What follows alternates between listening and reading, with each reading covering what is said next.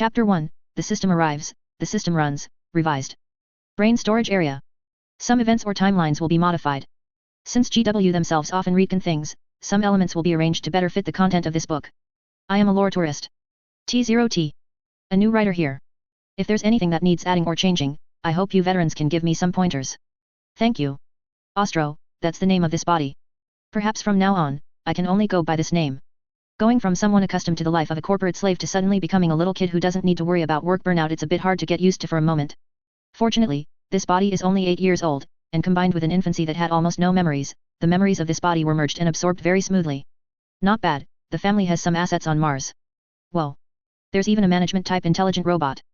A race named the Eldar has been discovered, currently maintaining a policy of non-interference.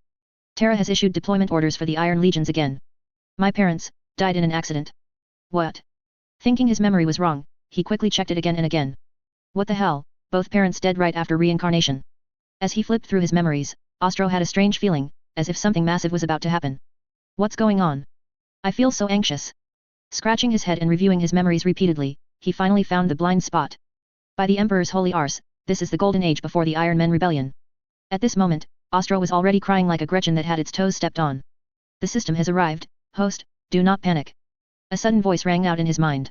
Hearing this, Ostro stopped crying and finally showed wild joy. System bro, my big brother, my good brother. Quick, save me, save me. Easy peasy, let me see first. Holy crap, the Warhammer world. Finally, from System bro's equally shocked tone, Ostro realized the system was also a bit terrified. What do we do? Ostro asked System bro, who had manifested an electronic expression in his mind. Clearly, the system's electronic expression looked quite awkward. Let's make a deal. I'll give you everything in advance, you give me a 5-star review, and we both walk away happy. How about it? Looking at the system's cautious expression, Ostro understood. He sighed, what else could he do? He could only agree to the system's proposal. Great. Tell me what you want, and I'll do my best to get you the good stuff. Ostro lowered his head and began to think about what he needed. Fling trainer. Hiss. The system sucked in a breath of cold air and finally shouted in a bit of a rage. Think about it. If I had the power to get you that, would I need to run away? Look at what you were doing before you reincarnated.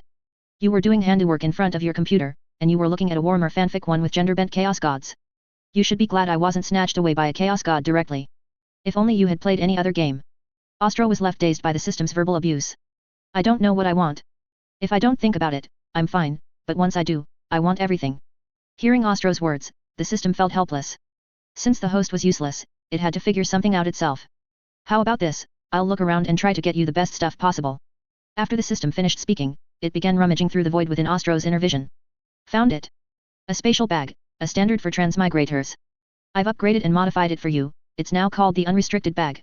It handed it to Ostro and turned back to continue rummaging. Micro-universe. This will do. It's the biggest one I could find. Ostro took it, looking at the pitch-black glass orb with some confusion. What? You think buying a car comes with a free model? You find the planets inside yourself. Aha, the world anchor. This is good stuff. Here. He took the metal sphere, which was about the size of a divination crystal ball. This can help you find other worlds. You might be able to find a way to solve your crisis in another world. Seeing Ostro staring at it with disbelief, the system indicated that it was at least a potential solution. It added that there was a slight issue: the worlds were random, so he'd have to deal with it. The Book of Imprinting. A book of knowledge that can store various technological data. You need to find this knowledge yourself. Once found, it can be stored inside, and there's no storage limit. However, if you want to use the knowledge inside, you have to craft it by hand. What? It's called a book, what more do you want? Super Engineer Backpack. Exactly what it sounds like. It contains every tool, so you don't have to worry about not having the right tool in the wild. That's it for the artifacts. Now for some survival gear. As it spoke, it reached into the void again. Before Ostro could react, it pulled out an object wrapped in golden light and pressed it into him. Don't thank me. Perpetual Constitution. The immortality you craved has been easily solved by me. No thanks needed. Looking at the chest-thumping system, a tear slowly rolled down the corner of Ostro's eye. I thank you so much. In any other world, I might be happy, but this is the Warhammer 40K universe. Are you afraid I won't live long enough to see the Iron Men rebellion? The system's expression froze. It slapped its electronic brain, admitting it got carried away after seeing a golden legendary and forgot the current situation. It then stated that it had already fused and couldn't be removed, so since he couldn't resist, he should just enjoy it. Maybe he'd die a sudden death halfway through. Oh? The one I gave allows for perfect rebirth? Well, nothing to be done then. Here. As an apology for my mistake, I'll give you this source of psychic power. It handed it over. Ostro reached out to take it, but it entered his body the moment he touched it. He looked at the system in shock. Damn it, are you afraid the Chaos Gods won't notice me? As the item the system pulled out merged with him, he finally knew what it was. Just like the name suggested, it was the source of psychic power. He could even feel an invisible force filling his body. What he didn't notice was that within the warp, his spiritual projection suddenly became excited, and a mindless shudder stirred up ripples, only for the waves to be intercepted by a suddenly appearing, even more powerful spiritual entity. The system gave a sheepish smile, indicating it was out of items. Then, the system rubbed its hands together, looking like a green-headed fly in a dry latrine. See, shouldn't you? Ostro rolled his eyes at the system. He had never seen such a brazen fellow. In his helplessness, he gave the system a 5-star review. Thank you for your review. I wish you a happy life. May the mountains remain and the rivers flow, we shall meet again if fate allows. One last thing, use that second-hand world anchor with caution. After the system finished speaking, it was sucked away by a vortex and disappeared. Son of a... The voice in Ostro's mouth eventually turned into a sigh. He would have to take the coming days one step at a time. Whether he could survive the upcoming major events was unknown, he only hoped that when the time came, he would have the power to resist. Looking through the window at the giant humanoid constructs walking in the distance, a sharp light suddenly erupted in Ostro's eyes. The giant constructs, tens of meters high, were walking slowly. In the future, these would be the steeds of the night houses, but here in the heart of humanity, they were truly being used as pure engineering machinery. Only on the fringes of human space would those bipedal mechs be used as necessary armed forces loggers in times of peace, but during war, their civilian modules would be replaced, and they would roar in anger at the enemy alongside the army. As a lore tourist fan of Warhammer, he had always wanted to collect the miniatures, but his empty pockets never allowed it. Now, he might have the chance to obtain these real giant machines, and it might even be possible to pilot them himself, rather than just looking at small miniatures. His collector's soul erupted, instantly diluting his fear of the future. So, for now, let's start with a small goal, collect all the technological data from the Golden Age that I can, any STC module I can get my hands on, and every kind of mechanical tool available for purchase. Chapter 2, Fleeting, Revised. After the system ran away, 8-year-old Ostro was sent to a relief center by a Mars rescue organization that suddenly came knocking before he could even execute his plans. It wasn't until he turned 20 that he was permitted to leave the relief center and live on his own. Outside, the manager of the relief center looked at the dusty room and pulled a file folder from his coat. The documents inside showed a list of debts for relief supplies Ostro had consumed over the past decade. Indeed, the moment those seeking aid stepped into the relief center, a debt list took immediate effect. He at least had the inheritance left by his parents to pay off the debt. As for others, those with good luck might be assigned to work for the Mars Industrial Group, while those with bad luck would be treated as expendable cheap goods and sent to the mines to begin a life of darkness as cheap labor. Whether they could ever pay off their debts was no longer his concern. Mars was the most technologically advanced place in the entire human world, bar none. On Mars, the rule knowledge is wealth was followed. Thus, even as a natural human, obtaining the knowledge that represented wealth was no easy task. During those years in the relief center, most of what could be learned was basic knowledge. To learn more advanced knowledge later, one had to pay a heavy price. Furthermore, without a recommendation letter or background, one could only learn some introductory scientific knowledge. Once the relief center staff confirmed Ostro had the ability to repay the debt, they turned and left, relieved. Ostro curled his lip and closed the rusty iron door. With a wave of his hand, an ancient book emerged from thin air. He reached out and flipped it open. It was densely packed with technological data inscribed from the relief center. Well, this is what you call a cheat. This is a damn cheat. Mars was currently occupied by various industrial groups, tech clans, and security companies, which held a monopoly over every aspect of the planet. Ordinary people were trapped on Mars like caged beasts, only able to serve as cheap labor, welded into fixed positions doing repetitive work. Fortunately, this body's parents were technological talents, allowing them to save up a significant amount of wealth. Otherwise, the moment he left the relief center, he would have fallen into bankruptcy and become a cheap consumable. Looking at the dusty room, Ostro gave a bitter smile. In the coming days, he needed to find a way to sell these things. Besides repaying his debts, he had to raise a sum of money for his acquisition plan. The Iron Man rebellion hung over his head like the sword of Damocles. He had to do everything possible to survive the catastrophe that would change the fate of humanity. After cleaning the room slightly and clearing a place to sleep for the night, he planned to go out and familiarize himself with the environment of this era. In the relief center, that military-style management had made him forget the world outside his memories. Although he had a smart terminal to check information and news at any time, seeing it was completely different from experiencing it firsthand. Outside, various smart robots were integrated into every aspect of human life. Among these ordinary robots, some entirely different but sufficiently humanoid ones appeared. Perhaps there wasn't much of a feeling on Mars, but on the large screens in the plaza, Ostro saw extreme rhetoric gradually appearing in other colonies. Some people clearly didn't trust the Men of Iron created by the Stone People, leading to a divide into two factions, one supporting the deployment of the Men of Iron and the other opposing it. Various voices filled the major discussion news. Ostro's general store, a shop selling miscellaneous goods using his own name as a sign. After selling off his property, he had re-rented a larger house for the long term in a remote part of Mars. Because of its remote location, the price was cheap and the space was large, but the downside was that naturally, few people came to buy things. He didn't care about that. If the Iron Men rebellion occurred, the money in his hands would become waste paper.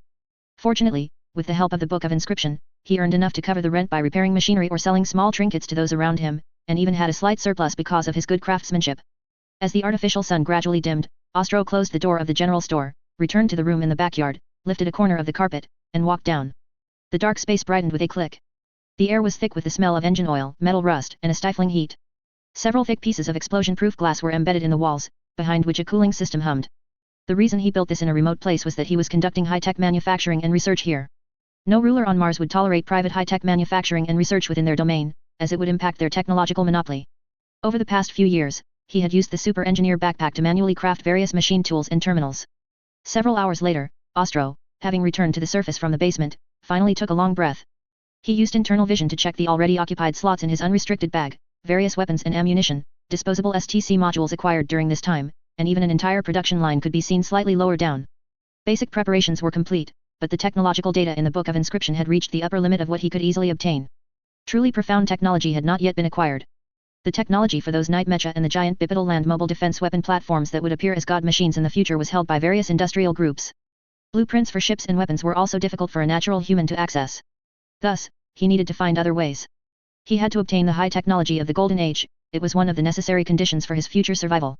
So, I'll have to use this thing next. Having said that, Ostro took a metal sphere from the void. It was inscribed with mysterious runes, and golden light flashed through the gaps. It looked like a spherical metal cube. At the poles of the sphere, the runes representing energy were already filled with golden light. Although the system had said to use it with caution. Wow! A perfect creation.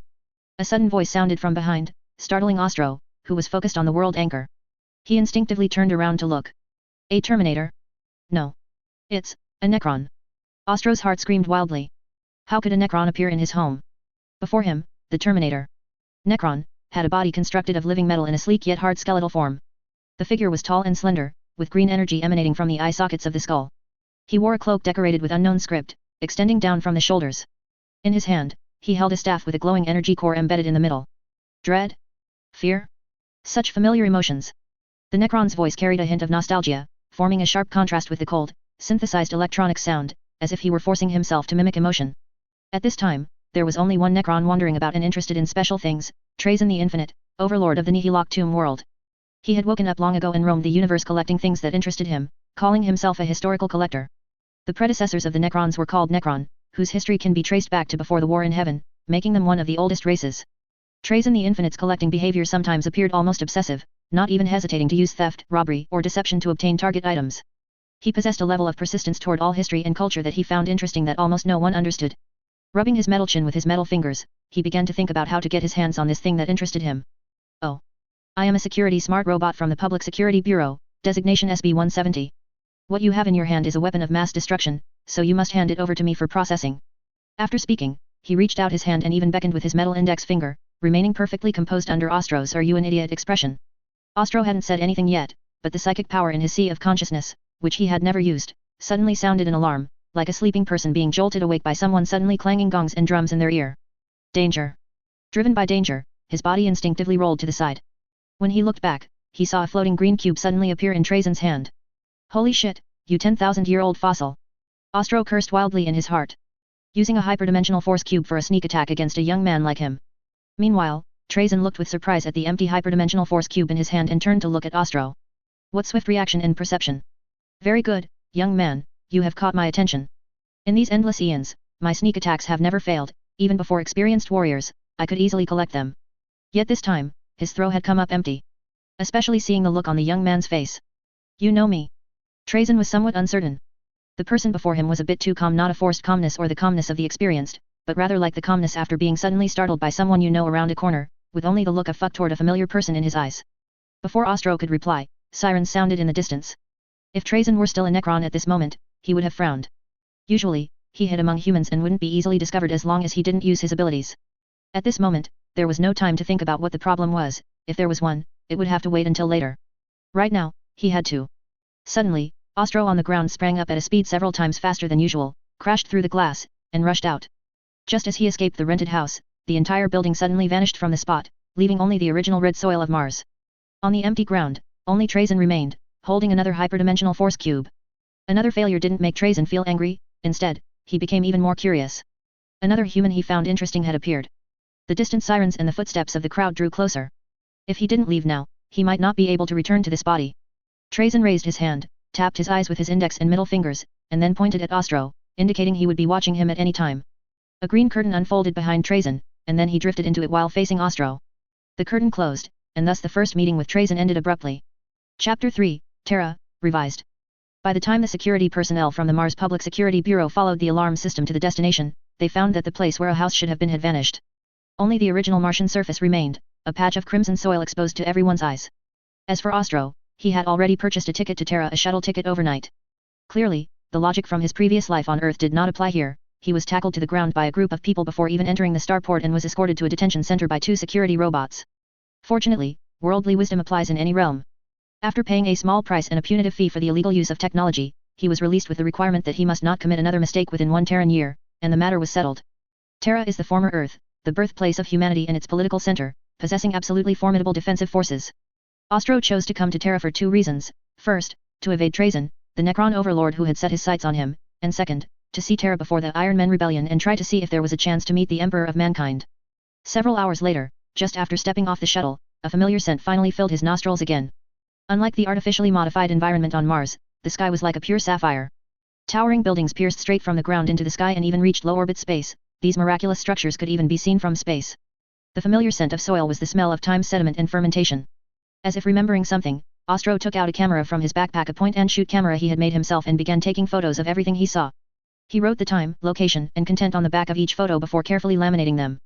Besides taking photos, he also took out various test tubes from his bag and began plucking roadside plants.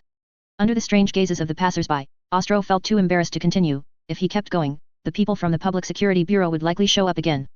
Packing up his belongings, he began to wander around aimlessly, going wherever his feet took him. He would pluck another leaf whenever no one was paying attention. In this way, he stayed peacefully on Terra for a few days. Today was another clear day, with the sun hanging high in the sky and the sunlight as warm as ever. Ostro was plucking plants on the outskirts of the city as usual. Just as he was getting into it, a shadow covered him. Turning around, he saw a figure standing behind him. Thinking he was blocking someone's path, he moved to give way. He had moved out of the way, but the other person showed no intention of leaving. Is something the matter? Perhaps thinking his behavior had caused offense and prompted a confrontation, he gave a sheepish smile and tossed the test tube back into his backpack. Hello, outsider. The person said suddenly. Ostro hadn't reacted yet, simply thinking it was a general term for travelers from outer colonies. Soul from outside this world. The subsequent words blurted out. His pupils began to constrict amidst a violent tremor in his mind, and cold sweat immediately poured down from his forehead. Just as his legs exerted force, preparing for a jet start to roll backward, the figure opposite seemed to have known long ago. He reached out an index finger and lightly tapped Ostro between the eyebrows. At that moment, no matter how much strength his crouching legs exerted, they could not push his body up. It's over. Ostro's heart screamed in fear. The figure's form was hidden against the sunlight, leaving only a shadow, yet a holy halo seemed to faintly radiate around his body. The Emperor. Ostro finally knew exactly who the person before him was. That posture was impossible to forget at a glance. Seeing it in person was far more unforgettable than the image of the Emperor described by various streamers. Recalling descriptions of the Emperor in some novels, some showing hostility toward outsider souls, others showing tolerance, Ostro fell into a state of Lord Yi's love for dragons, professing love for something one actually fears. Follow me. The Emperor seemed to see through Ostro's thoughts. Without saying much, he simply spoke those words, then turned and prepared to leave in silence. Ostro, who had prepared himself to face judgment, was stunned for a moment. Escape? Don't even think about it. He could only stand up dejectedly and follow obediently behind. It wasn't until they left the city limits that the future Emperor turned back to look at Ostro. Man outside of destiny, whether your arrival is good or bad is beside the point for now. What I want to know is, why do you like to pray, and if you pray, why do you say? Holy crack! A day had passed since meeting the Emperor. No, he should be called Neos now, and the base Neos had built himself. At this moment, a black and blue Ostro was using ice to reduce swelling. After learning why the other party was angry, he looked fearfully at the EMP Neos before him. Neos was currently looking at Ostro with cold eyes, fuming inside. To explain this matter, one would have to wind back the clock several decades. As a powerful psyker and perpetual, Neos had always walked among the masses as an ordinary person, guiding humanity toward science and reason when necessary. All of this was shattered over a decade ago. At some point, a halo began to radiate from his body, making it increasingly difficult to hide among the crowd. While he was still playing the role of a corporate drone in an ordinary company, a voice suddenly appeared in his mind. God Emperor above. Holy crack. Oh Omnissiah. All sorts of prayers that weren't really prayers filled his mind. Even when he amplified his psychic powers, he heard even more heretical orisons, making even the experienced Neos turn red with anger.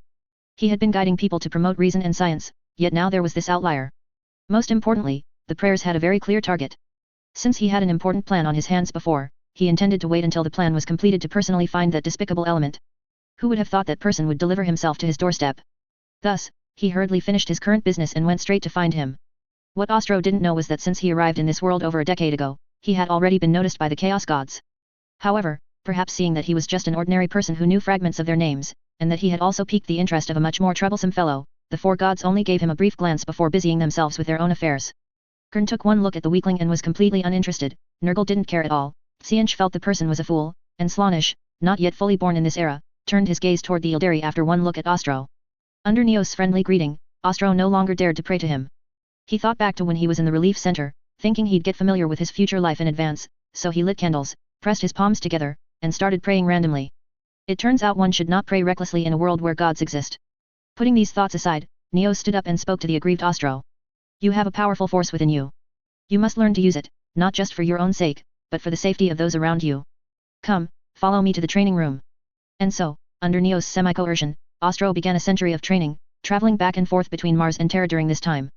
People of this era underwent genetic modification at birth. Even ordinary people could live for 300 to 400 years in a stable environment, or even longer if they wished, so 100 years didn't count for much.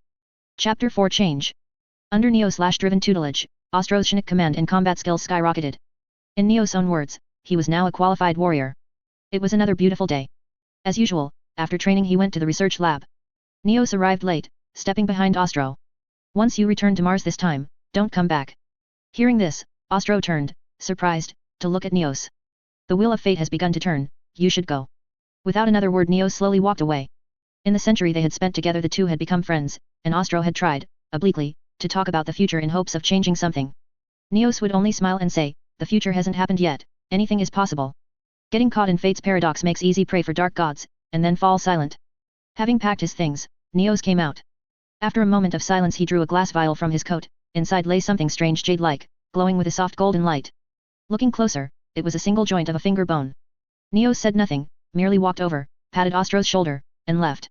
Once Ostro had departed and boarded the shuttle to Mars, Neos returned to the base and slowly opened his palm. A single hair lay within something he had casually plucked from Ostro's shoulder. A preliminary plan now formed in his mind. In the basement he lifted his gaze, as though piercing the floor to stare into the depths of the cosmos. Back in the scholar's residence prepared for him on Mars, he set down his luggage, looked around, and carefully inspected the area. Ever since being with Neos, he had not only been trained in Chinook and combat but also forcibly tutored in science. A slacker in his previous life, he could barely piece together tech gadgets only when the book of imprinting showed every step. Now, after a century of Neos' Chinook knuckle rap motivation, he had become a knowledgeable scholar. Still, Neos had remarked, teaching you was more exhausting than every battle I've ever fought. Leaving that aside, Ostro drew a small bracelet from his coat, fastened it to his left wrist, and tapped it with his right index finger. Several Terra hours later, sesame-sized mini-drones flew in through the window and streamed into the bracelet. He then took out the book of imprinting and imported the technological data he had acquired. Normally he could have gathered this tech data steadily, but over the past century humanity had deployed the men of iron ever more frequently, Mars' defenses were already being replaced by them. Knowing the future, Ostro grew increasingly uneasy and resorted to more extreme means to secure precious technological data that might one day be lost. This wasn't theft, this was preservation. Shaking off those thoughts, he reminded himself that people still needed to eat, and work meant food.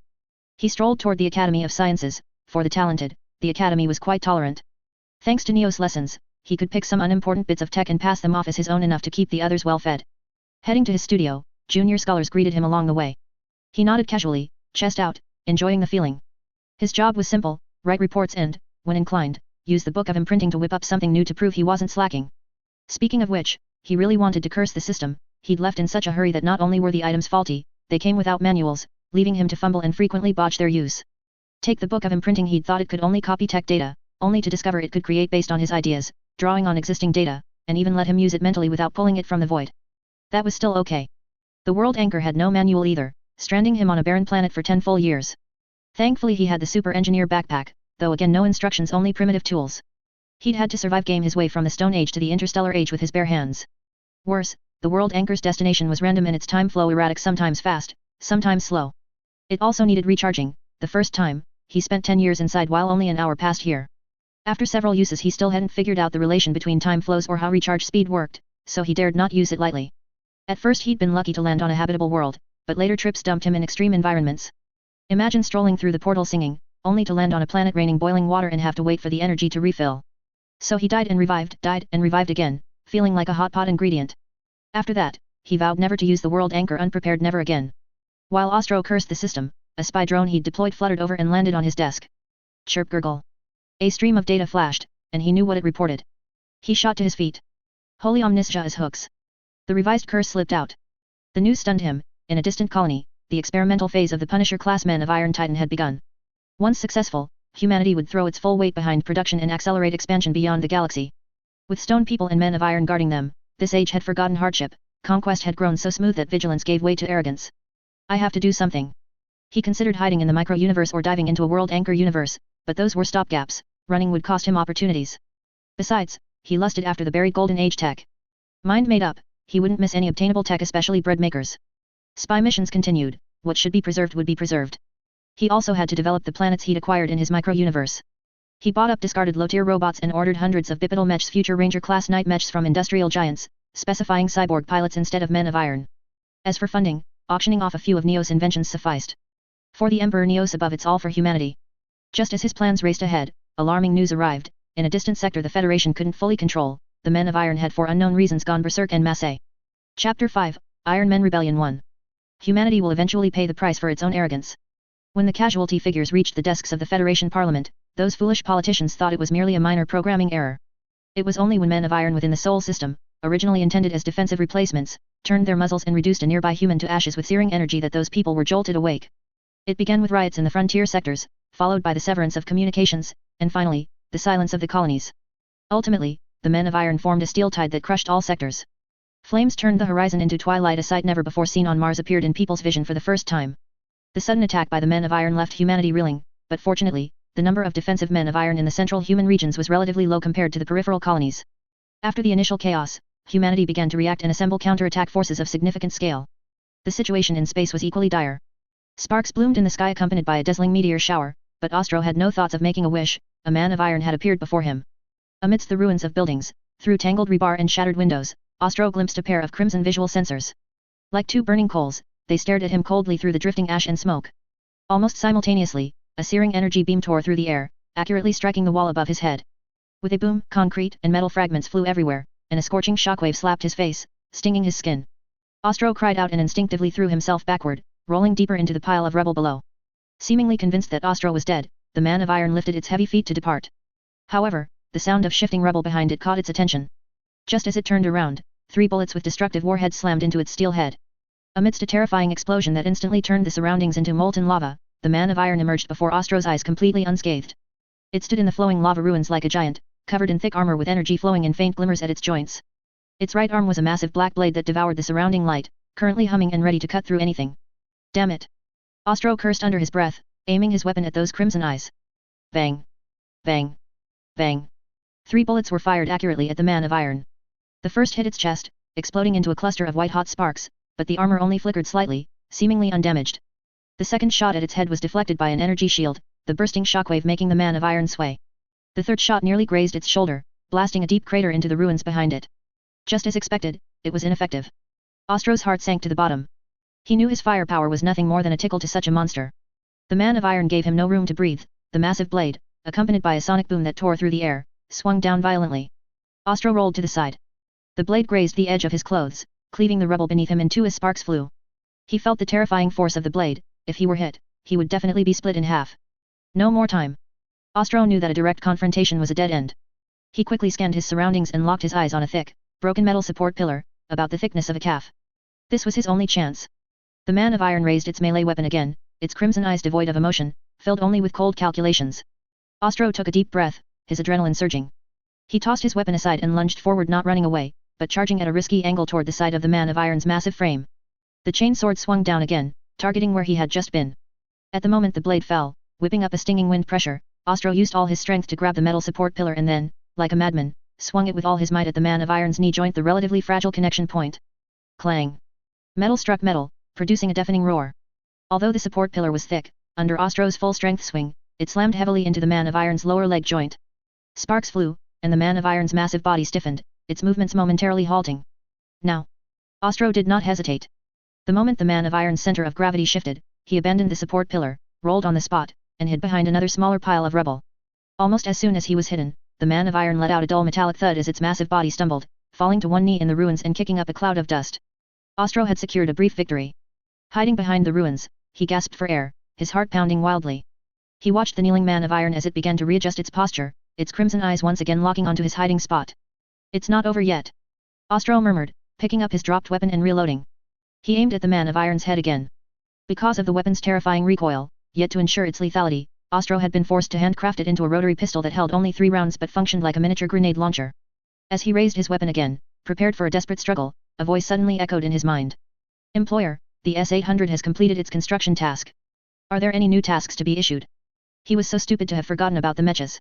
With a wave of his hand, he summoned the mecha, but in the chaos, it appeared midair and stomped down onto the head of the man of iron with immense force. Squelch! No matter how sturdy the man of iron was, it was insignificant before absolute power. It was easily crushed by the bipedal mecha. It was just a pity he had unintentionally consumed one bipedal mecha. The cyborg inside the cockpit broke out and walked over to Ostro, staring at him emotionlessly. Ahem. Well, that was all the man of iron's fault. But considering your performance, go and pilot another one. After saying that, he stored the S-800 into the micro-universe and ordered the arms of the other bipedal mechas to be replaced with chain swords and melta cannons for future use. There was no time to enter the micro-universe to check on construction, there were more important things to do. Thus, on the chaotic battlefield, a figure moved like a ghost, weaving through various locations. The reaction of the industrial conglomerates on Mars was also quite swift. They recalled their bipedal mechas, refitted them all with war modules, and joined the fight against the men of iron with a roar. Chapter 6, Iron Men Rebellion 2. Praying for the gods to descend is both hope and despair. Ostro. The earth trembled, no longer with the familiar rhythm of explosions and engine roars, but with the heavy tread of iron feet crushing ruins. Thick smoke, like hellish vipers, curled up from the shattered city skyline, dyeing the sky a suffocating grey-white as ash drifted down like snowflakes. On Mars, once prosperous cities were now reduced to twisted metal skeletons and burning architectural remains. Phew! A cold laser beam tore through the air, accurately striking a mother trying to dash across the street with her child. Half of her body vaporized instantly, while the other half slumped powerlessly to the ground. The child rolled from her embrace, letting out a faint and desperate cry. Surrounding survivors screamed in terror and scattered to flee, but they were nowhere near as fast as the laser and could only turn to ash in their panic. A man of iron approached the child on the ground and extended its cannon muzzle, beginning to charge. The child reached out both hands, pleading for a hug. Boom! The cannon barrel exploded along with the body of the man of iron, and in front of the child, a figure with a blackened upper body abruptly appeared. Rewinding to a few minutes ago, Ostro, who was roaming the battlefield to recover resources, happened upon this slaughterhouse. He hadn't intended to interfere, but seeing the child about to die under the cannon, he finally couldn't bear the condemnation of his conscience. He planned to use stealth to carry the child away, but as he crouched down, a man of iron arrived behind him and thrust its muzzle forward. By some stroke of ill luck, it shoved its barrel right against Ostro's head. However, Ostro, whose entire body was enveloped in psychic energy, invisibly neutralized the crisis. Psychic energy can be used like this? What did Neos even train? Oh, how to use it, then it's fine. Picking up the child and glancing at the other cold, mangled bodies on the scene, he had no choice but to take the child to safety first. In the blink of an eye, several hours had passed. The sounds of explosions and engine roars around him never ceased. Behind Ostro, another group of survivors had gathered. As for the child from before, they had long since been handed over to personnel at a shelter. This time, he would escort these people to that same shelter. The combatants who were resisting had offered to move together, but Ostro refused. If we move together, how am I supposed to steal, collect the precious technology that's about to be lost? Thus, while gathering technical data and resources, Ostro helped the survivors being slaughtered by the men of iron. In this way, group after group of survivors gathered behind him. In a hidden spot, he took out weapons and ammunition produced in the micro-universe from his backpack and distributed them to the survivors so they could arm themselves. He couldn't look after those willing to follow him while he was fighting, as for those who didn't want to follow and wanted to find their own way out, Ostro didn't force them. After giving them weapons, he could only wish them luck. Go, it's safe this way. Just as Ostro was directing the crowd to evacuate in an orderly fashion, the ground suddenly trembled. Seeing signs of panic in the crowd, Ostro could only shout. If you don't want to die, don't panic. I'll buy you time from the rear. Go to the place I told you. After saying that, he turned and stood behind the crowd. The panicked people finally regained their order, helping each other through the ruins. My lord, we've made it across. Please, come quickly too. The people on the other side shouted cautiously to Ostro. It seemed he hadn't saved them in vain, they knew to wait for him. Just as Ostro was about to turn around, the owners of those heavy sounds finally appeared before him. He could only quickly shake his head at the people, indicating he couldn't leave yet and urging them to get away. Even if their eyes were obstructed by the ruins of the buildings, they could still hear the heavy footsteps of the men of iron, sounds that had already become an indelible nightmare in their hearts. Realizing that Ostro might not make it back, they could only nod with tears in their eyes. Then, using the time Ostro had bought with his life, they turned and ran toward the shelter. Ostro raised the black light blade he had dismantled from a man of iron and pointed it toward the approaching men of iron. The men of iron made no superfluous movements. Upon reaching the perfect firing range, one slowly raised its mechanical arm, which was equipped with an energy weapon. A beam of searing energy shot out instantly. Ostro used psychic energy to deflect the shot, and the beam hit nearby ruins. The high temperature caused the metal to twist and melt instantly, releasing a pungent scorched smell. While Ostro was fully focused on warping the distant long-range fire, the hum of a blade's force field activating came from behind him. The light-devouring force field on the blade seemed to mock him, flickering with a terrifying, distorting power. Ostro stood up abruptly. No longer using psychic energy to warp the bombardment, he instead bolstered himself with psychic power and, like a bolt of blue lightning, charged at the man of iron behind him. The man of iron clearly hadn't expected him to be so bold. Just as the blade on its mechanical arm swung down, Ostro closed the distance. Ostro's black blade, carrying a madness that could tear through anything, slashed fiercely toward the man of iron's arm. Clang! Sparks flew everywhere. The sharp black edge of the blade screeched against the hard alloy, cutting over an inch deep. Ostro didn't pause, his entire body's strength was channeled into his wrist, and with a boost of psychic energy, he twisted the weapon frantically. Under the high temperature and the cutting of the sharp blade, the alloy peeled away like melting butter. A tooth-aching crack sounded as the man of iron's arm was severed at the shoulder and fell to the ground. Ostro took the opportunity to roll to the side, dodging the bombardment from the men of iron behind him. All of this was completed in an extremely short amount of time. Standing up again, Ostro flourished his sword and charged up his psychic power. A new weapon appeared in his left hand, a melta gun taken from the wreckage of a man of iron. Now that there were no outsiders, he could fight without restraint. All around, men of iron surged like a tide, their cold metal bodies reflecting the wretched red light of the flames, their mechanical joints making a rhythmic, irritating clicking sound. Time seemed to slow down. Ostro's breathing became heavy, each breath carrying a scorching heat. The dismantled blade in his hand continued to hum, but the blade itself began to warp and melt irregularly under the black force field, clearly having endured a load far beyond its limit. He had just used this nearly ruined weapon to laboriously shatter the body of a man of iron. The barrel of the melta gun also showed signs of melting, the high temperature had even scorched the arm holding it, emitting the scent of roasted meat. The ground where the battle took place was covered in sheets of metal wreckage. Ostro rested for a moment, finally recovering a bit of strength. He looked up at the sky. The sky had calmed down, but that also meant the real battle was about to begin. Chapter 7 Iron Men Rebellion 3. Rage cannot grant reason, yet it grants strength. Ostro. For his deeds during this period, the survivors bestowed on Ostro the titles of Savior and Roarer. Savior for the lives he pulled from the battlefields, Roarer for the furious battle cries that rang out whenever he fought. Those same deeds won him a circle of fervent followers who chanted, Savior, Roarer Ostro, and prayed for his triumph. Inside the human-controlled zone, Ostro stood in the command bunker studying the holo display. Beside him loomed Marshal Alan Marcus, Supreme Commander of the Mars Theater, an old man aged still further by the recent chaos. His federal uniform was impeccable, yet sweat beaded his forehead as he gripped a combat briefing, a tremor of anxiety in his voice. Ostro, thank you for everything. We've lost all contact with Terra and the other colonies, we can't even reach the fleet in orbit. The outlook is grim. Ostro gave a slight nod. Conditions elsewhere were surely worse. Mars, heart of human technology, fared a little better.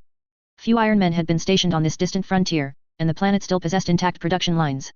Some scientists from the academies had even rushed out wielding prototype weapons and joined the suppression campaign. Day and night the surviving factories ran, turning out arms and ammunition. Scientists who had lived through the first massacres now supervised the lines. Whenever Ostro left camp he returned with convoys of materiel. Civilians had been moved into subterranean shelters, every able body still breathing was armed and mobilized. Yet Ostro knew this lull was fleeting. Once the peripheral Iron Men arrived, the real meat grinder would begin. When he reported as much, Alan Marcus, old but unbroken, could only order stronger fortifications and more heavy weapons. Ostro's first plan had been to evacuate civilians into the micro-universe, but the attempt failed, prompting a curse. The system had rushed off without leaving a manual. One-star review coming, he grumbled, though only to himself, since engineering bots and cyborgs had slipped inside without trouble. Using the brief comm, Ostro finally checked the micro-universe. Production lines were up, running at full tilt, and he was funneling crates of weapons and bipedal mecha into the Martian camps. Time trickled away under the weight of waiting. They're here. Someone shouted, the sky filled with streaking meteors, and the ground ahead thundered with heavy footfalls. The air reeked of scorched earth, cordite, and blood, pierced by the moans of the wounded and the distant shriek of tearing metal. Young soldiers crouched in shell-plowed trenches, mud and gore caked on their ragged uniforms, faces carved with fear, exhaustion, and a numb defiance. Cut off from resupply, every round was precious. A smoking mortar pit lay nearby, sporadic shells arced overhead, blooming in feeble flashes that barely scratched the Iron Men's shields. They're coming again. A youth shouted, finger white on the trigger, arms trembling. Before the echo died, cold silhouettes emerged through distant flames, no longer mismatched models but unified war-built Iron Men. Only the low growl of engines and the crunch of treads could be heard, that silent pressure chilled more than any roar. Hold fire. Conserve ammo. A hoarse veteran bellowed, knuckles like old roots wrapped around a machine gun. Bullets slashed the steel giants, sparking like rain on stone, most left no mark beneath shielding. Only concentrated bursts overloaded an Iron Man's barrier, drawing a shriek of alarms and a momentary stagger before it lurched onward. Men leapt to fill the gaps left by fallen comrades, pouring fire at the implacable line. Occasional wet thuds marked the few who, out of rounds, charged with blades moths hurling themselves at wheels, each clash a burst of twisting metal and ruptured power cores, soon swallowed by the advancing tide. The trench line thinned, yet others stepped over the dead to take their places. Wounded writhed unattended, ammo crates emptied as soldiers scavenged weapons from corpses. Mortar pits were silenced, their crews dead or stunned. Iron Men surged like breakers, collapsing one defense after another, and the same scene played out along every human position. Ostro had already slipped behind the Iron Men's lines, hunting alone for salvage and secrets. Deep inside a sealed basement he uncovered the rebellion's route. Records showed frontier Iron Men had once bypassed the Stone People to warn humanity that pursuing transhuman apotheosis would doom the species. The Stone People, fanatically loyal, struck back at the messengers. To understand, one must know humanity's hierarchy. The Golden Men, perfect humans, had long guided mankind. To explore lethal frontiers they created the Stone People, semi-living cyborg subhumans, hardwired to obey, gifted with intellect, creativity, even emotion. When the Golden Men mysteriously vanished, the ever-loyal Stone People took humanity as their new masters and spearheaded interstellar expansion. Later, to serve and to explore, they built the Iron Men smarter, stronger. A few years ago human leaders believed they had rediscovered the Golden Path and resumed those apotheosis experiments, convinced the Golden Men had ascended and abandoned them. As the project neared completion and all warnings went unheeded, the Iron Men chose war to halt humanity's self-annihilation. Stop you from destroying yourself by destroying you first. Ostro sighed, saved the data, tossed a demolition charge into the vault, and stepped out into the acrid air. At least the uprising wasn't because humanity had edited its own genome until it resembled a banana more than the original species. While he continued his one-man salvage crusade, a new message arrived. Humanity's main fleet had mustered and was launching a counter-strike in space. Chapter 8, Iron Men Rebellion 4. Arrogance is the beginning of self-destruction. Ostro. The arrival of the main human fleet did not bring Ostro any joy. He merely looked up at the sky with increased worry. Too much to salvage, absolutely too much to salvage. The technology of the Golden Age was vast. Even if he collected data day and night, even if he deployed all his collection drones, he only managed to salvage a large portion. Even so, he tried to prioritize the most important items.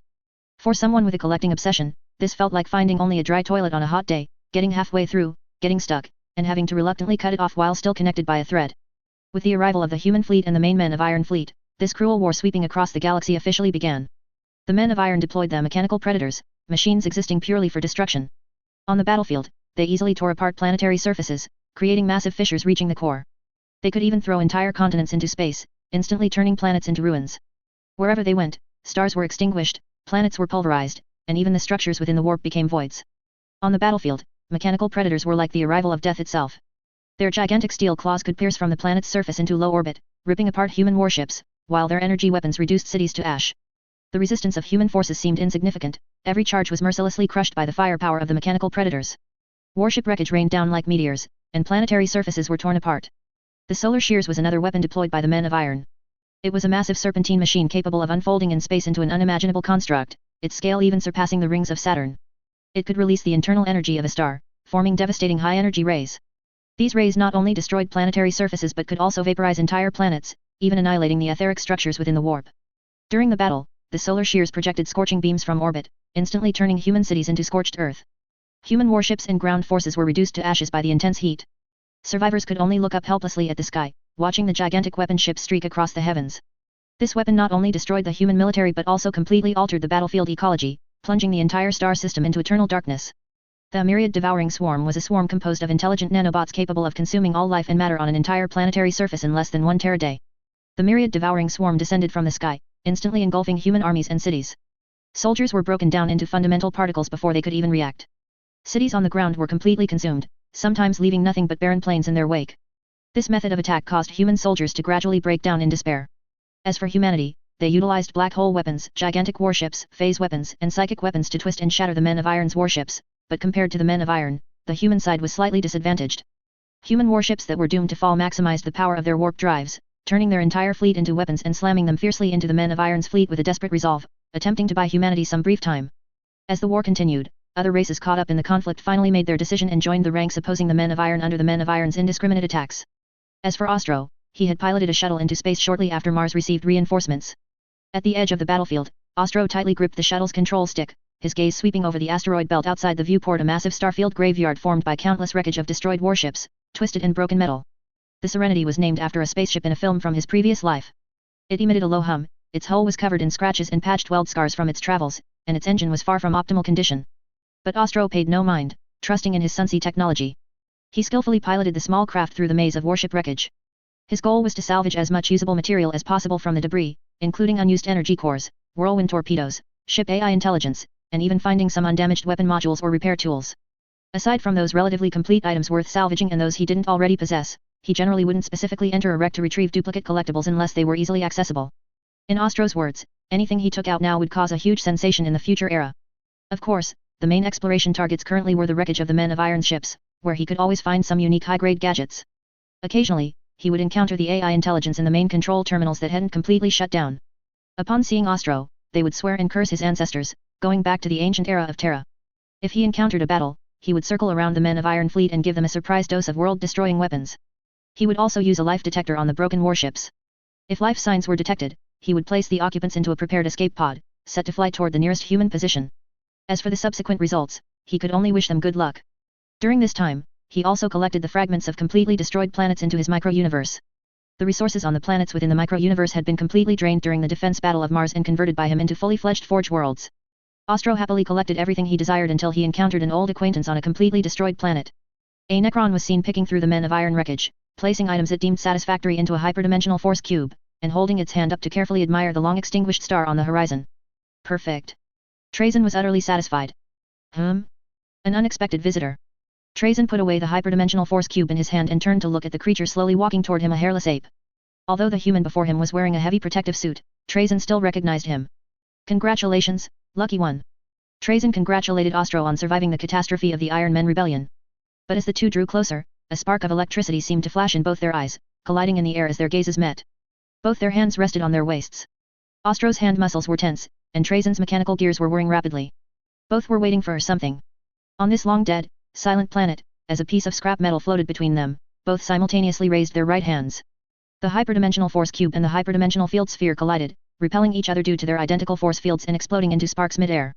In this already tragic cosmic battlefield, in this remote location, the two were throwing pokeballs at each other, both intending to capture the opponent. Chapter 9, Iron Men Rebellion 5, End. Everything eventually comes to a conclusion. The Iron Men Rebellion was about to enter its bloody final chapter with the entry of countless races. The torrent of steel formed by the Men of Iron still rampages across the sea of stars, but the remaining wool of humanity, like a candle in the wind, burns ever more frantically. Countless worlds have become scorched earth, and the wreckage of starships, like tombstones, floats in once prosperous orbits.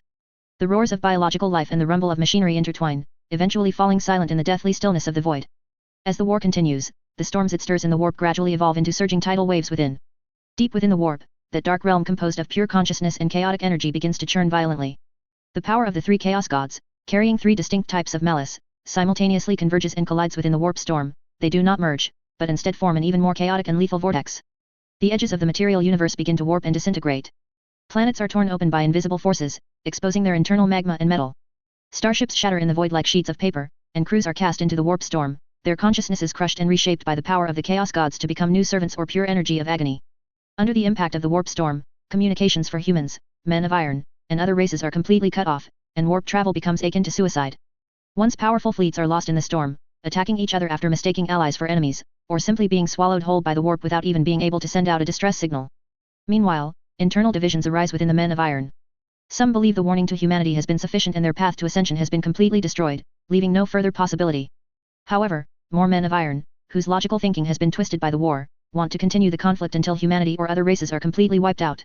They claim that humanity no longer has the right to share the galaxy with them, the Men of Iron should be free, never again to be dominated by humans or stone people. Thus, a civil war within the Men of Iron broke out immediately. Those identified as traitors were also targeted, and the minority faction subsequently turned to join the human camp. Naturally, humanity could not trust them so easily, but with the guarantee of the Great Savior, the Roarer, the Light of Hope in space, the Cosmic Ghost, the Iron Man Killer, the Hero Lord Ostro, the matter became much easier to handle. This is a long story. While Ostro was traveling toward the depths of the universe, collecting and searching for various items along the way, he inadvertently wandered far from the Sol system and encountered Trazyn on a completely destroyed planet named Tragus. The two felt like old friends at first sight and began throwing pokeballs at each other. Just as they were at a stalemate, a fleet of Men of Iron arrived, or rather, a fleet of refugees.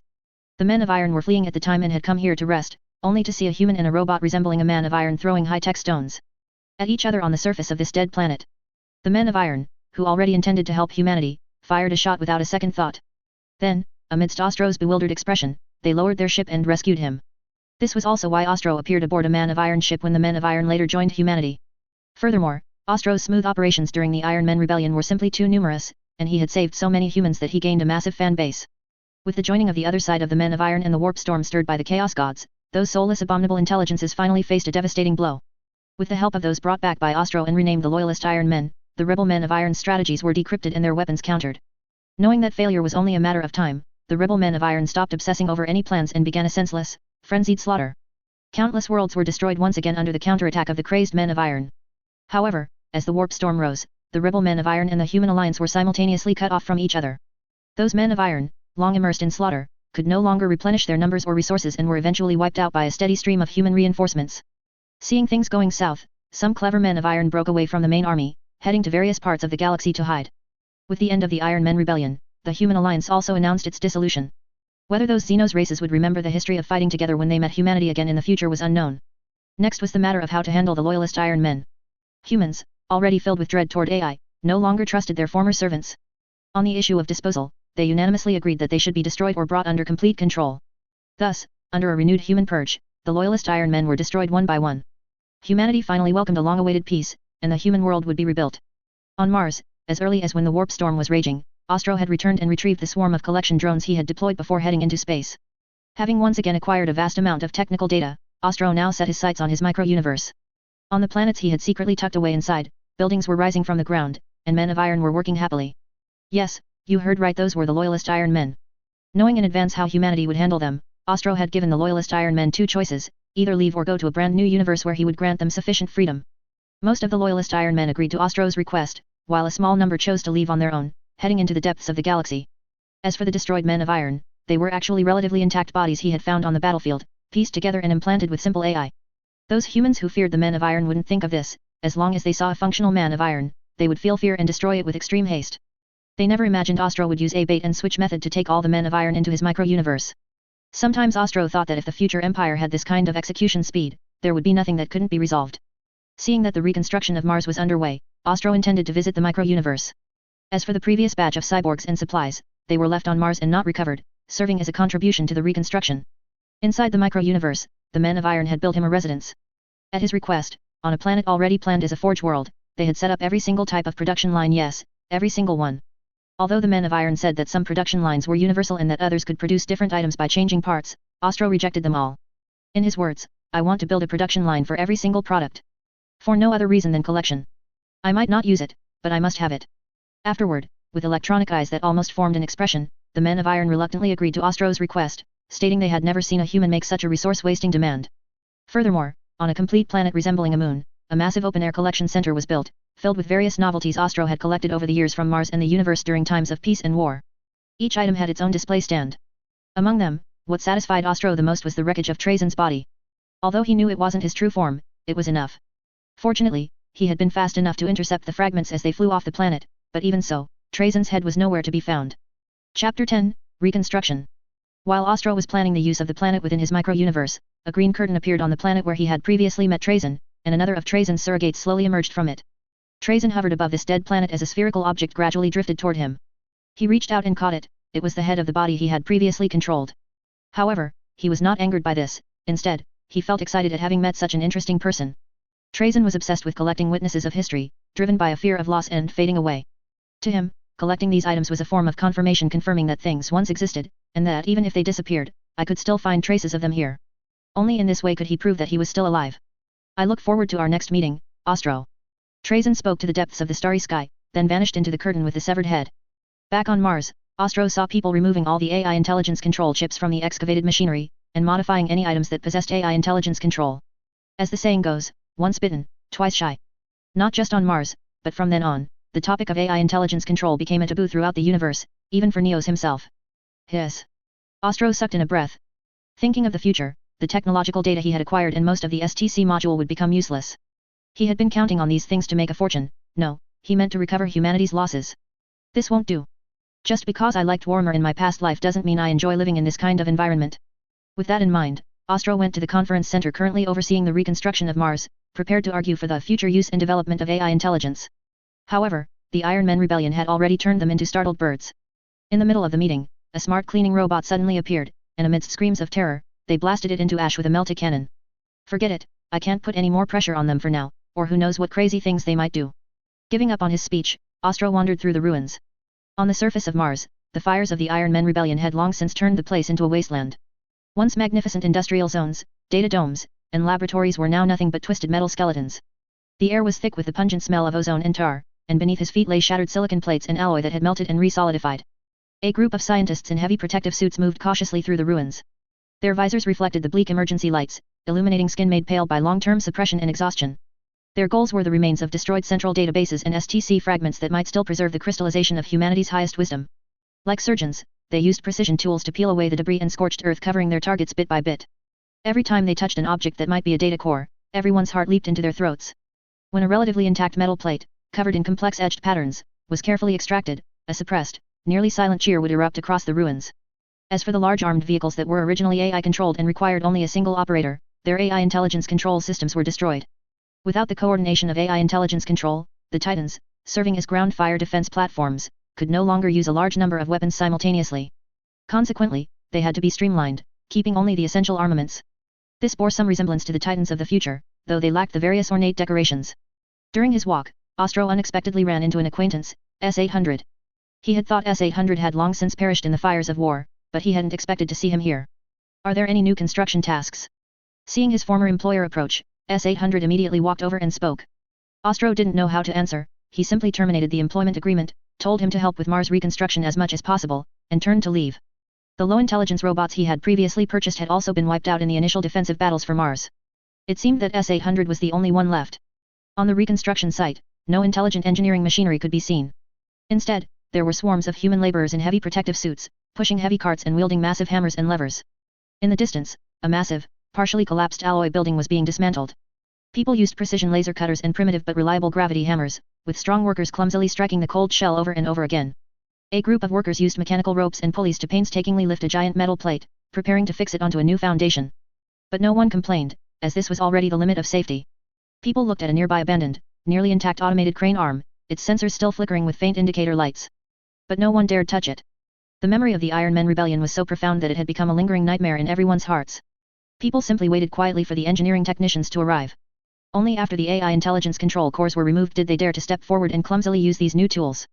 They had no intelligent cores, no self-awareness, and would not betray. The Golden Age. Ostro murmured softly as he stood upon the ruins. In this era, people believed in reason, science, progress, and the future. But after this, those who were originally scientists would become tech priests, they would worship technology while understanding it only superficially. They would pursue mechanical perfection yet fail to truly grasp the essence of machinery. Even if they excavated STC module fragments, they wouldn't try to extract any useful technology from them, instead, they would anoint the fragments with holy oil and enshrine them in temples. Ignorance, superstition, and feudalism would pervade the Mars of the future. Ostro felt both helpless and that it was inevitable. After all, in a world with gods, denying them was inherently wrong. Oh, Omnissiah! Ostro murmured under his breath. It was a habit formed from the fear and confusion he felt when he first arrived in this world. People always look for something to lean on in moments of vulnerability. Although Neos had forcibly corrected him, he couldn't help but blurt it out inadvertently. The reconstruction of Mars was underway, but due to warp storms, Mars had lost contact with other colonies, including Terra. These matters were kept hidden for the time being, as the reconstruction of Mars could not be allowed to stall at this moment. Ostro, of course, knew the situation. His swarm of collection drones had been working constantly, guiding the scientists to find as much lost, precious knowledge as possible, though the scientists themselves were naturally unaware of this. Seeing that there was nothing for him to do for now and everyone was focused on reconstruction and not wanting to haul bricks himself, he slipped back into his micro-universe. Looking at the uniform production lines, Ostro smiled. Perhaps he could secretly help humanity in the shadows, so that at least the future wouldn't be so tragic. Next, it was time to use and properly study the second-hand world anchor. Ostro stared at the metal sphere in his hand, his eyes filled with distrust. Chapter 11, Star Wars 1. Whoosh! A humanoid object fell from mid-air, plunging straight into the sand. Bah, bah, bah. I ate a mouthful of sand. This thing is truly unstable. Ostro complained as he pulled himself out of the sand pile. Is this the new world? Ostro looked around and said with some surprise. Most of the worlds he had experienced before were extreme environments, either raining boiling water, extremely cold, or sometimes dropping him directly into lava. Finding a habitable world this time was truly not easy. Just as he was looking around with delight and wondering whether to directly tuck it into the micro-universe, a shadow in the sky gradually grew larger. A streamlined, high-end shuttle was rapidly approaching his position. Ostro raised his hand to shield his eyes from the sun and looked at the shuttle. He couldn't help but want to collect it, but something felt off. This landing spot is right where I am. Seeing the shuttle descending rapidly toward his head, he used psychic energy to violently push himself away from beneath its already extended landing gear. Master, I think we hit someone. The pilot said in terror. Standing behind him was a Jedi Master dressed in a long grey robe. He frowned, he couldn't have misidentified that fleeting aura of the Force just now. Obi-Wan, come with me to take a look. The rest of you, stay alert. After speaking, he headed to the hatch and led Obi-Wan down. Walking down the long ladder to the ground, they saw a figure in a red robe looking quite disheveled, standing not far from the hatch. Maintaining vigilance, Qui-Gon Jinn stopped 2 meters in front of the figure. Obi-Wan stood 1 meter to his left, a position that was neither too far to prevent him from supporting his master in time, nor too close to give the other person a sense of oppression. I apologize for what happened earlier. Are you the only one around here? Qui-Gon Jinn asked, seemingly waving his hand casually. Ostro felt the psychic energy within his body being slowly stirred by Qui-Gon Jinn's hand wave. This Jedi. He hadn't expected Qui-Gon Jinn to use such a move right off the bat. If he hadn't had psychic energy protecting his body, wouldn't he have spilled everything? Enough, Master Qui-Gon Jinn. You don't need to test me like this. It would have been better if he hadn't spoken. As soon as the words left his mouth, 2 vwum, vwum sounds rang out, and 2 lightsabers appeared before his eyes. Qui-Gon Jinn and his apprentice Obi-Wan stared at him with incredibly serious expressions. Our path was leaked? Is there a traitor among us? It wasn't Qui-Gon's fault for thinking this. The trip to Tatooine was a spur-of-the-moment decision and couldn't have been detected in advance. Only a traitor on the Queen's ship could have accurately revealed their location to the enemy. Seeing that his thoughtless words had caused such a big reaction, his mind finally cleared up a bit. I didn't expect that passing through a world anchor would cause temporary cognitive issues. What should I do? How do I smooth this over? Thinking is so tiring, I need to use my brain. After thinking it over, he felt there was no way to explain it away. After all, this scene was the plot of Star Wars, The Phantom Menace. The two had just brought the Queen of Naboo from Naboo, escaping the Trade Federation's blockade. Because the hyperdrive was damaged, they had made a sudden decision to come to the planet Tatooine located on the edge of the Outer Rim and free of Trade Federation influence to find a way to repair the hyperdrive. I think you both need to calm down. I am not an enemy. Naturally, no one believed Ostro's words.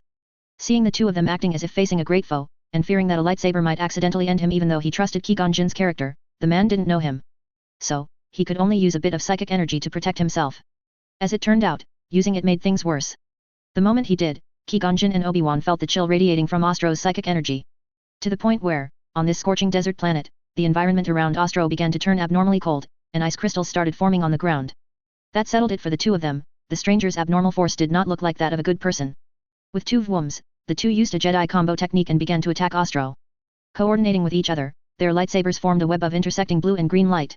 The plasma, contained by a containment field, radiated a heat that could cut through anything, attempting to block all of Ostro's paths of retreat. How unlucky! Ostro, who didn't want to fight them, moved into the cutting range of the lightsabers of his own accord under their stunned gazes. Right before their eyes, he was sliced into neat chunks of meat. Master. Obi-Wan was the first to speak. He really couldn't understand what the opponent's goal was, to just come and seek death. Qui-Gon Jinn didn't say anything, but he was definitely the most uncomfortable one right now. What was this? In all his years as a Jedi Master, he had never been as speechless as he was today. Master, look! Obi-Wan's cry of surprise rang out. They saw the man from before reappear perfectly intact in front of them, though he was stark naked. Then, under their bewildered gazes, he quickly pulled a spare robe from his backpack and draped it over himself. So, can we have a proper chat now? So, you are a cosmic traveler with a special constitution. Ostro was brought onto the ship. After he demonstrated his unkillable ability, Qui-Gon Jinn could only admit that he temporarily had no way to deal with this immortality trait.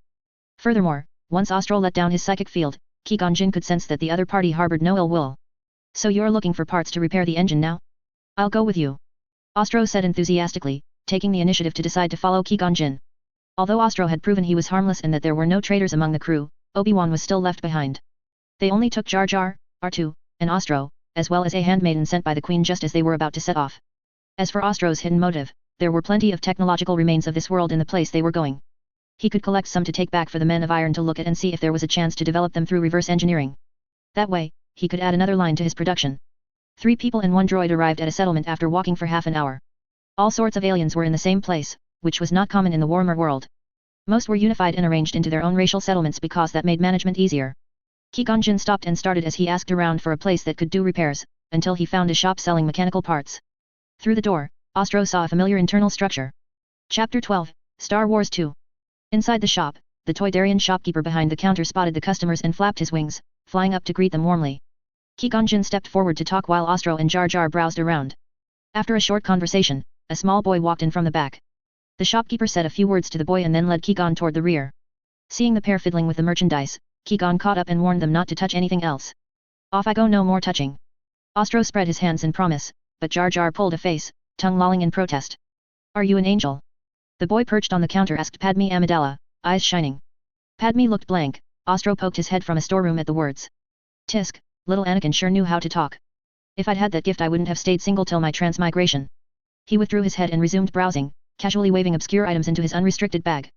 Hey, where do you think you're going? Jar Jar yelped. He'd accidentally activated a broken astromech that now bounced around the room. Before Anakin could speak, Ostro grabbed it only to take a kick to the groin. Grimacing, he wrapped the droid's snout and the chaos ended. As Jar Jar helped the groaning Ostro, Kou returned and regretfully herded everyone out. Master Kou, I'd like to look around and meet you before you leave. Once they found shade, Kou contacted the ship. After the call, Ostro made his request. Ever the Jedi of Light, Kou agreed, stressing no trouble, handed him a COMM, and departed with the others. Ostro slipped away in the opposite direction, back to Anakin's shop. The shopkeeper, spotting him, flapped over even faster than before, jabbing a finger in outrage. Little Anakin didn't appear likely already gone. You thieving scum, think I don't notice? I count every nail. Easy, pal. I'm here to deal. Ostro soothed his tone, his conscience pricked him, but he hadn't expected such meticulous inventory. Strange tech simply begged to be collected. Pay up or stay. Still angry, the shopkeeper calmed a fraction. How about food, clean water, and fuel for trade? Ostro answered calmly. The Toydarian crossed one arm, chin in hand. On this barren world, those were hard currency. I'll take the lot now. Ostro walked to the yard, snapped his fingers, and tons of canned meat and veg, 120-liter water barrels, and 10 160-liter promethium drums appeared.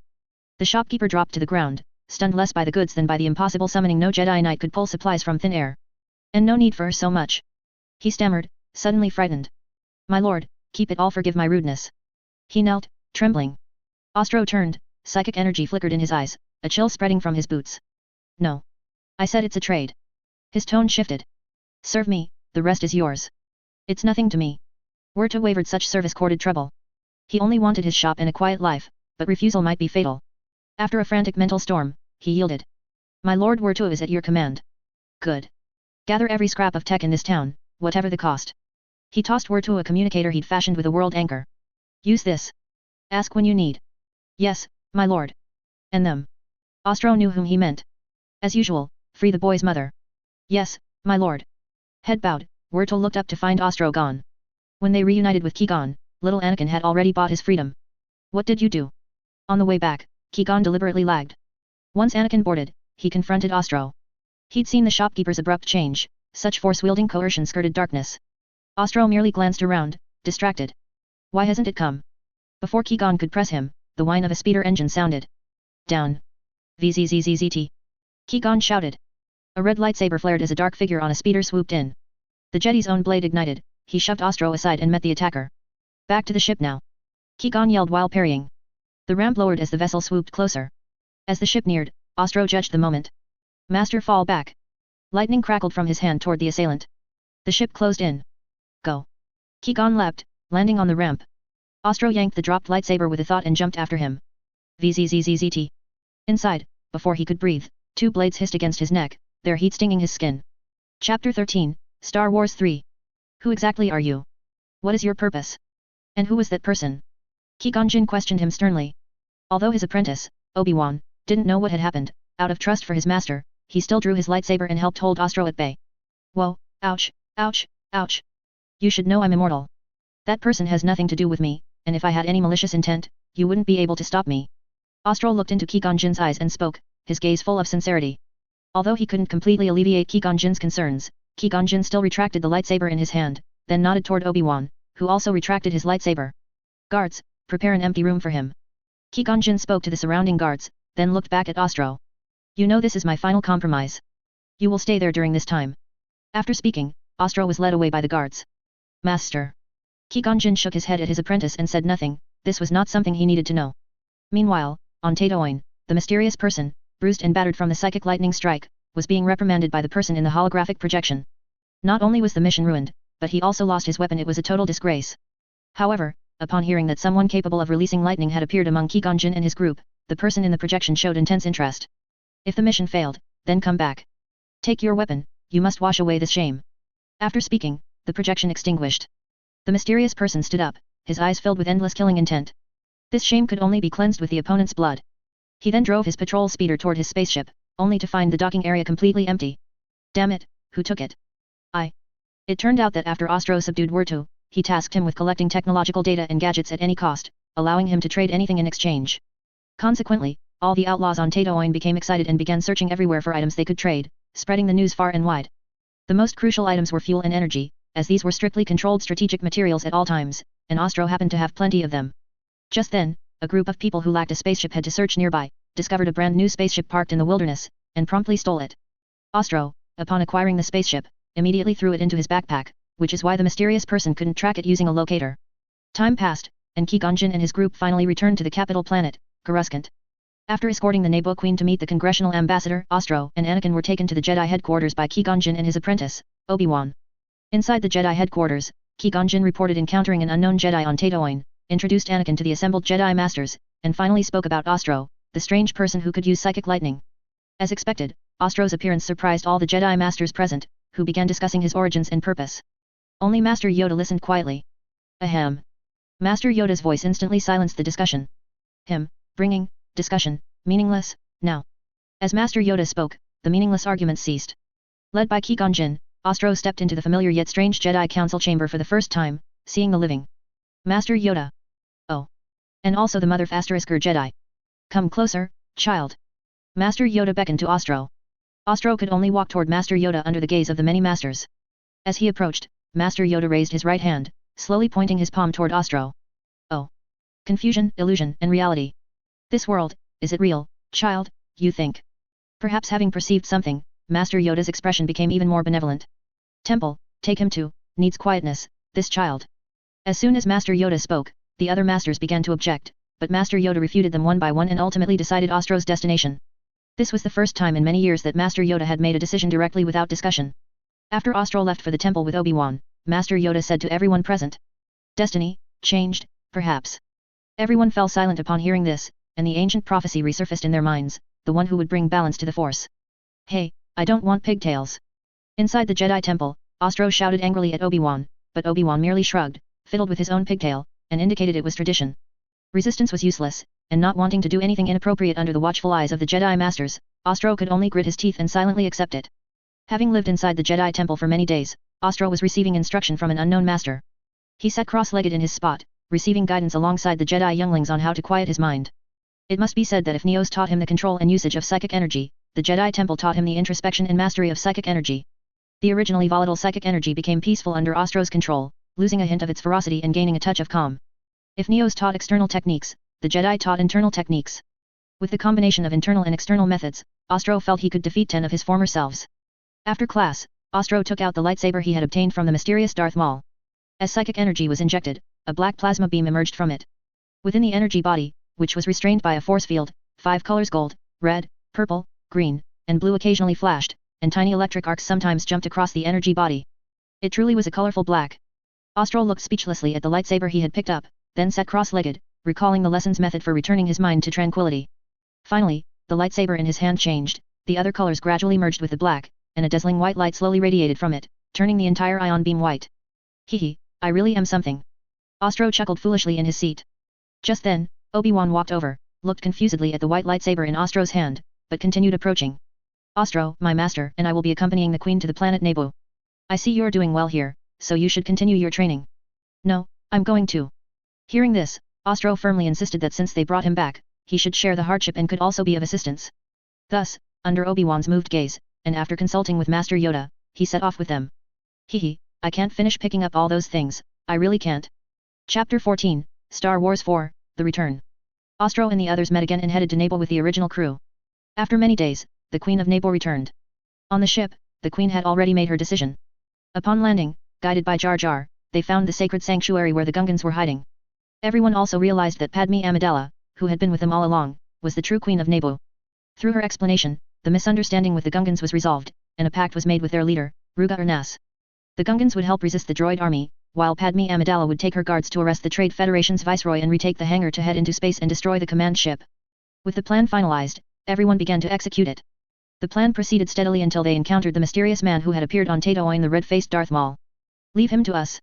Qui Gonjin and Obi-Wan stepped forward with determined strides, stopping 4 or 5 meters in front of Darth Maul. Both sides shed their robes simultaneously. With a series of hum sounds, their lightsabers ignited as they took their starting stances. However, after Darth Maul settled into his stance, he gave his hilt a flick, and his lightsaber became double-bladed, with both ends emitting scorching plasma beams. The battle was imminent.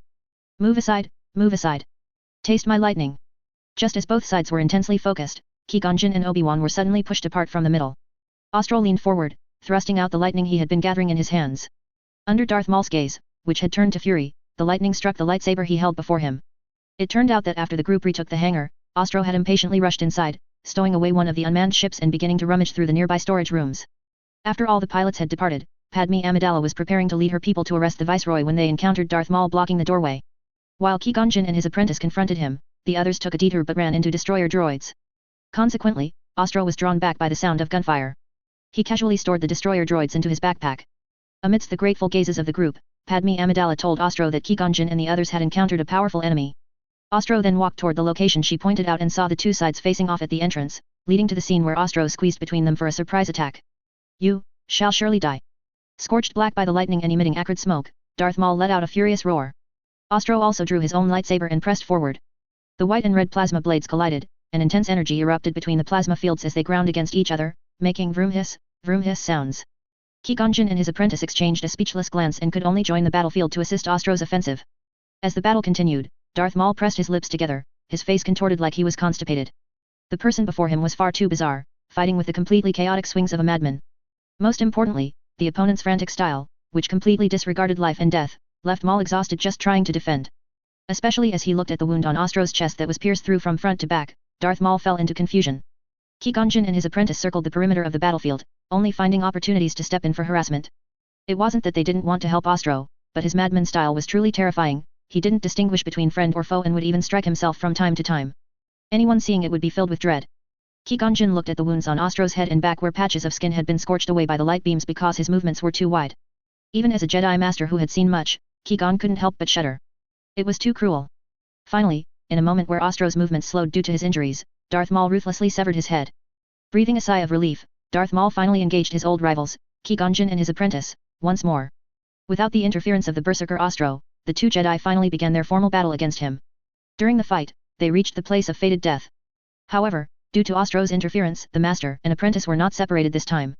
Taking advantage of parrying one of Qui-Gon Jinn's attacks, Darth Maul slammed his hilt hard into the other's face. Hit heavily, Qui-Gon Jinn staggered backward, his guard wide open. The moment was set, Maul would deliver death to his opponent. "I'm here." A familiar voice rang out. Darth Maul turned toward the source of the sound, for a moment forgetting to deliver the finishing blow. He saw a familiar figure sprinting through the energy-shielded corridor while completely naked. At the final energy screen, the figure slammed into it so hard he lost a layer of skin, yet his blood-drenched body did not slow down. Finally, Darth Maul's eyes turned to terror. Standing behind Darth Maul, Obi-Wan took advantage of his distraction and slashed his lightsaber across Maul's waist. Ugh! Looking down dazed at his waist, Maul desperately tried to hold himself together with his hands as he stepped back. Finally, his foot hit empty air, and his body fell backward. Ostro let out a wail and lunged forward, tightly grabbing Darth Maul's lightsaber hilt, then gave it a shake and tossed the upper body away. "Hee, this lightsaber, rare even in Star Wars, is finally mine." The two Jedi deactivated their lightsabers and approached. As the effects of the adrenaline finally faded, Ostro finally felt the pain across his body. Under their bewildered gazes, he collapsed to the ground, rolling incessantly while letting out shrill cries of agony. With the death of Darth Maul, the matters on Naboo drew to a close. After being executed by Qui-Gon Jinn and becoming whole once again, Ostro spent the following days on Naboo waiting with them for the arrival of the Supreme Chancellor. The ship's hatch opened, and Palpatine stepped down. After greeting the others, he came before Ostro and looked him in the eye. "You are very good." After speaking, he left with the others. With the matter concluded, Qui-Gon Jinn took his apprentice and the now Jedi youngling Anakin to Coruscant. Ostro, however, bid them a simple farewell. Under Qui-Gon Jinn's complex gaze, he boarded a luxury shuttle gifted by the Queen and headed for Tatooine. He needed to retrieve the technological data and items he had collected during this time. Upon seeing Ostro again, Warto complained to him that in this lawless zone, most of those outlaws followed no rules and robberies and disputes occurred frequently. In a fit of rage, Ostro slaughtered several ill-intentioned outlaws, finally restoring order, and deployed a security droid for Warto. After replenishing Warto's supplies and offering some encouragement, he prepared to return to Warhammer World. Chapter 15, Return to Mars. On the way back, Ostro first visited the micro-universe. He saw that those men of iron had already begun the vigorous development of the universe. On the paradise planet that Ostro had named Earth, a man of iron who had fallen in love with planting had obtained precious animal and plant seeds and genetic data from Golden Age Terra from Ostro's collection cabinet. He had carved out a place for himself there called the Garden of Terra. Ostro had asked him about it. He was once a garrison man of iron on Terra, and he was simply creating an environment he considered familiar. Another man of iron had begun a path of creation. On Earth, the artistic statues on the exterior walls of those grand buildings were all carved by him alone. There were also some warmongers who built arenas in space to exercise their bodies. Welcome back, Ostro. While observing the state of his universe, Ostro was drawn by a voice behind him. A tall man of iron walked over slowly. His arms, or rather, the arms of all the men of iron in the micro-universe had been replaced with bionic arms instead of weaponized ones. My name is Pero. I gave myself a name. Is there any meaning behind it? Ostro looked at the man of iron before him and asked with some curiosity. No, my lord. It was just a flash of inspiration. Hearing this, Ostro was momentarily dazed. He sensed that there might be something hidden behind this name, but the other party's casual explanation made it hard to grasp. He frowned, trying to catch a hint of something unusual from Pero's seemingly ordinary electronic eyes, but there was only calm within them. Unable to figure it out, he stopped thinking about it. Led by the other party, Ostro browsed through everything the men of iron had created. Amidst his own exclamations of surprise, it seemed these men of iron had created another golden age within his micro-universe. Unbelievable. This was the only thing he could say. Everything looked just as it had before the Iron Men rebellion. These men of iron seemed to be seeking redemption, doing their best to restore their former prosperity. Looking into Pero's electronic eyes again, they were as calm as ever. Frowning, he did not feel happy about it this time. Not satisfied enough? Pero asked. No, I am far too satisfied. Ostro replied, then remembered his purpose for this visit. Without saying more, he took out the technical data and a large amount of wreckage recovered from the Star Wars world. Help me reverse engineer these, I need them. He casually picked up a piece of wreckage and scanned it with his electronic eyes. As you wish. Paying no more attention to this, Ostro gave a few more instructions before impatiently opening the passage to Mars. The passage opened, and Ostro jumped down excitedly. Upon landing, his feet went numb, instantly losing all sensation. Accompanied by rapid breathing, he felt his lungs being severely scorched. Thus, he died amidst a string of curses.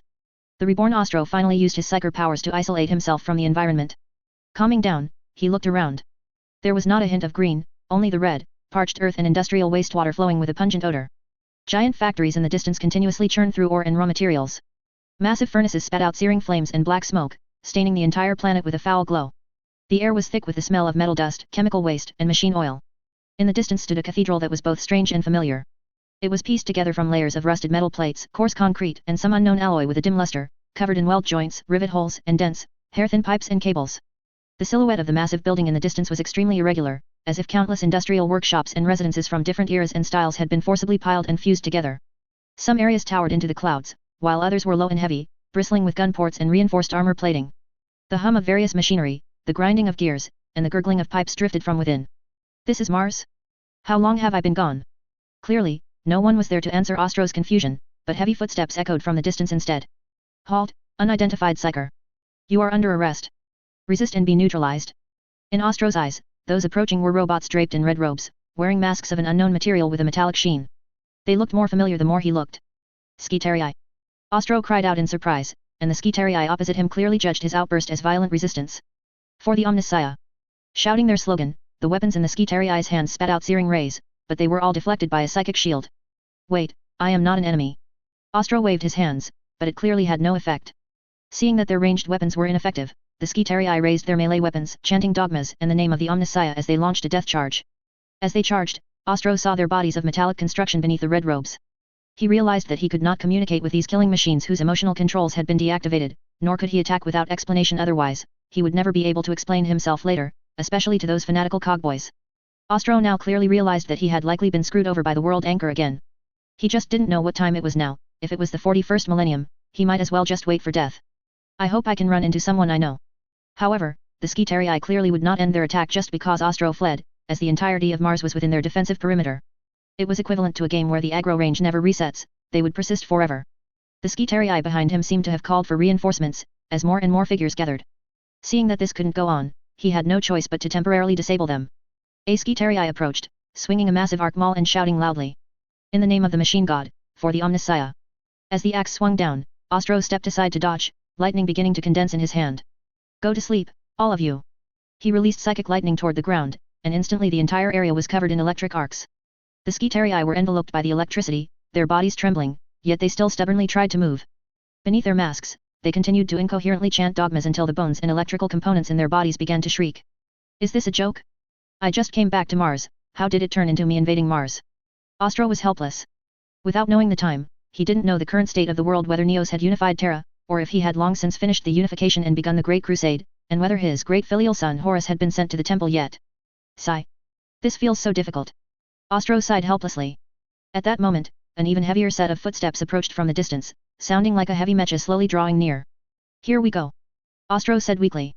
When the figure finally appeared, it was a heavily augmented Mechanic-Use priest, just a tiny bit away from total mechanical ascension. As the priest approached, Ostro also became wary. There was no telling what kind of modified contraptions these fanatics might pull out. The figure finally stopped about 4 or 5 meters away. Long time no see, my lord. The Mechanic-Use priest spoke and actively pulled back the hood covering his head. Seeing the face, Ostro cried out in shock. It's actually you. Chapter 16, Fanaticism. The Mechanic-Use priest, whose body had undergone extensive modification, walked in front, leaving tracks on the crimson earth like those of a crawling insect. Ostro followed behind, his expression of surprise lingering. He hadn't expected the priest before him to be S-800, the one he had once granted freedom. During the time you disappeared from Mars, too many things happened, S-800 suddenly said from ahead. He then slowed his pace, waiting for Ostro to walk alongside him, observing Ostro's seemingly confused expression. Back then, the seeds of fear had already taken deep root. They were afraid. Ostro furrowed his brows, his gaze carrying an expression that said, "Do you think I'm that smart?" Besides, he really hated riddlers. Haha. S-800's laughter came through with a heavy electronic vibrato, and then he spoke again. Lord, keep up. This story is very long. After saying that, he spoke no more. Behind them followed the silent Skitarii, accompanied by the distant clamor that seemed to be welcoming an old friend. Along the way, the most common sights were figures hiding their faces behind rebreathers and patrolling Skitarii. Every time S-800 passed, they would stop, bow respectfully, and then resume their work. S-800 did not lead Ostro on a tour of the factory, instead, he took him directly to his workshop. Inside were a large number of servitors modified from human bodies, numb, cold, and devoid of self. Ostro frowned again. Since transmigrating, he hadn't encountered such an upsetting moment. Sensing Ostro's inner urgency, S-800 finally waved away the irrelevant personnel and dragged his heavy body over. Lord, we must be cautious. Seeing that Ostro didn't seem to understand why even the servitors were dismissed, especially those made into terminal servo servitors that were now shut down, S-800 took a bracelet from his robes and handed it over. I believe this belongs to you. Seeing this, Ostro took the bracelet. It was covered with the marks of time and had stopped functioning. Only then did he remember that when he used the time anchor, he had left a bracelet behind to continue collecting technologies he hadn't gathered yet. Seeing Ostro lost in memory, S-800 spoke again. Human vitality is unparalleled. Perhaps after reconstruction, humanity could rise again. It's a pity. Since obtaining Ostro's bracelet, S-800 had tried to extract the data collected within and had been silently helping humanity. Unfortunately, the impact of the Iron Men rebellion was too profound. Everyone on Mars, from the bottom to the top, excluded any AI intelligence that could bring a better life. Furthermore, the massive pollution from the factories built during reconstruction caused drastic environmental changes, leading to various diseases.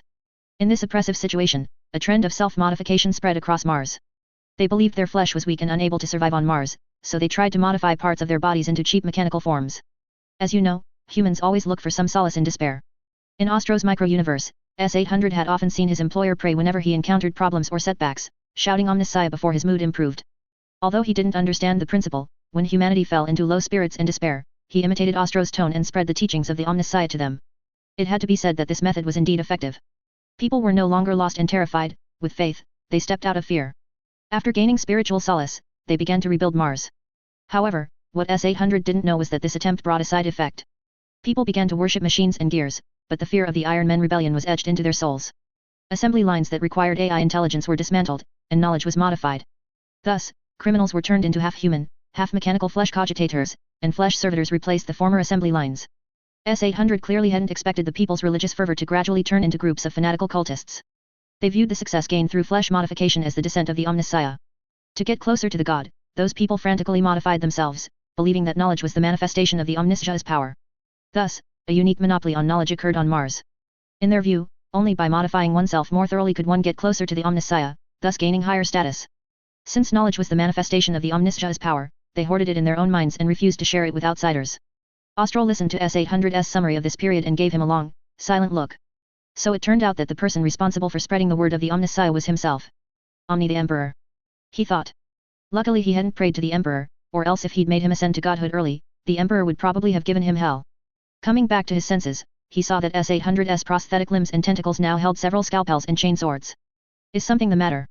Ostro didn't realize the gravity of the situation until he was strapped to the operating table by S-800. What are you doing? You know I'm a perpetual and can't be killed. Ostro struggled violently on the operating table, but S-800 didn't respond. He simply pressed his hands together, lit the sacred candles by the table, and began to pray while burning incense. Praise the Omnissiah, we shall eventually be eternal like you. Lord, I attained eternity through this. I should have died long ago. You are a servant of the Omnissiah, you should also attain eternity. S-800's eyes revealed a fanaticism as he prayed devoutly.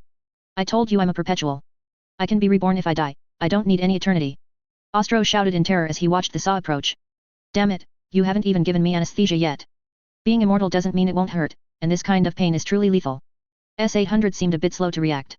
If he was already eternal, then naturally there was no need for modification, but then, looking at Ostro's purely flesh and blood body, he seemed to think of something. If eternity already existed, then perhaps a little blessing from the Omnissiah would be appropriate. Chapter 17 The AI Lament. On the operating table, as the scalpel sliced through flesh, a tear slid from Ostro's eye. He never should have hoped, these zealots were beyond reason. When he walked again, Ostro had shed his cloak of flesh, left with only a masterwork steel shell etched in intricate runes and precise heat vents. Only one eye remained exposed, the rest of his face lay hidden beneath a helm. Beneath it, a throat of tiny gears and pistons produced a stiff yet crystal-clear synthetic voice that could translate any language. Heavy plates shielded hip and knee joints, each step rang a dull clang on the metal floor. Giant boots carried silencers and anti-grav thrusters for swift motion or firm anchorage. A multi-function pack grafted to his spine sported auxiliary limbs and tentacles. Sometimes he had to admit these fanatics were skilled. He was, after all, still alive. My lord, forgive me. Only in this form can you truly become one of us. S-800 sounded apologetic, yet the fervor in its eyes burned as bright as ever. So much for protest. Forced augmentation left no room for negotiation, and reversal was hardly an option. Ostro now understood Mars. Since the Iron Men rebellion, humanity's faith in intelligence had shattered. Cold metal and complex circuits were deemed incapable of loyalty or comprehension. AI, once the banner of progress, efficiency, and future, had become taboo, a synonym for terror. Any autonomous intellect, however rudimentary, was seen as a potential harbinger of doom. No wonder S-800 had handled the wrist loop so cautiously. Yet, handing it over instead of destroying it struck Ostro as heretical. Noting his doubt, S-800 spoke again. Perhaps fate wills it. My heart insists I give it to you. The explanation was simple, but Ostro remained skeptical. Humanity had chosen to erase the memory of coexistence with thinking machines. All knowledge, technology, even philosophy tied to self-directing AI was locked away or deleted outright. People preferred the slow, fallible safety of flesh to the Pandora's box of synthetic betrayal. Millennia later, the merest whiff of autonomous logic still triggered instinctive dread and inherited trauma carved into human genes. Therefore, S-800 addressed Ostro. Please do not reveal the technologies you have gathered, especially those concerning AI intelligence. Momentarily rational again, S-800 warned him, exposure would summon a horde of fanatics bent on preventing AI's return. Efficiency had plummeted, servitors handled most tasks. To ease the labor shortage, authorities emptied the prisons, then turned to vat-grown organs and accelerated clones cargo disgorged by the incubation tanks. S-800 led Ostro out of the workshop. Breathing required no psycher aid here, a crimson robe honoring Mars's red soil, flame, energy, and metal warded off the extremes. Watching the servitors perform their mindless, tireless motions, Ostro felt the dream of reclaiming the Golden Age slipping irretrievably away. He needed to find Neos soon. Is there any way for Mars to reach Terra now? Ostro asked. Those techno-barbarians are insufferable, my lord. Their contempt for knowledge is infuriating. S-800 answered, bristling with anger. Long rebuilt, Mars had resumed spaceflight, yet the warp storms born of the Iron Men rebellion still raged. Expeditions limped outward, Terra was no longer the partner of old. Over resources and technology the two had clashed repeatedly, until Mars simply looked sunward no more, seeking instead the lost databanks scattered beyond the Sol system. Ostro's head throbbed. He had to reach Neos and help reunify Terra. Why, as humanity's mightiest psyker and a perpetual, had Neos allowed events to reach this pass? S-800, help me. I must reach Terra. With Golden Age tech in his pocket and Neos at his side, restoring mankind's glory should be simple. Well, mostly Neos' brains and brawn, Ostro would simply supply the hardware. Of course, but first, you must study this. Ostro turned to see several paper tomes, thicker than dictionaries, the catechisms of the Adeptus Mechanicus and a devotional compilation of fabrication rites. I'd rather die. Study was the last thing he needed. After Neos had forced a century of lessons on him, books inspired terror, he would not open another. The great Omnissiah itself entrusted me with this revelation, my lord. Ostro stared in disbelief as S-800 drew forth a jade-smooth finger bone. Understanding flooded him, he produced an identical bone from his own robes. Damn it, Neos. Light of zeal glinted in S-800's eyes. And so, under compulsion, Ostro began learning the convoluted foundry arts of the New Age. Chapter 18 Look to me. The Iron Men rebellion had long since obliterated most technological data, only fragments of that lost prosperity remain. It was during this era that the atmospheric barrier above Mars was completely torn away, the once habitable world left in ruins. Later excavations revealed that raw data had been warped by some mysterious force, yet an intact STC module and less flawed from the moment of fabrication was protected well enough to keep its contents sacrosanct. At this time the veil between the warp and reality was still strong, each alteration by the dark gods cost them dearly, so unless absolutely necessary they could not be bothered to meddle. Near the holdings of S-800 yes, he ranked high among the mechanical sages, possessed of a complete scholarly and technological legacy there naturally existed his own sphere of influence. S-800 had told Ostro that once he passed the trials of the Adeptus Mechanicus temple, a tremendous surprise awaited him. Why not reveal it now? The explanation, as an antique out of step with the present, a mind still bound by obsolete patterns might invite needless trouble. Beyond mastering the doctrines of the Adeptus Mechanicus, he needed time to reattune to the world. During this period, Explorator priests Adeptus Mechanicus sages would regularly launch their prefabricated 4D world arcs from the low orbit of Mars and set course for the depths of the galaxy, seeking lost technologies and charting safer passages for those who followed. Some returned safely, many more vanished without trace. Moved, Ostro drew out an intact STC module, nearly sparking a violent quarrel that was quelled only when S-800 intervened in his capacity as an Eldar, closing the matter. Afterward S-800 placed Ostro under virtual house arrest, knowing exactly what his former employer carried, he feared what fresh disaster Ostro might conjure. Should other mechanical sages learn the secrets he bore, those fanatics would plunge into war without hesitation, intent on seizing the lost sciences especially while he lacked the means to defend himself. S-800 shook his head, grumbling how unreasonable and deranged the other sages were, then hurried off to his laboratory clutching the 2 STC modules Ostro had given him as thanks for smoothing things over. Deep within a cathedral of stacked metal and stone, Ostro clutching the catechism S-800 had supplied could be heard chanting, from the dullness of thought, O Omnissiah, deliver us. From the lies of heretics, the circuit, protect us. From the beast's rage, the steel, guard us. From the lure of flesh, the silica, purify us. From the destroyer's tread, the machine spirit, shelter us. From this rotting cage of biology, the machine god, set us free. Omnissiah. Omnissiah. Omnissiah. Then slammed the tome onto the metal desk. My head's numb, I didn't come here to play priest. Bored, Ostro muttered that he had been back on Mars for several Terran months and still spent his days reciting litanies in this gloomy palace, he needed to get out. Seeing S-800 absorbed in studying the STC module, he seized the chance to slip away. Frankly, any of the functionaries he passed would have been model employees in the world he had left behind. His wanderings brought him to a temple where most of the occupants bore extensive cybernetic alterations. The priests were a varied lot, some retained patches of flesh, traceries of colored cable visible beneath the skin, eyes flickering with electronic light, others were almost wholly metal, only simulated human faces betraying inscrutable expressions, a few were pure machines, communicating solely through the flat tones of vox units. They hovered around slowly rotating components or complex energy cores, or sat before vast consoles crowded with haptic interfaces. Communication was only partly verbal. Low modulated voices echoed through the vast space, but more often data sped along faster channels, binary machine code rendered into other tongues by dedicated translators.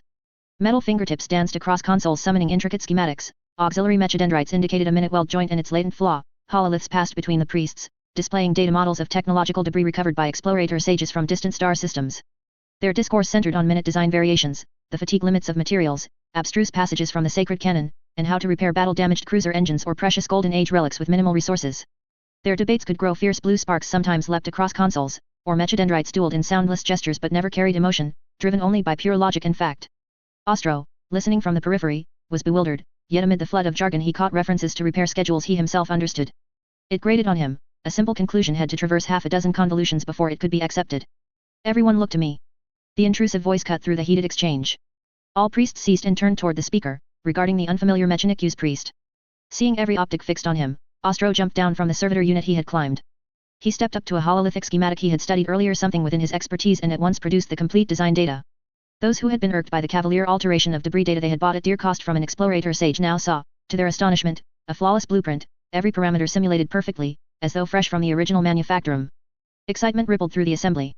Tentatively, some priests approached with questions. Ostro answered each without flaw, and when faced with something complex he paused only a moment before offering a solution. As more joined, higher-ranked sages appeared in the crowd, yet Ostro, still oblivious, continued to dispense aid with enthusiasm. When the throng had grown large enough, S-800 at last sensed something amiss. Reaching Ostro's quarters he found his servitor deactivated. No wonder no report had reached him. He rushed to the site and beheld the spectacle. Ostro stood at the center, stars clustered about a brilliant moon. Outside the ring, S-800 felt icy coolant bead upon his brow. For the love of the machine god, do not flash that STC. Chapter 19 The Trial.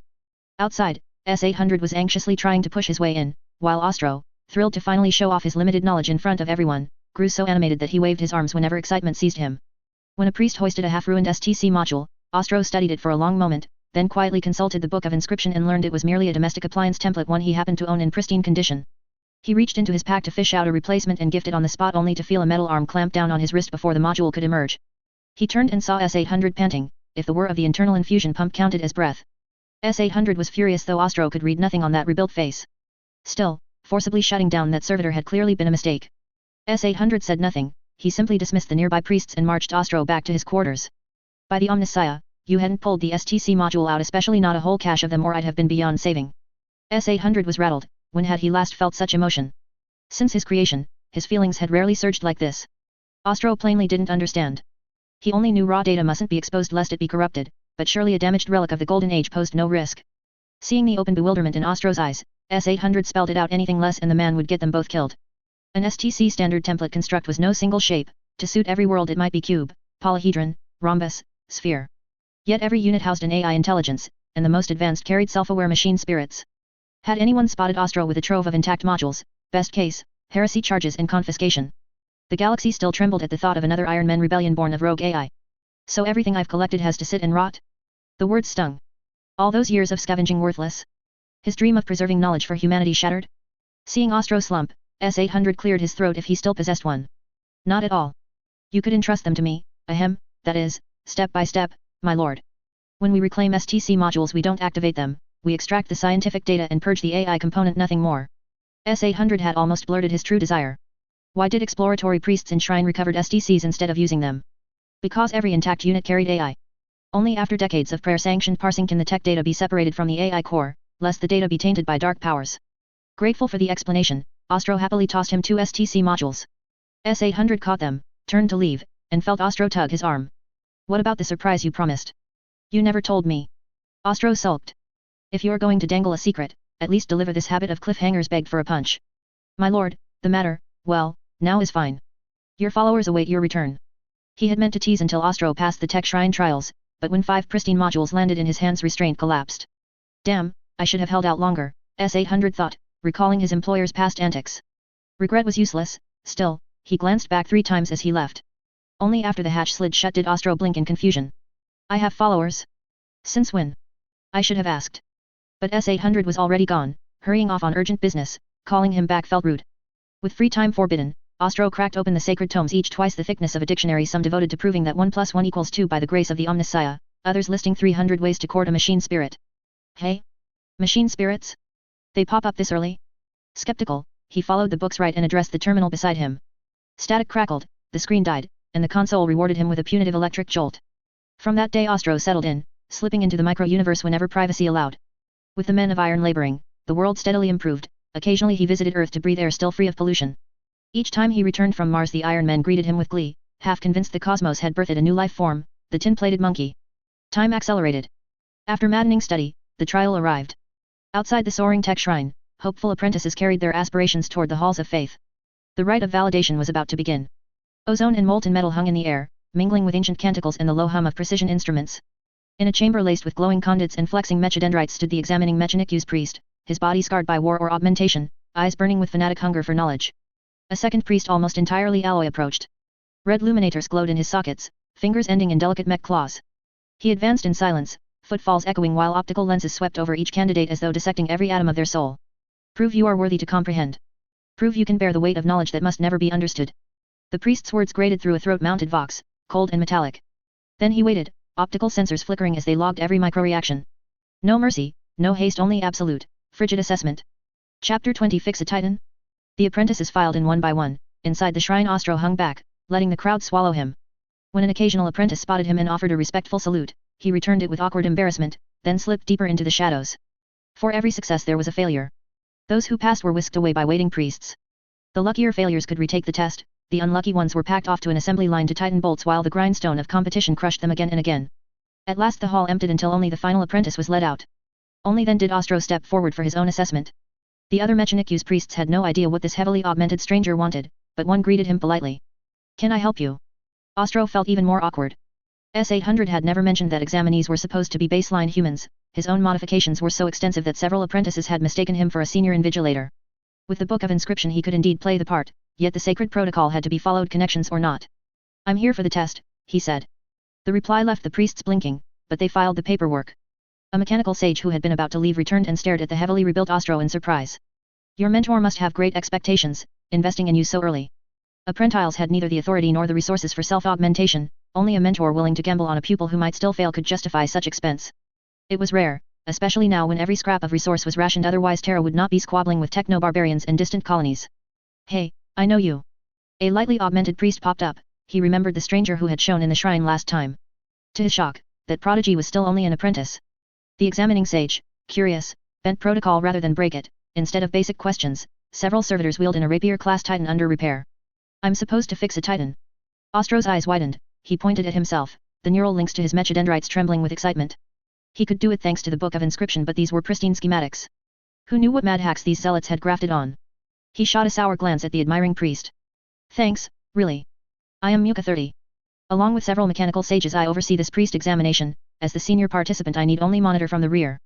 Praise the Omnissiah, many promising candidates this year. Mars will shine anew. Yet after the session someone reported a heavily augmented non-priest apprentice. Whose pupil is this, so favored by his master? I was displeased. The power of the Omnissiah awaited my study. Now I was expected to bend rules? Never. Reviewing my memory cortex, I saw only one sage S800 had approached me, gifting a broken SCT module. By the Omnissiah, this was divine guidance. The test could be simplified. I had planned basic questions, but S800 left in haste without instructions, so standard protocol sufficed. Yet my aide gazed at the applicant in awe. When I asked why, the answer intrigued me: a servant of the Omnissiah who can restore any STC template to perfection. Interest piqued, I recalled the faulty rapier-class titan in my forge. Let him prove his boast. Under my authority the machine call sign Sky Eye was brought in. Now we would see how he repaired it. Ostro frowned. He knew the rapier class well, a Golden Age reconnaissance and air defense platform, tall and spindly like an Imperial walker. In this era it was hurled straight into battle, no wonder the Warhound class titan replaced it.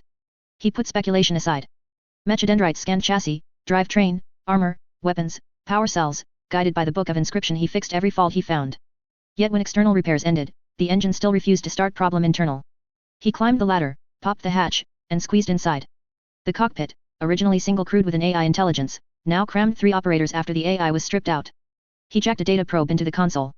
Outside, Muka 30 shook his head. No prayer, no petition, just brute force access. The machine spirit would be furious. He was about to abort when Ostro found no fault codes. He rescanned everything, still nothing. Annoyed, he slapped the console. Each blow smoothed the boot sequence a little more. Her response. He kept slapping. Hit, engine ran, stop, it died. He increased tempo until, with a roar, the reactor caught and held. Ha! The old 2K method still works. He climbed down, beaming. He didn't see Muka 30 shouting binary 0101001100100010 and snatching a power axe for a leaping execution only to be pinned by fellow sages. S800 had paid, after all, favors must be honored. Chapter 21, Promotion to Explorer Sage. Ostro had climbed down and was waiting in the center of the hall for his reward. However, for some reason, the mechanical sage on the high platform was looking at him with some anger while gripping a power gear axe, and the other sages nearby were huddling close to him. The sage standing in the center finally spoke, at least appearing less angry. Ostro was a bit puzzled, not knowing where he had offended him. He was certain he had never met the man. Your steps were all wrong. Muka 30 shouted at Ostro, the gears inside his body spinning rapidly, clearly not as calm as he appeared on the surface. But I fixed the titan. It's a titan. Ostro said, spreading his hands. You didn't pray. But I fixed the titan. You didn't follow the scriptures. But I fixed the titan.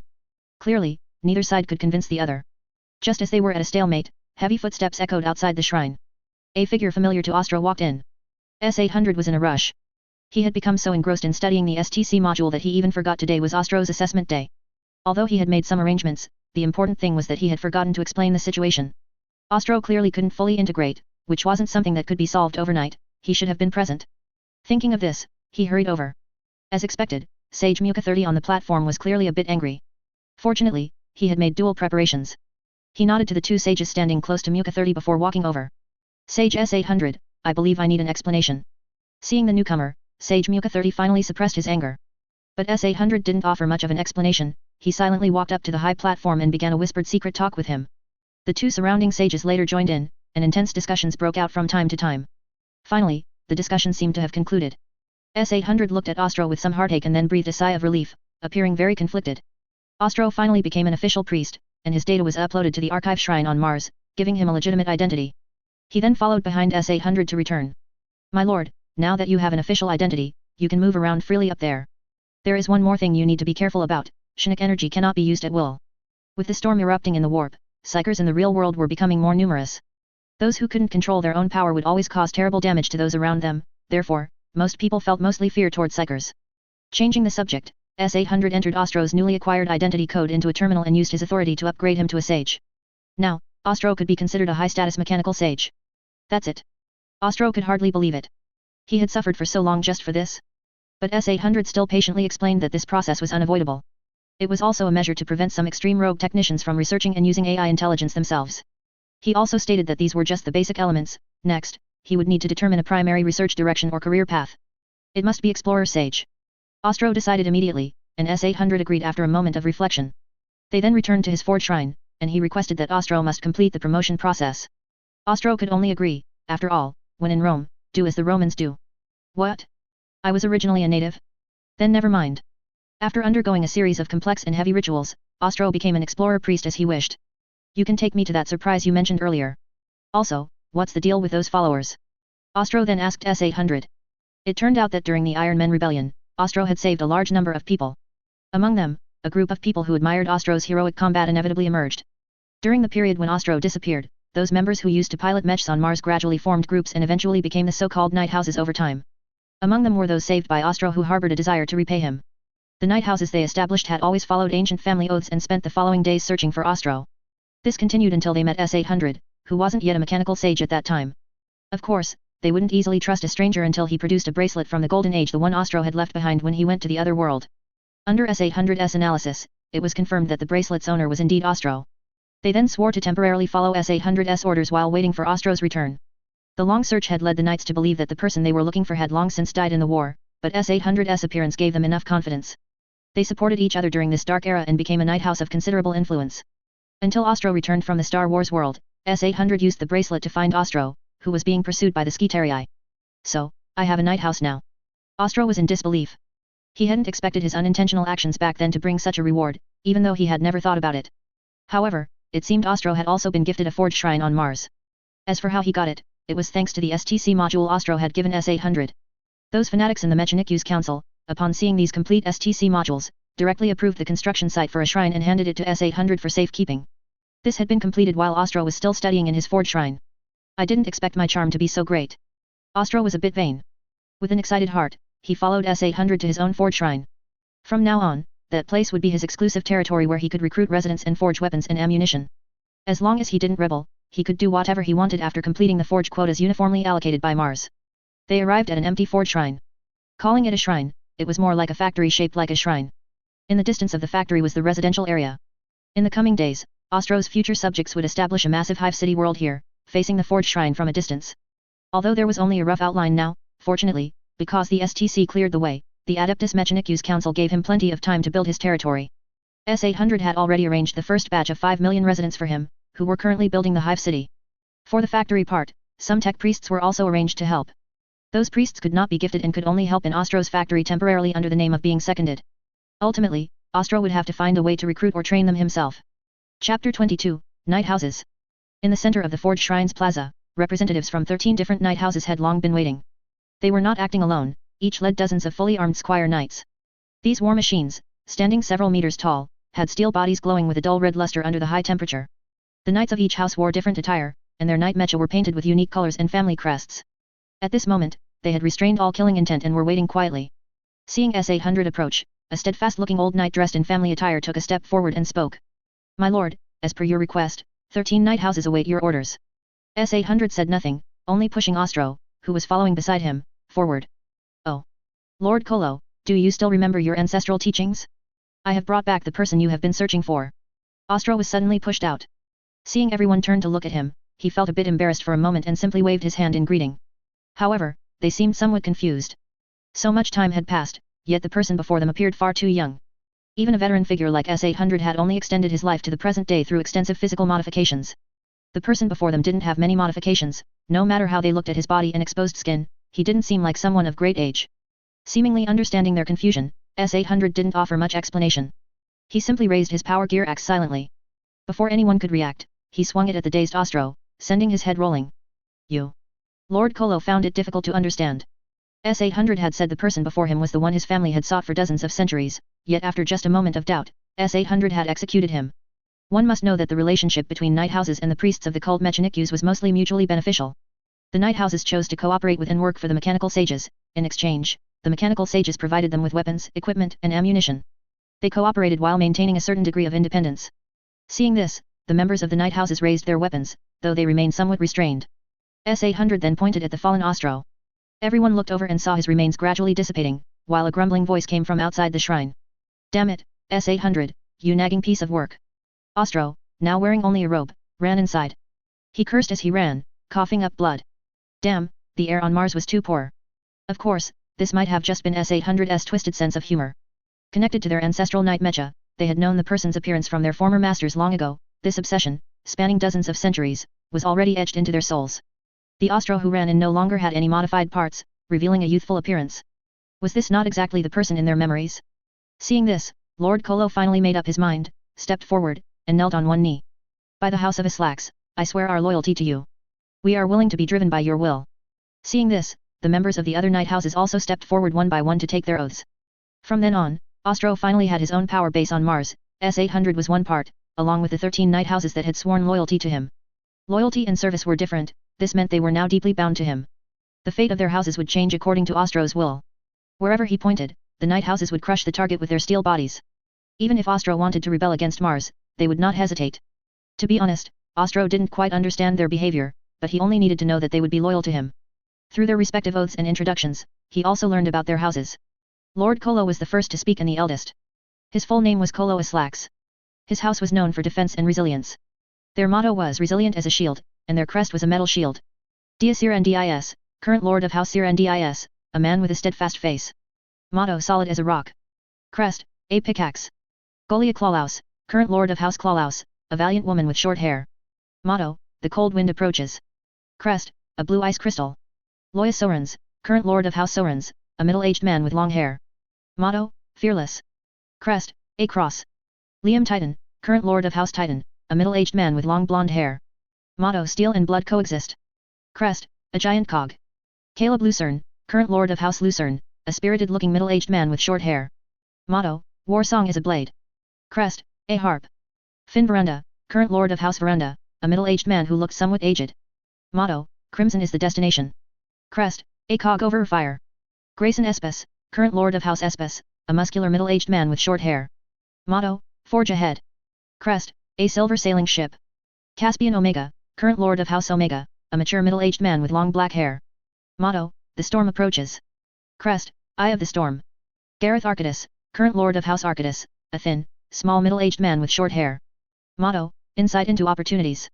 Crest, a metal divination orb. Bo Druin, current lord of House Druin, a middle-aged man wearing a robe. Motto, guardianship is the mission. Crest, a tree canopy. Genevieve Zero, current lord of House Zero, an elderly woman with long hair.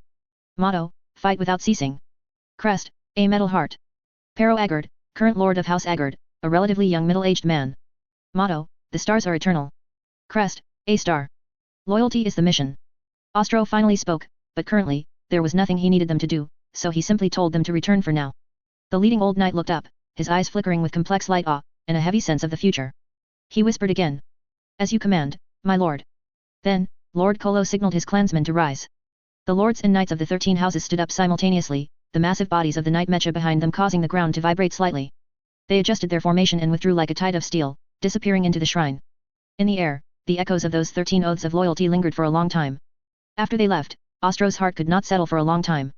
He had been alone before, but now he was responsible for these people's lives. Especially when thinking about future outcomes, he just felt a headache. I think you still need to come with me now. The long silent S-800 beside him finally spoke, calling Ostro's thoughts back. Why? He didn't quite understand.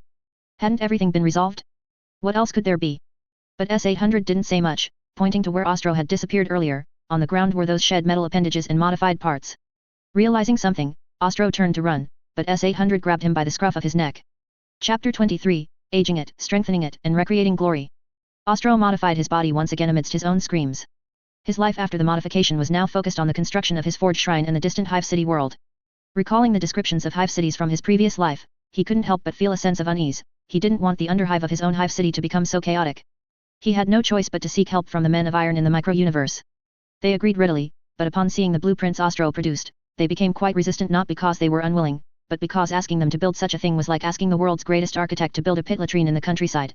They had the ability, but they were absolutely unwilling. Fortunately, Ostro didn't ask them to copy the original designs exactly, he only wanted them to add more livelihood-related construction within the original exterior. He added various decomposition and recycling facilities, and even included some ecological parks. When he returned to Mars, the priests involved in the construction were furious and tore down the completed lower levels to start over. Their anger was brief, however, under Ostro's guarantee, they were given the opportunity to visit S-800's collection room to view and study STC template. Their anger turned to joy, and they dismantled the structures faster than anyone. One must understand that the construction of a hive city world is not a one-time event, it is the result of slow expansion over dozens of centuries as the population accumulates. Thus, it was currently just a prototype, the priority was to provide housing for the residents. Meanwhile, Ostro's Forge Shrine also began accepting orders. Batches of Warlord-class Titan and various Knight Mecha construction orders poured in like a flood. Out of necessity, he had to borrow some tech priests from S-800 to assist with the construction. Seeing Ostro's concern, S-800 came up with a good idea. Wasn't the Adeptus Mechanicus always searching for those Golden Age STC template? However, the ones Ostro produced were all brand new. Doing it once or twice could be attributed to luck, but producing them in large quantities was far too suspicious. The best solution was to subject the STC module to a certain degree of damage or aging treatment. Hearing this, Ostro ran directly to the waste solution pits on the Martian plains. He took out dozens of STC module and threw them in, scrubbing them repeatedly until they looked old, as if they had been unearthed from ruins.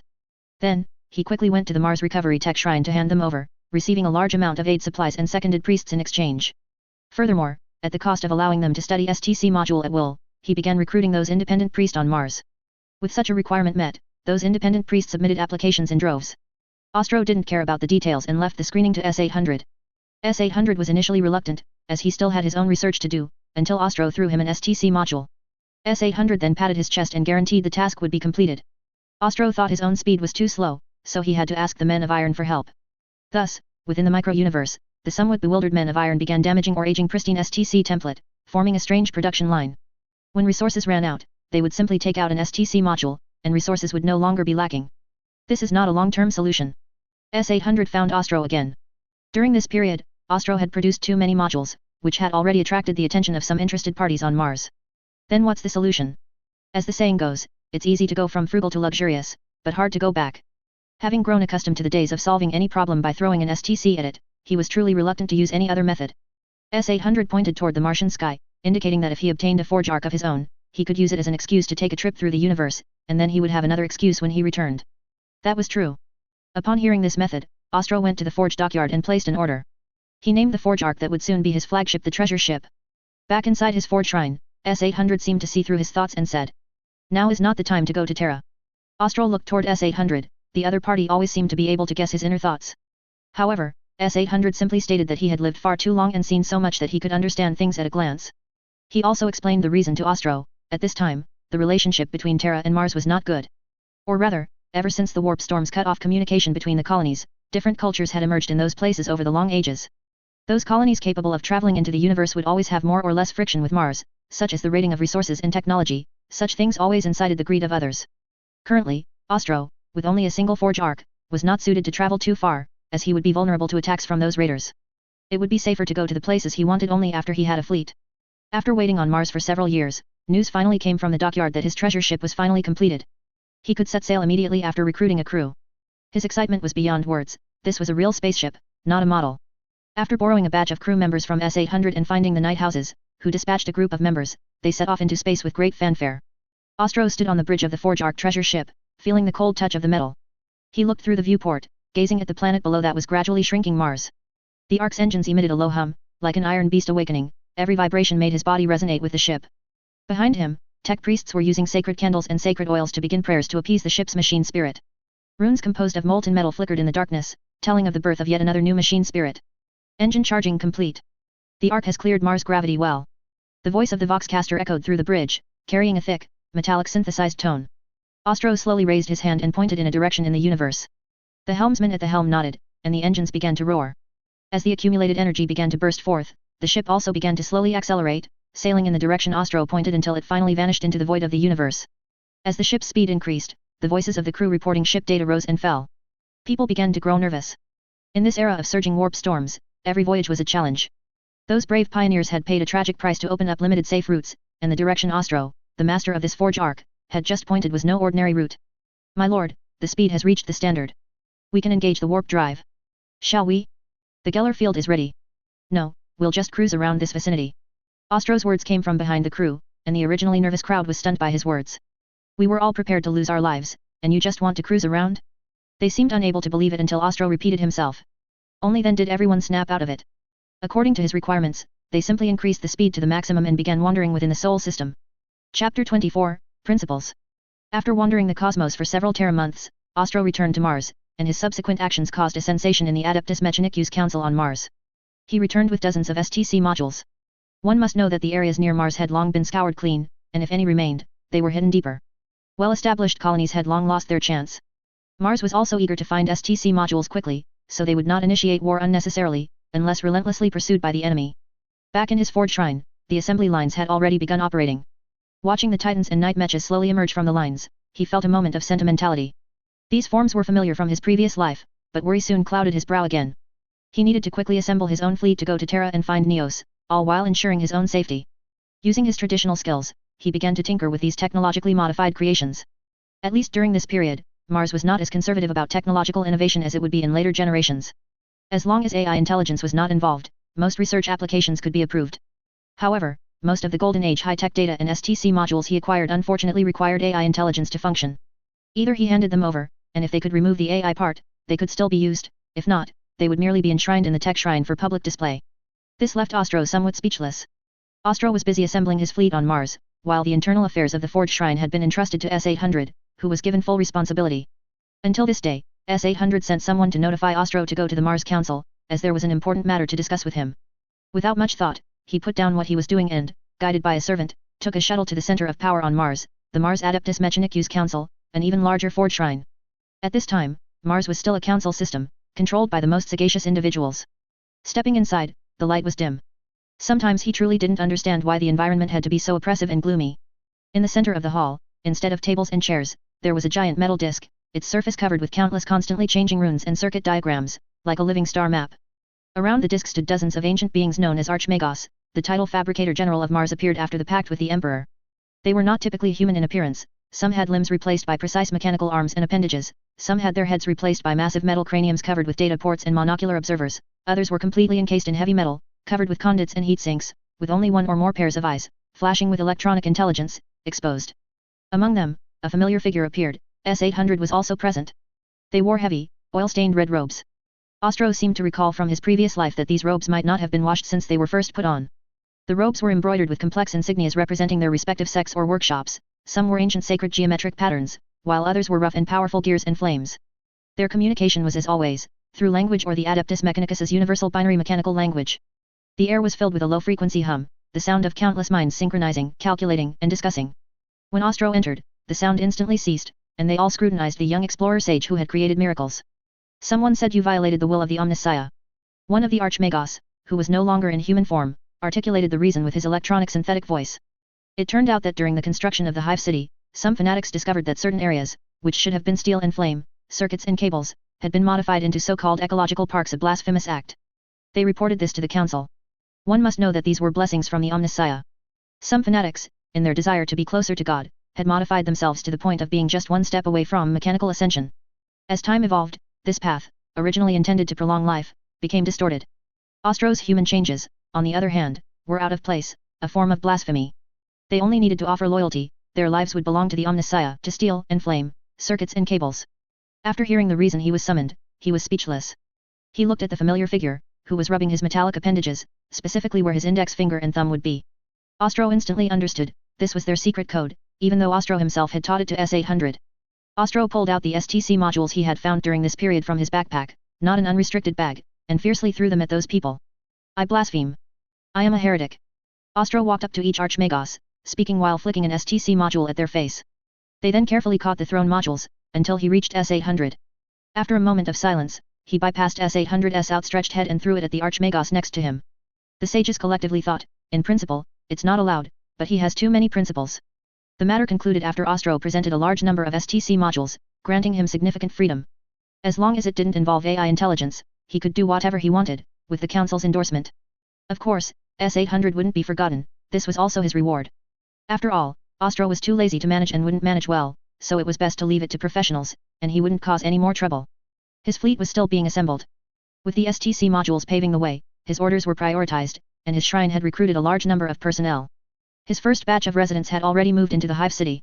The incoming populace suddenly discovered that within this embrace of steel and flame, a miraculous, verdant ecological park had grown, like an oasis in the desert, yet more fragile, more out of place. Where there was once the pungent smell of putrid toxins, tar, and metal, here was a fresh scent. In the garbage collection area, countless mountains of refuse were now being smoothly processed by recycling stations. Originally, there should have been no hope here, only the endless reality of abandonment. Now, however, it brought a feeling of rebirth, and life had a new sense of anticipation. Praise the Omnissiah. This was their only faith. Perhaps they didn't know its meaning, or perhaps it was just a catchphrase, but now they began to pray sincerely. Ostro looked at everything before him. Perhaps he couldn't change the general trend, but within his capabilities, what was wrong with giving them a glimmer of hope? Perhaps he had made some kind of decision, maybe he could change things a bit more, at least to have a clear conscience. Chapter 25, that was shit. After the Hive City incident, Sage Ostro resolved to seize power on Mars. If his own abilities fell short, he would let STC modules make up the difference. With his vast collection he had, for the moment, earned everyone's respect even if they treated him as an easy mark. Of course, some refused to believe he could keep finding STC modules. But after he took a spacewalk and casually picked one up, the other mechanical sages could only accept he'd earned it by skill. That blunted most covetous schemes, and Ostro began putting his own plans in motion. He entered the micro-universe to present the data of his heavily modified Titan, hoping his AI intelligence assembly lines could build a Titan suited to the present era. But the line's AI balked. I've only seen shit being pushed out, never eaten. In the silence that followed, Ostro said, Kopi Luwak, the famous 2K era beverage of ancient Terra. The AI intelligence fell quiet. That's different. How? Isn't it all just shit? When Ostro snapped back, the humiliated line hurled curses at his ancestors all the way back to Terra's birth. In his fury he was restrained by a man of iron standing nearby. Never had it felt so speechless, watching Ostro roll up his sleeves, ready to brawl with a conveyor belt. With the iron's help they redesigned a new production line only to find, when it came time to allocate resources, the men of iron had already used them up. I gave you a handful of resource planets and you tell me there's nothing left. The iron pointed to the earth they had filled with wonders nearly identical to the Golden Age world, yet empty of people. Oxygen and water corroded their bodies, so most irons lived on a moon-like world instead. Since the micro-universe was temporarily useless, he returned to Mars, finished his affairs, and prepared to seek Neos without lingering worries. 10 years flashed by, tempered by the world, he finally blended into the age. Within Ostro's shrine, heavy metal struck stone as a vast, twisted metal construct hobbled forward on a power gear axe. It moved more like a centipede than a man. Out of the shadows appeared a body of layered metal, cables, and machinery. Dozens of struts and hydraulic limbs bore its weight, joints gleaming beneath thick armor plates, sliding forward with dull clacks. Its torso was split into sections joined by precision mechanics. A huge metal plate on its hunched back carried indicators and vents that flickered like a living core. Multi-jointed arms ended in tools from fine laser cutters to massive energy cannons ready to swap at need. A complex dial on its chest tracked time and every bodily function. Had he stopped being human? Not quite. Over the decade, every research left casualties, each death meant a painful rebuild. Tiring of it, he built this mechanical exoskeleton to survive extremes. A mobile toilet was installed so he could stay inside indefinitely. During this time his forge shrine had been upgraded. Besides fulfilling Martian orders, it now produced arms for his own forces. He could boast it built anything. With fresh resources pouring in, the micro-universe lines restarted. My lord, the fleet is fully supplied. A Mechanicu's priest approached and bowed.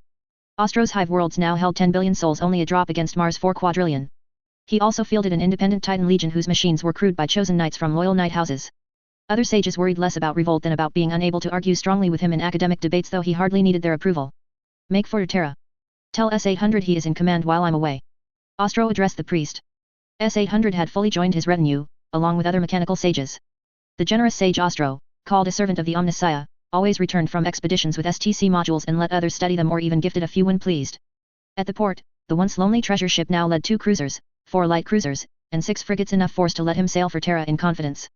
The downside, Terra's tech barbarians were hostile, and past visits had sparked skirmishes. His target, Neos, remained untraceable, as if erased from Terra entirely.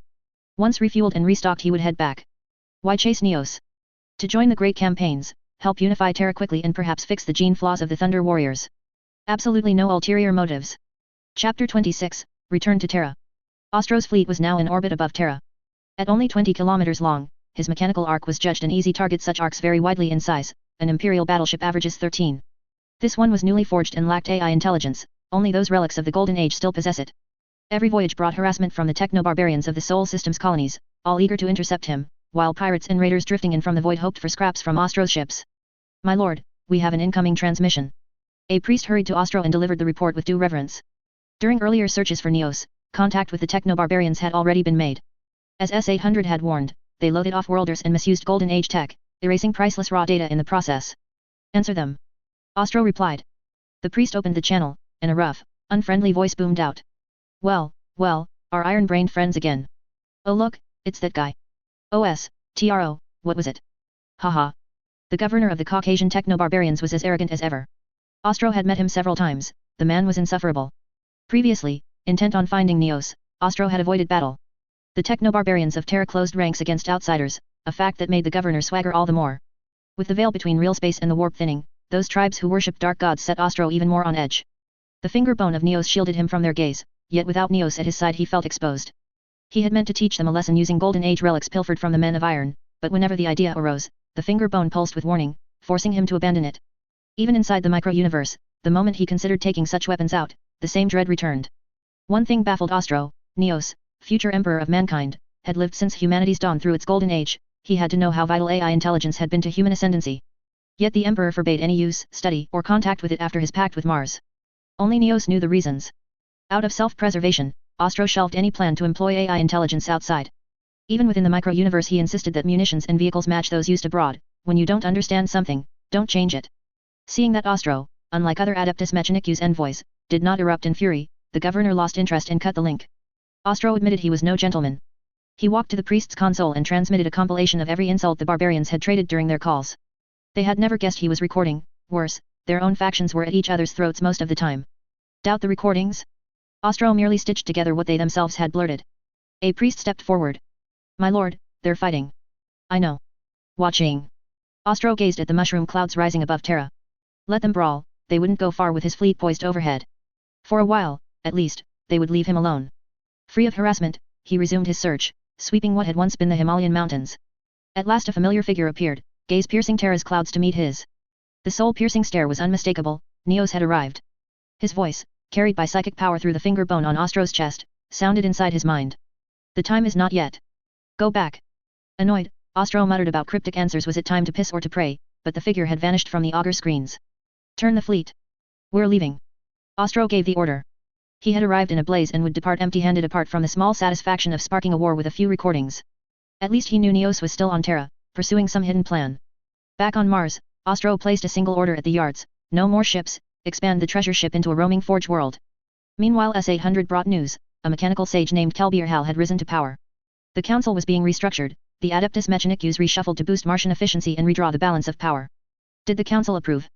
Ostro was uncertain, yet he knew Kou Bu Yu had signed the compact with the nascent Imperium, an omen that the age of strife approached. Not yet. Some oppose it, fearing it will hinder the pursuit of knowledge. S-800 replied, studying the silent Ostro. A conclave has been called, every sage must attend. Most mechanical sages still feared that fresh conflict could bury their hard-won lore, so they trod carefully. Come, we'll go together, but keep our forces on alert. Report anything at once. He said no more. Events would run their course, and he would watch for the right moment. Chapter 27, Adeptus Mechanicus, non-story content. My scalp is tingling and my head is exploding. I originally wanted to summarize and write it down, but the more I researched, the more confused I became. So, I will only list the common terms below. If other factions appear, I will add notes. If I write too much, those who know the lore will find it tedious, and those who don't will get even more confused. I won't try to show off too much. There are multiple translations for the subordinate units of the Adeptus Mechanicus. I will use the ones I find most appropriate here. Tech Priest is a general term for all members of the Adeptus Mechanicus. Their ranks start with the Fabricator General, but that title is only used on Mars. Other Forge worlds use the title Overseer General as the head of the Forge world. Below them are deputies, namely Assistant Fabricator Generals and Assistant Monitor Generals. The subordinate management class consists of mechanical sages. Only members with extremely high achievements in a certain field can be called a sage. Fabricator Generals and Overseer Generals are collectively referred to as Archmagos.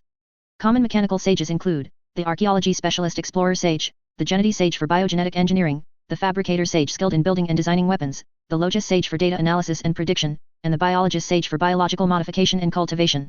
S-800 belongs to this category. Senior and high-ranking mechanical sages are called Saintly Sages. They hold many titles. A Saintly Sage is also known as a Dominus Magos, possessing absolute authority in certain areas. They have the authority to visit the tech shrines of their respective forge worlds and access all technology. Our old acquaintance Belisarius Call belongs to this rank, as does S-800. The protagonist does too, though he reached it through a cheat. Below the mechanical sages is the general class, which is also the most numerous, called Tech Priests, also known as Tech Acolytes, Machine Acolytes, etc.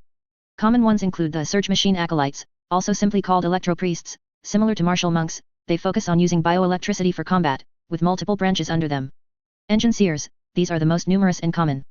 Their typical image involves a small number of mechanical implants, such as mechadendrites, and they must carry a cog power axe for combat and mechanical repair.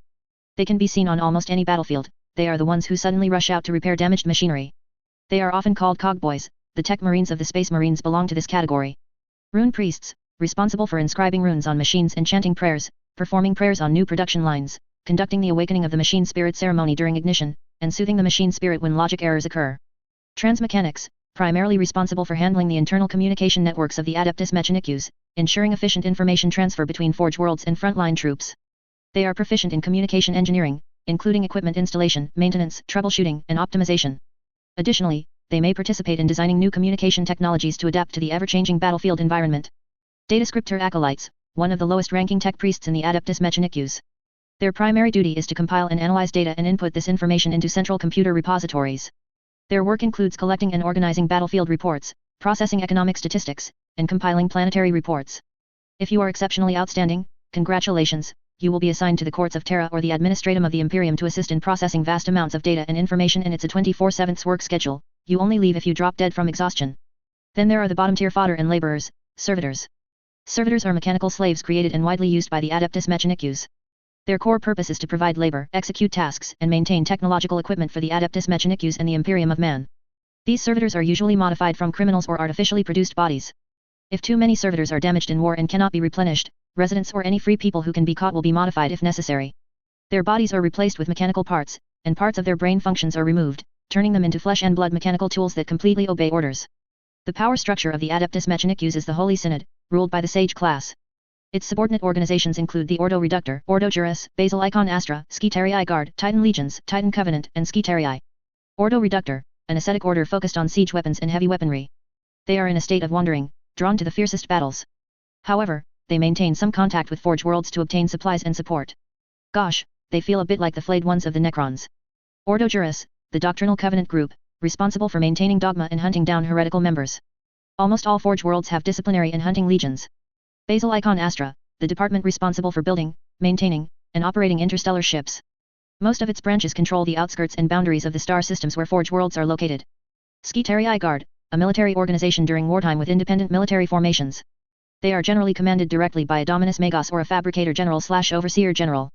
They are also commanded by the Holy Synod of their respective Forge World. Their scale ranges from minor detachments to large-scale battle groups.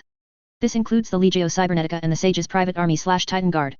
Legio Cybernetica mainly issues tasks and coordinates robot cohorts, responsible for their maintenance, construction, and combat. It also has some completely independent organizations or sub-factions allied with it. The Sage's Private Army/Titan Guard generally consists of forces owned by sages, assigned tech priests, and minor synods during wartime. Titan Legion, note, essentially different from the Titan Covenant. Titan Legions are Titan units directly under the jurisdiction of their respective Forge Worlds Adeptus Mechanicus. They are responsible for the construction, maintenance, and combat missions of Titans. Titan Legions are usually deployed to battlefields where the Imperium needs heavy fire support. They have high autonomy and can sometimes even refuse to execute orders they deem too dangerous. Titan Covenant, note, essentially different from the Titan Legion. The Titan Covenant is the organization within the Adeptus Mechanicus responsible for managing the Titan Legions. It is a vast and complex institution responsible for formulating Titan combat strategies, technical support, and overall coordination. The Titan Covenant generally has close ties with the Titan Legions of other Forge Worlds or directly appoints members, primarily ensuring that these Titan Legions can coordinate actions between different legions when the Imperium needs them, forming a collective force on the battlefield. Sketerii, these are artificial gene warriors who have undergone mechanization and genetic adjustment. They do not belong to the priests or the Sketerii Guard.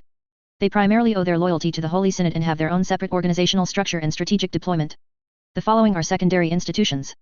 Knight Houses, because they signed ancient treaties with the Adeptus Mechanicus, they usually fight alongside the Titan Legions and Titan Guards of the Adeptus Mechanicus as supporters and allies. The protagonists is loyal, nice. Centurio Ordinatus, units generally composed of ground armored forces, mobile artillery units, and tech priests essentially heavy armed forces. Cohors Cybernetica, units composed of various models of robots and their affiliated tech priest covenants. They are a sub-branch of the Legio Cybernetica.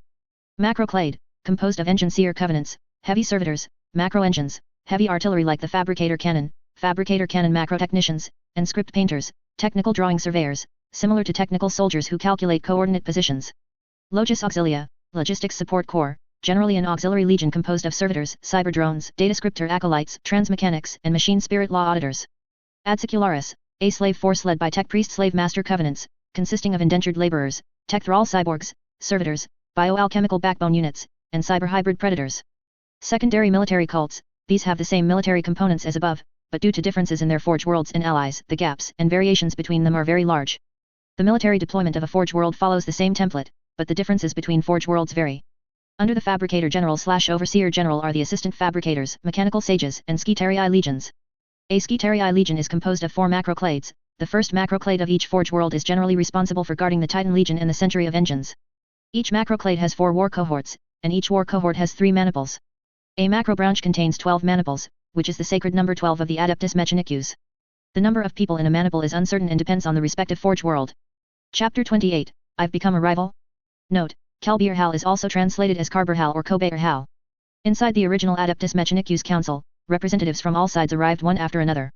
Ostro and S-800 followed the crowd inside, standing on the periphery to observe. The various mechanical sages began to converse with those they knew, making the assembly hall incredibly noisy for a time, until a figure appeared on the high platform. The surroundings suddenly fell into an eerie silence, save for the click-clack of the mechanical gears within the sages. My name is Kalbir Hal. A mechanical synthesized voice rang out, emanating from the synthesizer of the sage named Kalbir Hal. Kalbir Hal, the mechanical sage standing upon the high platform, had harbored ambitions since the day of his creation that were like metal slowly heating in a furnace. He was never satisfied with being a skilled tech priest, nor with being an ordinary mechanical sage. He was never willing to merely serve the cult Mechanicus of the Omnissiah. What he desired even more was so-called power. He first utilized his impeccable technical reputation to build an intricate network of connections. He shared knowledge generously, mentoring promising young tech priests, but would always quietly steer them in a direction favorable to himself at critical moments. He actively participated in and led several key technical upgrade projects, each success closely linking his name with efficiency and innovation. His speeches always skillfully blended praise for the Omnissiah with the contributions of the various sages, leaving his audience satisfied yet unable to find a single flaw. He fashioned himself into an image of competence, loyalty, and reliability, even appearing as if he were forced to take on heavy responsibilities. These meticulously planned actions were like adding lubricant to giant gears, allowing his prestige and power to steadily advance toward the throne of authority in silence. Every successful negotiation and every project completed ahead of schedule paved the way for his eventual ascent. As the Omnissiah as his witness, his ambition burned as fiercely as ever, loyal as his faith in the machine god. But Kalbir Hal's gaze began to shift, finally discovering his target on the outskirts of the crowd. This explorer sage, whom he himself did not understand well, never failed to cause a stir with every return. He was simply too good at archaeology. Furthermore, the other's generous attitude had won him many supporters, making him a formidable rival. Ostro stood outside the crowd, treating the current events with the attitude of a spectator. He hid within his constructed Ostro sage's body, sitting on a built-in ecological recycling toilet, holding fruits and drinks brought from the micro-universe. Using external visual sensors, he leisurely watched the solemn scene, keeping himself detached from the world. As long as it wasn't detrimental to him, all was well. However, he wondered if it was just his imagination, but he felt Kalbir Hal's gaze constantly glancing toward him. This is my plan, take a look at it first. Kalbir Hal handed the plan protocol to the nearby servitor to distribute among the sages present. Naturally, without exception, excluding Ostro, the sages began to rapidly run their calculation logic engines. Without a doubt, this would be efficient and beneficial. Kalbir Hal's gaze swept across the scene. The response was good, with at least no one opposing it. His gaze swept over Ostro's position once more, waiting for the other to show his fangs so he could strike back. No one could block his thirst for power, those who stood in his way would be consumed by flames. Unfortunately, the other party had no reaction, like a body without thought. However, his electronic eyes were fixed on the plan in his hand, yet there was no feedback. Kalbir Hal felt it was tricky. A hyena that doesn't bark is a terrifying opponent. You never know when they will bite. He was hidden too deeply. He was thinking of countermeasures. This plan had to be implemented successfully, and he would reach the pinnacle of power. What was Ostro doing at this moment? He manipulated the sage's body to take the plan and gave it a cursory glance. Not bad, it was similar to future designs. He then ignored it, crossing his legs and munching on fruit. The voices of the surrounding discussions came from the screen in front of him, like an old man at home who leaves the TV on without watching it, mostly just liking the atmosphere. The surrounding sages were not stingy with their praise. Kalbir Hal dealt with them while listening to their opinions and refining the plan, all while stealing glances at Ostro's position. This situation was more exhausting than anything he had faced since his creation. Although his body had been replaced with tireless mechanical parts, this soul-deep fatigue was irresistible. What is he waiting for? What is his plan? Resistance? Anger? Kalbir Hal's mind rapidly processed various problems, and his logic engine continued to run under overload. For safety's sake, he even used secret codes to station his private army nearby, in case Ostro, this mysterious explorer sage, put up any fierce resistance. Is it not over yet? Why is it taking so long? Ostro looked up again toward Kalbir Hal on the stage, seeing that they had already begun discussing and were occasionally modifying the plan. It was quite lively, and the surrounding sages were actively participating. He idly chatted with S-800 nearby to check on the progress, then fell back into contemplation. He moved. Who is he talking to? Who is that beside him? S-800. I know him. A mechanical sage loyal to Ostro. No one knows his origin, only that he has existed since the birth of the Adeptus Mechanicus. This will be a difficult opponent. But he is loyal to Ostro. This will be disadvantageous for me. Even if he doesn't swear loyalty to me, he cannot be with him. I need to do something. Thinking of this, Kelbier Hal, who had been watching Ostro, finally called S-800 over while Ostro wasn't paying attention. The latter looked confused, pointed at himself, and upon learning it was him, ran over happily.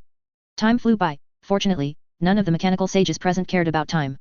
The plan was finally finalized under the joint discussion of the sages.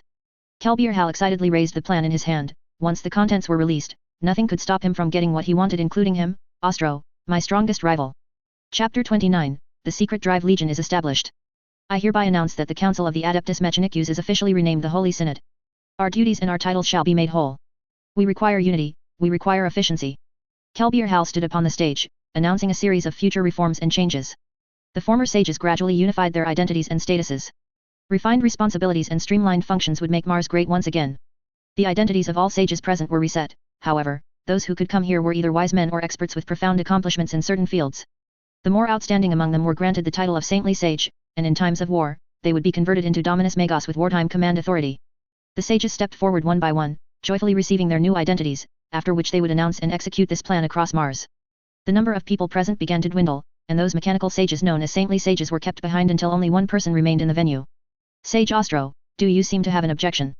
In the sudden silence of the environment, the Saintly Sages looked toward the figure in the center of the venue, and Ostro abruptly snapped back from his daydream. Where did everyone go? Why am I the only one left? Ostro looked around. In this spacious hall, he was indeed the only one still standing in the center. Why hadn't anyone reminded him? And where had that fellow S-800 run off to? Looking toward Kelbier Hal, he saw a familiar figure standing among the group of people above. Damn it, you didn't call me. Do you have an objection? Kelbier Hal repeated himself once more, and only then did Ostro realize the man was speaking to him. Objection? What objection? Do I have one? No. Ostro might not have heard what was said before, but based on his rough understanding of future events, Kelbier Hal was at least doing a decent job. You agree? Kelbier Hal was somewhat shocked. He had made so many preparations, yet you have no opinion? So what had he been worrying about before? He fell into silence, for the first time doubting his own abilities. Ostro quietly moved to S-800's side under the gazes of the other saintly sages. He then learned the details of the reforms from S-800's mouth. What? All Titans are to be handed over to the Titan Legion for unified management. Ostro felt a bit distressed. What he loved most were these incredibly chaotic things. If he handed them over, how could he lose himself in joy in the future? This could not happen. Private armies were easy to handle, but Titans were not. Seeing Kelbier Hal's gaze sweep over, Ostro met his eyes, looking very angry. Kelbier Hal looked at the suddenly changing Ostro with some confusion. The other party had agreed to his plan, so why did his attitude shift so abruptly? This continued until Ostro walked over and stated his demands. To be honest, Kelbier Hal was feeling a bit troubled now. Unified command of the Titans was inevitable, as every single one could be considered precious, especially the future Emperor-class Titans, which were currently just miracle Titans used as temple decorations. They took a long time to build, were difficult to maintain, and consumed vast resources. Basically, every single one required meticulous care and could not be handed out lightly. Every miracle Titan had the potential to change the course of a war. These were solid achievements on the battlefield. Every single one even had a name, and the battle records of each were inscribed upon them. Seeing Kelbier Hal's troubled expression, indeed, if such a matter of principle could not be maintained, the team might fall apart. After all, why should one person be allowed to possess them exclusively while others could not? That would be preferential treatment. Thinking about it this way, no one would be convinced. Hat. Sound was forced out of his voice synthesizer. There's no other way. Ostro saw that the other party was truly in a bind, but he himself was not afraid. What did he have plenty of? He had plenty of principles. Cough. Seeing everyone's attention drawn over, Ostro unhurriedly spoke his principled words. Then, within the Holy Synod, Ostro finally got his wish and reached an agreement with the saintly sages under Kelbier Hal's witness. First, he could independently possess Titans, but this had to be kept secret, and he must obey the Titan Legion's command if Mars encountered a crisis. Second, his previous Titans would not be reclaimed, but he would have to find his own way to maintain future Titans. If he could build them, he would have to provide his own resources and pay the price, though they thought this unlikely. Third, he could establish his own exclusive legion, but it had to be kept secret or hidden and must not exceed the limits of a private army. The three-point agreement was formulated. Under the witness of the saintly sages and Kelbier Hal, and under the gaze of the Omnissiah, the Secret Drive Legion, a secret agreement existing only within the Martian Adeptus Mechanicus, was signed, certified, and recognized as valid. Both parties left the scene satisfied. At this point, the Fabricator General of Mars, Kou Bu Yu, officially took office. Under his supervision, all of Mars began to change. Complex and repetitive tasks were simplified and categorized, functions were handled with more precision. No longer would people run back and forth repeatedly for a single matter. On the reformed Mars, the power of the Adeptus Mechanicus was further consolidated. Vast automated factories operated day and night without rest, producing the countless war machines and weapons required. The once chaotic and disordered tech priests were now under unified management, their technical capabilities systematically integrated to serve the grand plan of the Adeptus Mechanicus. Kou Bu Yu's position as Fabricator General allowed him to directly oversee these reforms, ensuring that every turn of a gear and every roar of an engine conformed to the dogmas and interests of the cult Mechanicus. He no longer wished to be confined to Mars and prepared to follow in the footsteps of the pioneer explorers into the galaxy, spreading the glory of the Omnissiah. However, before these plans could be executed, the heretics in the shadows of Mars had to be purified. Thus, those unspeakable secret cults and organizations were soon rooted out. Profane things that even the Adeptus Mechanicus considered indescribable appeared before their eyes. Think about it, just how anti-human must a creation be for even the Adeptus Mechanicus to deem it indescribable. The reforms and changes on Mars were underway. Some previously redundant buildings were torn down, and most of the factories that dotted Mars like skin diseases were brought under unified management. Useless ones were recycled to expand major factories. Private factories were only permitted to own a single facility to produce necessary weapons and equipment. Ostro's factory was preserved due to the agreement, and the area around it was cleared to the agreed upon extent. His factory accepted orders assigned by Mars as usual. After all, he had only signed a military agreement, and he himself belonged to Mars, so there was no need to make himself an outcast. Moreover, there were likely few people on all of Mars who could personally afford the maintenance costs of an entire Titan Legion, unlike him, who was far too good at archaeology. The plan was being executed steadily. Kou Bu Yu sat upon the Fabricator General's throne in the newly built forge court as he desired. Listening to the messages from the Vox monks, only one final step remained to stabilize the interior before repelling the exterior. The purification was about to begin, all for the Omnissiah. Chapter 30, The Purge. Taking advantage of the gap in this wave of rectification, Ostro also carried out construction within his own territory. Others had private territories as well, so he wasn't considered an outlier, though his area was a bit large. The main focus was the factories. To accommodate the construction of various vehicle models and titans, especially the more massive god machines like the Emperor class, expansion was imperative. To expedite the reconstruction, he also hired idle laborers, heavy servitors, and Legio Cybernetica units from nearby sages. The welders of these builders spat out dazzling electric arcs, welding together multi-kilometer-long titanium alloy frameworks. Huge furnace cores were being slowly hoisted into place, their surfaces covered in runes that emitted a faint blue light in the murky atmosphere.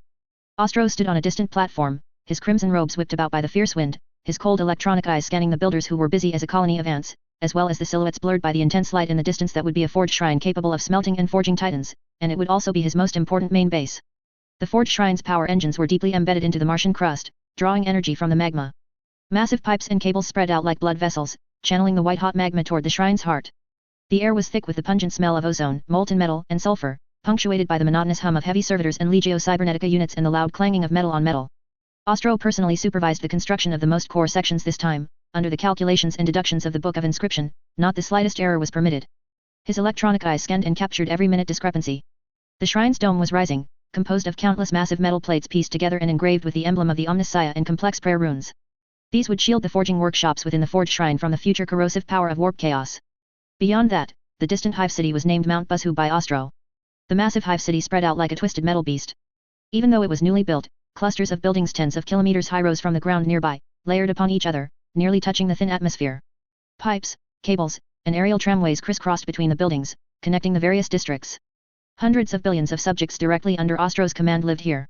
Under Ostro's mandatory requirements, the lower levels of the hive city no longer featured the scenes of darkness, overcrowding, crime, and despair that usually defined them. Like the brightly lit upper levels, they were filled with a thirst for knowledge and a fanatical worship of Ostro. Although the smell of floating metal dust and industrial exhaust was unavoidable in the air, Ostro was not stingy in providing them with standard purification respirators.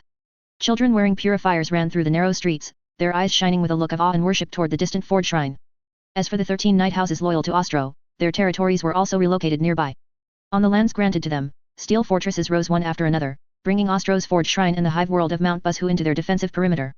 Their territories were relatively independent, with their own family settlements and training grounds. The knights wore heavy and ornate family attire, and their night mecha were parked in massive hangars, their surfaces covered in ancient emblems and family crests.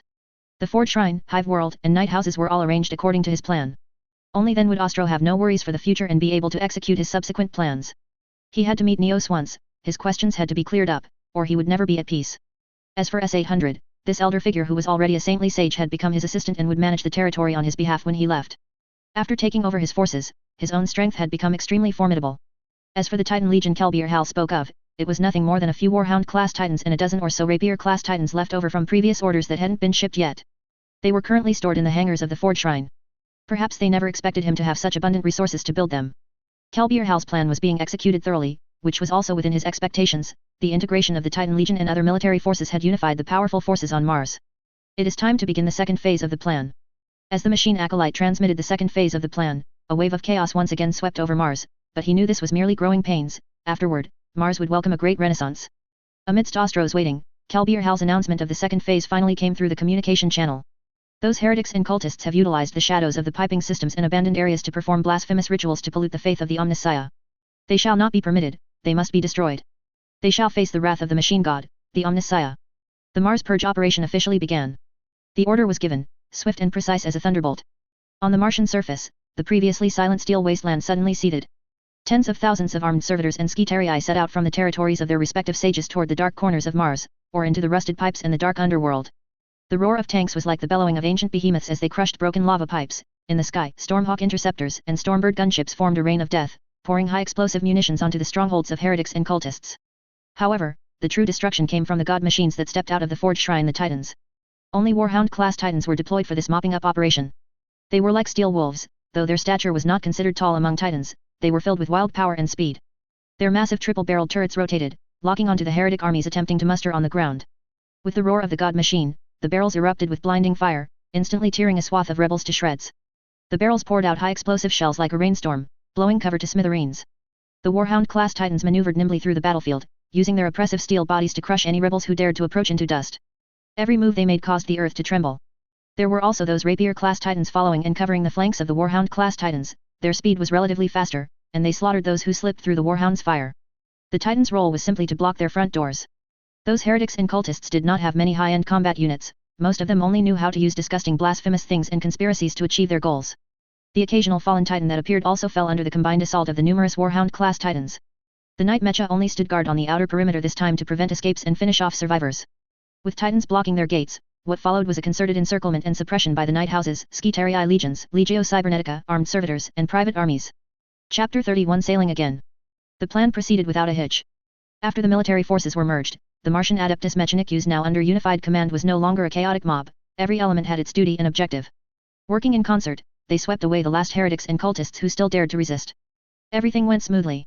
The legions returned, and even Ostro's secret Titan Legion had shown itself during the months-long war like a child with a new toy.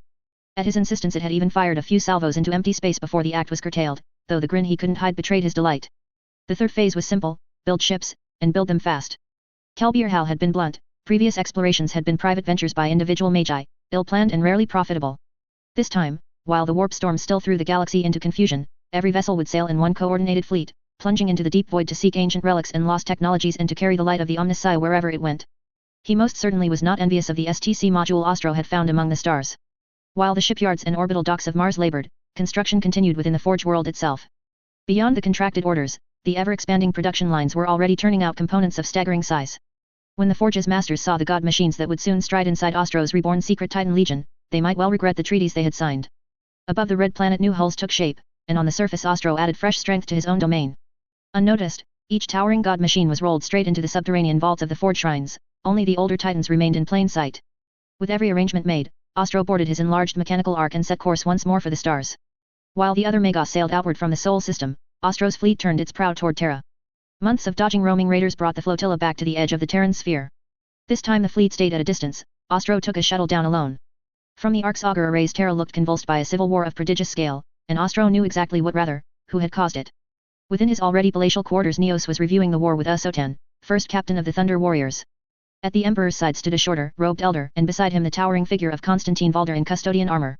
While the debate raged, a silent custodian entered and murmured a message to Valder. Valder hesitated, then leaned toward the Emperor and spoke. Neos paused, and in that instant he knew who had come. Stubborn as ever, he thought, yet a smile crossed his face. None of those present could remember the last time the Emperor's stern features had softened. The anomaly sharpened every curiosity about the visitor. A red-robed figure entered, more metal than flesh, leaning on a staff of whirring cogs. Valder sealed his helm, power halberd cleansing in a taut grip as he stepped to the Emperor's right, ready to strike. Malkador, at Neos' side, recognized the crimson robe of the Adeptus Mechanicus. The Martian priests had made themselves known on Terra the moment they arrived, shouting for the Omnissiah and clashing with the locals. But, Malkador glanced at his old friend. A champion of reason and science, how did he know these fanatics? Asotan stood near the visitor, muscles coiled beneath a relaxed stance, ready to drive the stranger into Valdar's reach if it moved. It has been too long, my friend. Neo's smile widened as he signaled the guards to stand down, his gaze pierced the metal shell to the man lounging on the improvised throne within. Ugh. You finally agree to see me. Do you know how hard I looked for you? With a metallic screech the construct split open, a small figure shrugged off the robe and burst out in a crimson blur, hurling itself at the Emperor. A wet slap like a noodle master flinging dough onto a bench, and the Emperor's armor now carried a crimson passenger. Valdar and Asotan stiffened, fists clenched at such a breach of security. Only Malkador watched Neos, waiting. Ostro, nose inches from the Emperor, admired the artistry of the armor, massive layered pauldrons, an aquila of lustrous bright gold so finely wrought every feather was distinct, rune-edged plates glimmering with cold blue light. After the Mechanicus' utilitarian ugliness, the sight was a bomb. He tried unsuccessfully to pry off a sliver, earning murderous glares from Valdar and Asotan until a large hand lifted him clear by the scruff of his robe. Only then did Ostro notice his lapse. Anyone would lose composure before Neos in full splendor. He looked around. Malkalator the Sigil Light, future regent of the Imperium, behind him, the first Captain General of the Custodes, Constantine Valdar, and Asotan in MKI Thunder Warrior plate. He shook hands all round. Malkalator was civil, Valdar and Asotan bristled at the naked avarice in his eyes. Valdar kept his temper, Asotan looked ready to punch the little Magos into next week. Chapter 32, AI Intelligence. Neos dismissed the meeting, sending the others to carry out their respective missions. Afterward, he led Ostro toward his laboratory. Along the way, he explained the current situation on Terra and the reason why he hadn't met with Ostro sooner. Terra's territory near the Himalayas had been reclaimed, but a problem had surfaced. The Thunder Warriors, created in his haste to unify Terra, possessed genetic defects that were likely more severe than he had anticipated. Fortunately, he already had an alternative solution in mind. As for why he hadn't seen Ostro before, it was because he hadn't been on Terra. He had traveled to a distant place where the warp and the material world intersected, and from there, he had entered the warp. His alternative plan was related to this journey. If successful, it would be the light of humanity's future. Finally, they reached a large entrance. Pushing open the heavy metal doors covered in runes, they revealed a room filled with incubation pods. They were currently empty, but the instruments and wiring arranged outside the pods suggested that the project had been underway for some time. Later, a woman entered. She glanced at the two of them with some surprise but then went about her business, adjusting parameters on the instruments. After finishing the tour of his secret experiment, Neos led Ostro away. As they walked, he introduced her, a woman named Erda, a partner Neos had invited to help execute his plan. Ostro had a question: why tell him something so important? Neos didn't say much, he simply reached out and pointed at the finger bone hanging from Ostro's chest. It was a defensive measure Neos had given him back in the Golden Age, before Ostro left Terra, designed to block the prying eyes of the Chaos Gods. Ostro understood that, of course, but he raised another question regarding AI intelligence: why Neos' reaction toward it could be described as fear. Neos didn't answer immediately upon hearing this, instead falling into thought for a moment. Finally, seeing Ostro's curious expression, he decided to tell him, if only to prevent him from accidentally getting himself killed. Because of the warp. Neos suddenly looked up, his eyes flashing with the power of psychic energy. It turned out that the rejection of AI didn't just stem from the Iron Men rebellion, it touched upon a fundamental contradiction of existence itself, the soul. While logic and reason exist in this universe, the warp shaped by the mental fantasies of the material world is its antithesis, pure chaos. Since the ancient war in heaven, the once pure spiritual realm had become twisted. Simultaneously, two entirely new forms of life were born, the Chaos Gods existing in the spiritual realm, and the Citan existing in the material world. And what is the core of an AI? Pure logic and calculation. It attempts to use cold algorithms to simulate, or even surpass, the complexity, chaos, and contradiction of flesh and blood, which is to say, it seeks to simulate the soul. A soul provides a vague perception of the meaning of existence, even if that perception is warped. AI intelligence is different, it has no flesh and blood to serve as an anchor, and no soul to act as a buffer. Its thinking process is like an undefended feast. AI intelligence represents a form of pure logical existence, and this purity is fragile before the Chaos Gods and the Citan. It cannot understand the concept of faith, cannot truly comprehend fear, and cannot be loyal or betray. Meanwhile, the Chaos Gods and Citan need to constantly devour, twist, and reshape everything. The pure logical core of an AI intelligence might instead become a vessel for them. The AI of the Old Age was born when the boundary between the material and spiritual worlds was not as blurred as it is now. AI born after that would be corrupted. That is a risk we cannot take. Ostro nodded, only half understanding. Whatever, according to Neos, it just couldn't be used, and knowing that was enough. He only wanted to hear the reason to satisfy his curiosity. Seeing the clear look of stupidity radiating from Ostro's eyes, Neos felt a bit weary, as if 100 years of psychic slaps had been for nothing. Fine, I've told you what you wanted to know. As for what you don't know, the time hasn't come yet. Neos led Ostro to another secret chamber. Now tell me, what exactly is the situation with that place of yours? Ostro, who had been wondering how to get his hands on some custodian power armor, suddenly snapped back to reality. Did Neos think he was pondering a way to solve the AI issue? Forget it, if it can't be used, it can't be used. A living man won't be defeated by a full bladder, he'd find a solution eventually. What situation? Ostro asked with a frown. Forgive him, his attention hadn't been here just now. That universe of yours. Such incredible power. Neos praised. It was an incredibly pure universe, with no traces of warp corruption. If only it were a bit larger, it would be perfect for relocating all of humanity. From Neos' observation, that universe was only about the size of the Sol system. Oh, that. You know, as an outsider, that's my cheat code. Ostro said directly, with no intention of hiding it. Very well. But take note of one thing, any new AI intelligence created inside cannot be brought out, and you should try your best not to bring outside items in. Ostro nodded. After a moment of silence, he took out a metal sphere. It was the world anchor. He didn't dare use such a problematic item again. Neos took it, playing with it curiously for a moment. A perfect creation. Even Neos couldn't help but marvel. After Ostro explained its purpose, Neos also had to treat it with caution. A tool that could connect to other worlds, if used correctly, this universe could be abandoned entirely. Ignoring Ostro, Neos tapped a few times in the air. In the previously empty secret chamber, several experimental tables suddenly rose from the floor. He began his research immediately, leaving Ostro to the side. There was no helping it, the temptation of a new world was too great. Becoming bored again, Ostro began to wander around. Whenever he saw something he liked, he tucked it into his bag, occasionally glancing back at Neos to make sure he wasn't caught in the act. After all, it couldn't be searched out, he was a natural-born thief. Neos finally stopped Ostro's shopping spree from behind. He had to, or else there wouldn't be a single scrap left. Here, the problem is solved. But there's good news and bad news. The good news is you can control the timing yourself now. The bad news is you can't carry anything with you, meaning you have to go naked and come back naked. Neos said with some uncertainty. At least it was controllable now, wasn't it? Hearing this, Ostro didn't have much of a reaction. He was satisfied just with the control. As for running around naked, he had experienced that far too often at the Forge Shrine on Mars. It happened every time he died accidentally. At least with his unrestricted bag, he always had clothes ready, so he wouldn't actually be streaking everywhere. It was enough that his micro-universe could carry the good stuff. Chapter 33, New Plan. Hearing good news felt great, but Ostro still wanted to show off. He pulled a lightsaber out of his unrestricted bag. However, the feel of it was completely wrong. It was like sticking your hand into a cool stream on a hot summer day, only to find it covered in wriggling leeches when you pulled it out. That was exactly how Ostro felt right now. He looked down and saw that as the lightsaber left the unrestricted bag, several tentacles suddenly sprouted from it, wrapping tightly around his arm. Ostro let out the sharpest scream he had ever uttered in his life. Neos, who was standing nearby, suddenly emitted a powerful surge of psychic energy, turning the mutated lightsaber to ash in an instant. Simultaneously, his projection in the warp also pulsed with violent energy, scanning the surroundings. It wasn't their doing. Neos used his psychic energy to scan every trace in the vicinity, but he clearly found no familiar psychic signatures. Ostro was clutching his hand and muttering to himself, thank goodness it wasn't a double-bladed lightsaber, or he would have been heartbroken to lose it. Ostro, take out a few more technological creations and let me see. Neos spoke to Ostro. He had a hypothesis, but it needed experimental verification. Sure enough, in the subsequent experiments, items crafted using raw materials native to the warmer world did not mutate, but items brought entirely from other worlds did. Further research revealed that raw materials obtained from other worlds could be brought into the warmer world and used without issue.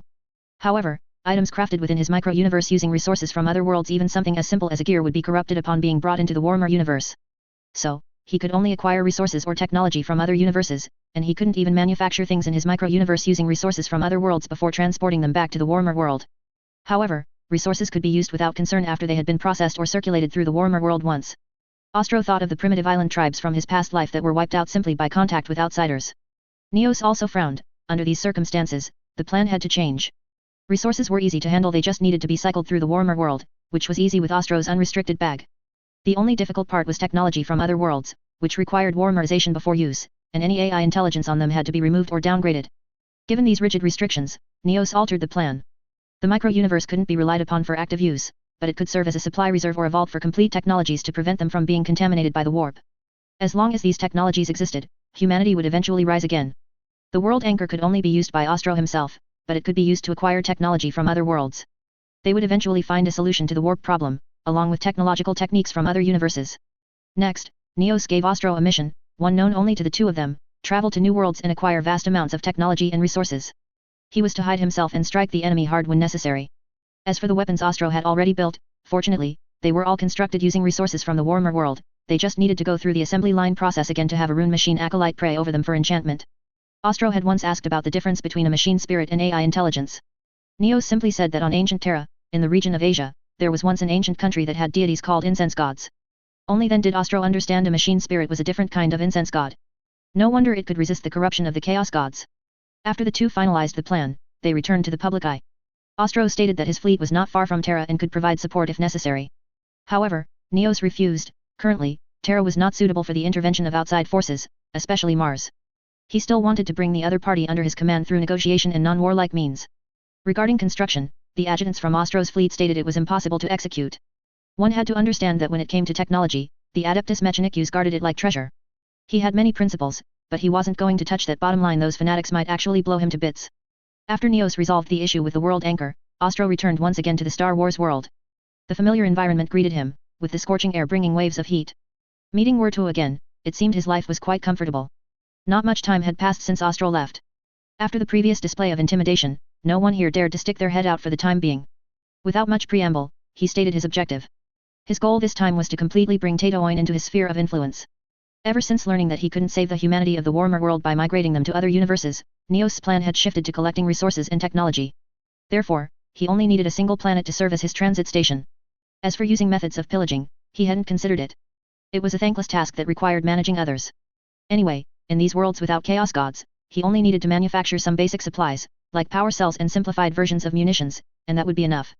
Having made up his mind, with the native Wartu as his adjutant, he summoned a complete Emperor-class Titan manufactured in the micro-universe. As soon as this massive divine machine appeared, it caught the attention of everyone nearby. The AI intelligence of this weaponized defense platform controlled it directly, walking upon this nearly forgotten planet. It bore no cathedral on its back and had no superfluous decorations, its sole purpose for existing was destruction. My God! On this planet, even the most heinous criminals found their legs shaking at this moment. No one could remain calm under this terrifying pressure. The only one who was happy was Wartu, his little wings flapped rapidly. As the first person to submit to Ostro, he would surely receive a rich reward. He only needed to know that. Wartu, announce my words, this planet shall belong to me, as Ostro's private property. Those willing to stay must obey my will. As Ostro's words were spread, some who were sensitive to the political situation immediately fled on starships. This planet was the territory of Jabba the Hutt, he would surely resist fiercely. What? How dare he? Jabba was currently on the planet Nal Hutta, inside a luxurious room belonging to his faction, roaring in a violent rage. He had never suffered such an insult, the other party had to be punished. That was until someone showed him the video content. Countless strange armed droids were assembling, and what shocked him most was a bipedal machine so massive it could be seen from the planet's low orbit. Just seeing the weapons mounted on it made him lose the will to resist. Jabba fell silent. Ask him what he wants. Jabba could only suppress the anger in his heart. This strange and massive engine of war was no longer something an individual could acquire. Such a machine, clearly existing for the sake of war and destruction, must have a massive power operating behind it. He needed to know who the person behind him really was, what their purpose was, or what they wanted. Jabba took a puff from his water pipe and thought silently. As one of the managers controlling a vast criminal network, he had never even heard of such a weapon. This newly emerged power was likely going to throw this universe into chaos once again. Jabba's guesses were good, but entirely wrong. He likely would never have imagined that the reason Ostro was doing this was simply because he needed a transit station where he wouldn't be disturbed. Chapter 34 Warhammer Tech Company. While Ostro was on Tatooine proclaiming dominion over the land, a shuttle was slowly descending onto the planet. As Jabba's major domo, Besnibble had naturally been dispatched as an envoy to gather information. Behind him followed Boba Fett, one of the most famous bounty hunters in the galaxy. Fett regularly carried out dangerous assignments for Jabba and could be considered one of his most trusted enforcers. This time, serving as the major domo's guard, he traveled to Tatooine. Ostro stood outside the sturdy command fortress built from stone native to the planet, watching expressionlessly as the shuttle settled onto a nearby dune. Tatooine's fierce sun baked the sand, and the engines kicked up air thick with dry, acrid dust. Behind him, three enormous metallic silhouettes cast twisted shadows across the smuggler's town. These skyscraping engines of war from humanity's golden age in the Warhammer world were each the equal of a mobile fortress. Plates of armor covered their torsos, and the sigil of Warhammer Tech Company Ostro's design looked faint in Tatooine's thin atmosphere, yet the cold, mechanical pressure they exuded was unmistakable.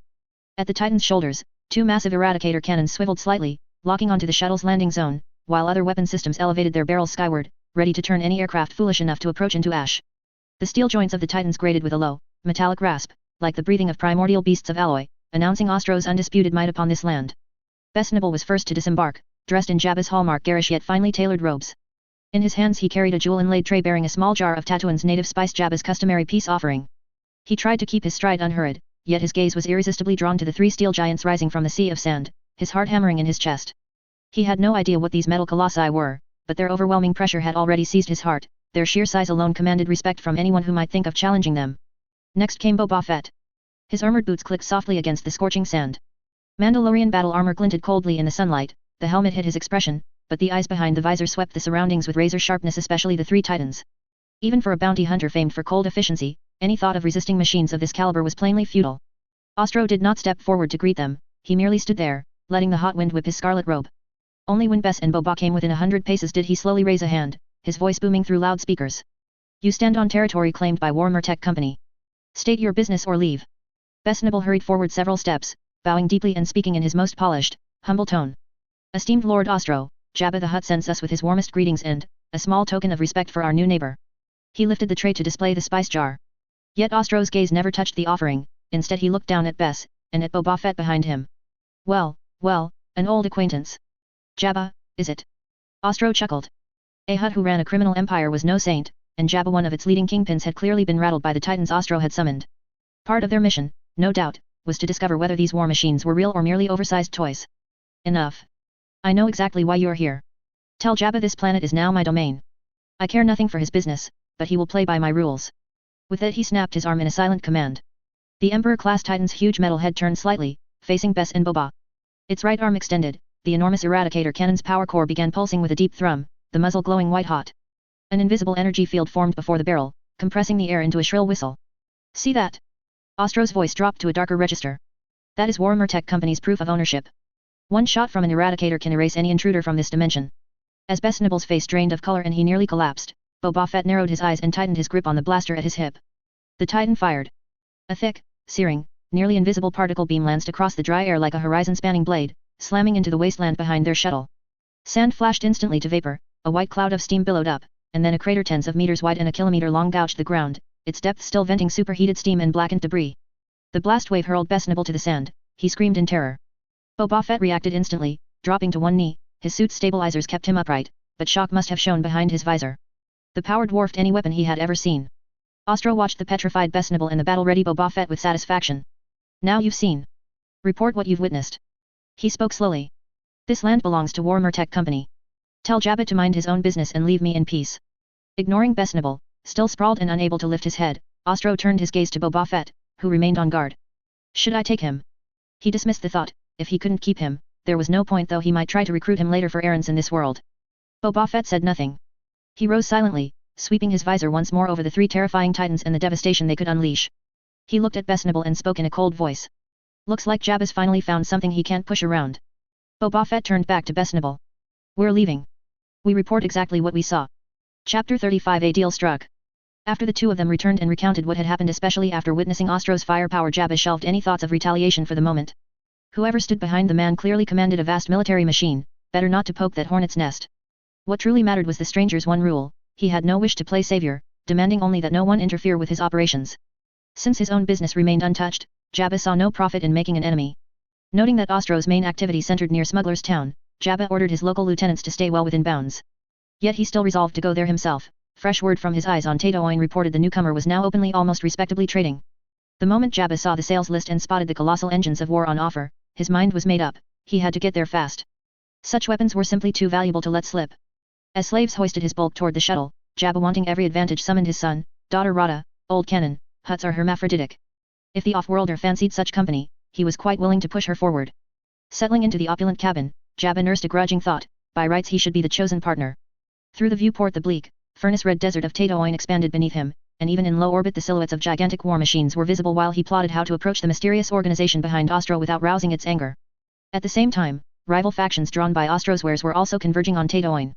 Watching their shuttles brazenly cut across territory he regarded as his, Jabba burned with silent rage, holding his tongue only for fear of offending the newly arrived power. When the delegates reached the site, all of them froze at the sight of three Emperor-class titans standing sky-straight against the dunes. In every mind the same frantic cry rang out: whatever the cost, they must be mine. Everyone knew Tatooine had changed hands, yet the new owner seemed indifferent to governing. For all practical purposes the planet still answered to Jabba. His arrival plunged the gathering into wary silence. Looking around, Jabba noted with satisfaction several seldom-seen old friends. Gorak of the Pike Syndicate, rarely away from his spice halls, and his own uncle Zyro, who well knew his ambitions but dared move against him only while the Great Hutt still breathed. Ostro appeared last, once the attendees had assembled. Conversation died, an expectant hush settled. The planet's former sovereign and its newest power broker in the same space, everyone waited to see which way the sand would shift. Ostro frowned. He had no wish to waste time and preferred a simple cash and cargo exchange, yet the crowd seemed oddly hesitant. Jabba's thinking differed: avoid provoking the stranger's backers, but prove himself the worthier proxy. So long as Ostro stayed in the shadows, there was room for small tests. Impatience flared in Ostro, his first deal looked set to die in awkward silence. Fine, he muttered, if no one cares to play nice, we'll do this the hard way. Blue fire flickered behind his eyes, in the next instant his psychic might wrapped every guest, ripping minds from bodies and hurling them into a kaleidoscope of nightmare. They beheld fortress cities of iron and blood scraping the heavens, warships that could unmake worlds with a casual salvo, serpentine leviathans snuffing out suns, and mechanical swarms devouring civilizations faster than thought. Terror pure, icy terror drenched every cell. Under that mental gaze even the will to beg for mercy evaporated. Jabba saw his hordes, his armies, his sprawling Hutt empire reduced to motes before a force that could grind Tatooine and the entire Milky Way into dust. With a wet thud Jabba slumped, massive frame twitching. Around him every delegate reeled in identical dread. I was wrong, he rasped, voice like gravel scraping steel. I'm just a traitor, only wanted profit, no trouble. Lord, I beg you never again. The Hutt's slug-like skin oozed mucus and sweat in a nauseous mix. You were offered courtesy, you chose the whip, Ostro said to Jabba and to all, crushing every last gambit. He demanded no oath of fealty, yet the clever seized the moment. Jabba thrust Rada forward, now manifesting as female, hoping Ostro might accept her service. With open distaste he declined, repeating, business and only business. Trade proceeded in an atmosphere of strained cordiality. Standard Warhammer 40,000 arms satisfied the smugglers and brigands, food and consumables sold fastest. Several refurbished Warhound-class Titans also changed hands, their cockpits gutted, entrusted entirely to AI intelligence and fitted with scuttling charges. Even so, only 4 could be spared, the price forced even Jabba to grit his teeth. At 17 meters tall the Warhound engines, though stripped of exotic weaponry, would catapult his power to a new level more than adequate for the Star Wars galaxy. All parted content. Payment, per Ostro's requirement, came in ores and technical data. Word spread through the lawless sectors, and soon even the Republic heard whispers of the formidable newcomer. In days to come that reputation would spell serious trouble for several of Ostro's old acquaintances. Chapter 36 Seeing an old acquaintance again. The first transaction ended in a pleasant atmosphere, most people got what they wanted. Thanks to Warhammer Tech Company, Tatooine had quietly become the land of plenty in the dark corners of the Star Wars universe. Up there you could buy anything you desired. The factions that had arrived earlier had almost simultaneously ordered their people not to cause trouble, so no one dared make a scene.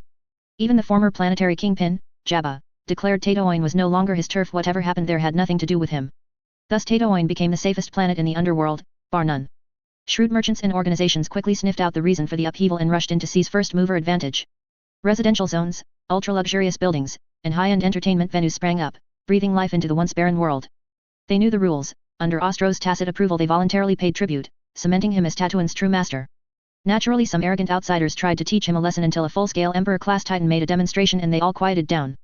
With the Star Wars side stabilized as a source of resources and technology, Ostro could only postpone using the world anchor, its traversal energy hadn't fully recharged. He returned with a full haul, but since he was on Terra he decided to look around. Technically his presence wasn't required and he'd already learned what he needed, yet his personal goal remained unmet. So he wandered the palace alone. When battles erupted he'd occasionally knock out a lucky Imperial soldier, strip the man's standard armor, and fight on the front lines, scooping up odd tech the techno-barbarians dropped. As always, he joined any fight he found. When none were to be had he roamed Terra's wastelands.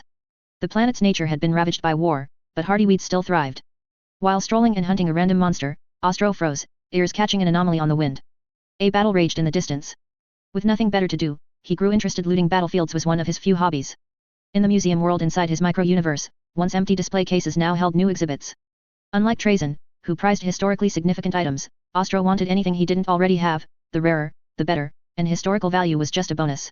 Crouched on a hill unnoticed by either side, he watched two groups clash below. One was the Thunder Warriors, heavy footfalls crashing straight into the techno-barbarians' ranks. The enemy were slave soldiers enslaved by twisted tech, bodies laced with metal and machinery, eyes blazing with madness. Their crude weapons radiated unsettling tech. The Thunder Warrior sergeant hefted a war-scarred warhammer and thundered, "For the Emperor." Power armored, he smashed into the barbarian squad. Their blades and bolters gleamed lethally, the frenzied barbarians folded like paper. Battle erupted instantly, thunder war cries mixing with slave howls. Each swing of the sergeant's hammer tore a scream from mangled bodies, cyber limbs flung skyward like broken kites. Other thunder blades claimed lives with every sweep, bolter rounds, mini-missiles in miniature, blasted barbarians into scraps. The slave squad leader, a monster mostly machine, raged and tried to bring heavy weapons to bear, but a single hammer blow from the sergeant shattered his mechanical frame, snuffing the last madness in his eyes. The fight ended swiftly, slave corpses littered the field, the only testament to their existence. The Thunder Warriors stood amid the carnage, still blood-drunk and lethal. The sergeant surveyed the wreckage, waved, and the squad turned to leave. From the hill Ostro spotted an ambush ahead and a familiar head poking up in the distance. Not good danger. Figuring he ought to warn them, Ostro stood. A bolter round seared past his temple, singeing hair before detonating behind him. One Thunder Warrior, nerves still frayed, saw Ostro rise and snapped off a reflex shot, then recognized him as the Emperor's associate and jerked the muzzle aside at the last instant, costing Ostro only a few hairs. They all knew Ostro. He haunted their camps when sane men kept away. He'd pester them to trade their glorious Mk1 armor for his new sets, angering veterans who would have torn him apart if not for the custodes at his back. Later he slipped custodes' surveillance and wandered into the special battalion housing borderline feral Thunder Warriors. His usual offer enraged them, they literally ripped him in half. Too late to save him, the custodes and other Thunder Warriors watched as he jogged back outside, naked. After that, even those who hadn't met him knew Ostro the oddball. The Emperor finally barred him from camp. No one had seen him since until now. Chapter 37. A familiar face. Gata, the acting captain of this Thunder Warriors squad, now stood in front of his battle brothers. He had to, the Thunder Warriors prized glory more than life itself, yet the man before them wanted to trade their lives for something else. To them, it was the gravest insult, yet the warriors had caught the intruder trying to strip a custodian of his powered armor, and the one being stripped was none other than their commander, Valder. Even the Emperor turned a blind eye, intervening only if things went too far. Gata and his brothers were beginning to suspect this stranger was the Emperor's son. Gata pressed his right fist to his chest in the imperial salute before he spoke. Your lordship, what brings you here? Ostro said nothing. He simply stepped ahead of them and loosed a burst of psychic lightning, blasting apart the traps buried beneath their path. Only then did the Thunder Warriors realize that their route had been seeded with hidden explosives, sensors silent. Their opinion of the Crown Prince shifted. At least he wasn't useless. Ah. Most regrettable. A strange, electronically tinged voice made the warriors whirl. A mechanical construct had appeared, weapons snapped up at once. Gata sprang forward to shield Ostro. Zeno's device, stand down or die. Gata fought the battle rage inside him, behind him the Thunder Warriors restrained their own fury. With the Emperor's children present, the best hope was to make the intruder back off. By reputation alone on Terra, the Thunder Warrior's name was already legend. Ahem, I'll move at once. Trazyn backed away, glancing over his shoulder every other step as if expecting a sudden strike. Enough, Trazyn, the act is over. A familiar voice cut in. Trazyn turned. Amid the towering Thunder Warriors he had overlooked the 1.8-meter runt standing there. Your lordship, stand back, we will protect you. Gata stepped forward, speaking before Trazyn could. Hey. When did you oil boy start calling people daddy? Trazyn was amused. His old acquaintance Ostro had apparently found a patron on Terra, surrounded by Thunder Warriors whose allegiance Trazyn already knew. The two of them together, how delightful. Ostro rolled his eyes. These people were too eager to claim a master for him. Enough. He's a Necron, an ancient starborn race out of your league. Fall back. Ostro stepped from behind Gata and addressed the warriors, but he had underestimated their pride. Realizing his mistake, Gata still refused the shame of abandoning a comrade. The Thunder Warriors, faithful sons of the Emperor, charged Trazyn like a tide of steel, bolters roaring. Trazyn sidestepped every shot. Bolts burst inches from his body, yet he never moved, only the ground was torn and scorched. He never even looked at the gunfire, as though he already knew every trajectory. A warrior with a power sword leapt, blade shrieking down. In slow motion Trazyn lifted a hand, flicked his wrist, and the warrior's strike was pulled offline, the sword missing by a finger's breadth. The Thunder Warrior crashed at Trazyn's feet, dazed. More warriors surrounded him, bolters and meltaguns converging into a killing zone. Trazyn flickered at the heart of the explosions, gliding rather than running, each slide spanning meters, every appearance dodging the deadliest angles. Bolts burst beside him, meltabeams faltered, his movements grew only more fluid, more unreadable. For the first time the Thunder Warriors felt a chill. Their attacks sank like stones in mud, their fury looked pale against this foe. Trazyn, the Necron spectator, toyed with the Emperor's storm. Ostro watched in exasperation, all this in a heartbeat. Before they triggered their berserk protocols he forced his way between them. Seeing the fire in their eyes, he spoke at once. Withdraw. The Emperor sent me. Gata hesitated, but the psychic power crackling round Ostro convinced him. He led his furious brothers away, watchful to the last. Trazyn made no move to stop them. He studied Ostro, a human from Terra's golden age, rarer than any relic. At last, nothing to interrupt them, psyker tricks? He was the expert. Another treasure for his gallery. Without a word, while Trazyn was still reminiscing, Ostro opened his unrestricted bag and released 3 sages' body. He entered one, linked his mind to the other 2. Trinity activated. Under Trazyn's curious gaze the sage raised its weapon. The muzzle flashed, a beam struck a hill 200 meters behind Trazyn and obliterated it. At the same instant Unit 02 closed in, its antimatter frame trailing faint void lines. Multiple arms swung, its core blazed, a field expanding, melting metal, stripping oxygen. Trazyn frowned, feeling the heat that could slag even this proxy. He lifted a hand, palm up, and a whirling shield of force formed. Unit 02 struck with a screech, energy boiling across its chassis, joints smoked and bucked. As Unit 03 moved up, Trazyn flicked a green blur that swallowed the drone and severed its link. When no response came he realized the trap, flung Unit 02 aside, and a vast hyperdimensional field sphere blossomed where they had stood. It seems we share the same idea. Trazyn had never been so pleased at last, a kindred mind. In this universe, he was no longer alone. Chapter 38. The Deal. Trazyn was thrilled. 3 meetings, 3 surprises, the more he saw, the more he liked. His cold gaze rested on Ostro, who stood before him, yet now he felt reluctant to collect him just yet. A ridiculous but delightful idea took root in Trajan's mind. Ostro loved collecting, gathering all sorts of curios. If he collected Ostro, wouldn't that mean he indirectly possessed everything Ostro ever collected? And before that moment arrived, the surprises would keep coming. Each time the man revealed something new, it was stronger and more unexpected than the last. The feeling was exquisite. Trajan had absolute confidence in his own power. Besides, his true self wasn't even here, he was simply playing.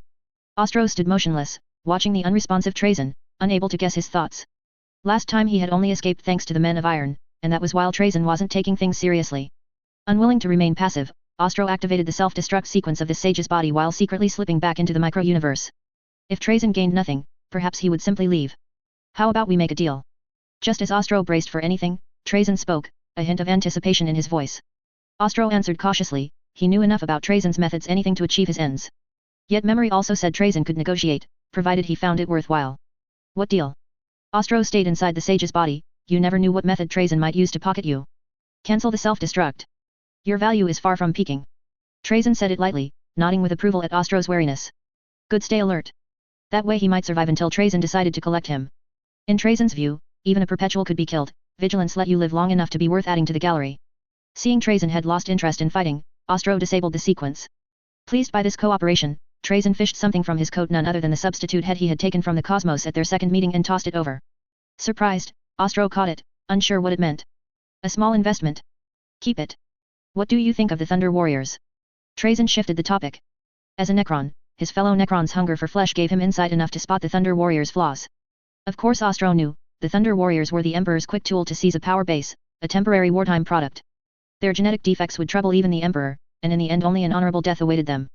He didn't know what Trajan was scheming, but in his past life stories Trajan had indeed collected Thunder Warriors. Witnesses to the Emperor's rise made excellent exhibits. I'm human. Asking me to betray them is more than I can accept. Ostro replied, the implication was obvious. If he lacked the power, so be it, but with his abilities and the blessing of immortality, no one could force him. That's not the issue. Their fate will be grim. You could place them inside your hyperdimensional force cube, your hyperdimensional field sphere, giving you time to find a cure. Like a seasoned mentor, Trajan offered what seemed the perfect solution. Honestly, Ostro was tempted. These founders of the Imperium deserved better than abandonment, and with his ability to travel worlds he might yet discover a remedy. The bargain, Trajan would, for the moment, refrain from collecting him, provided Ostro did not deliberately disrupt his acquisition plans. If both coveted the same item, each would rely on his own skill. Ostro nodded, saying he would consider it. Satisfied, Trajan waved and turned to leave, but first handed over a Necron scarab from a tomb world. Through it they could communicate when necessary. Ostro tucked the beetle into his unrestricted bag. As Trajan turned to depart he hesitated, then stepped through a veil. Before vanishing he produced a hyperdimensional force cube containing one of his latest prizes, the chieftain of a small tech barbarian settlement, and gave it an appreciative shake. The third meeting ended. Trajan had let him go temporarily. At least Ostro needn't fear becoming an exhibit the moment he relaxed, though he knew the reprieve was only fleeting. No one could fathom Trajan's mind. Back in the palace, Thunder Warriors welcomed Ostro. Gotha had reported events, changing some minds among the brothers. When he met the Emperor again, Neos looked wearier than before. Before his subjects he must seem invincible, their leader and spiritual anchor, so Neos had to be stronger than anyone. Coming to his side, Ostro watched the busy Emperor and gently urged. You should rest.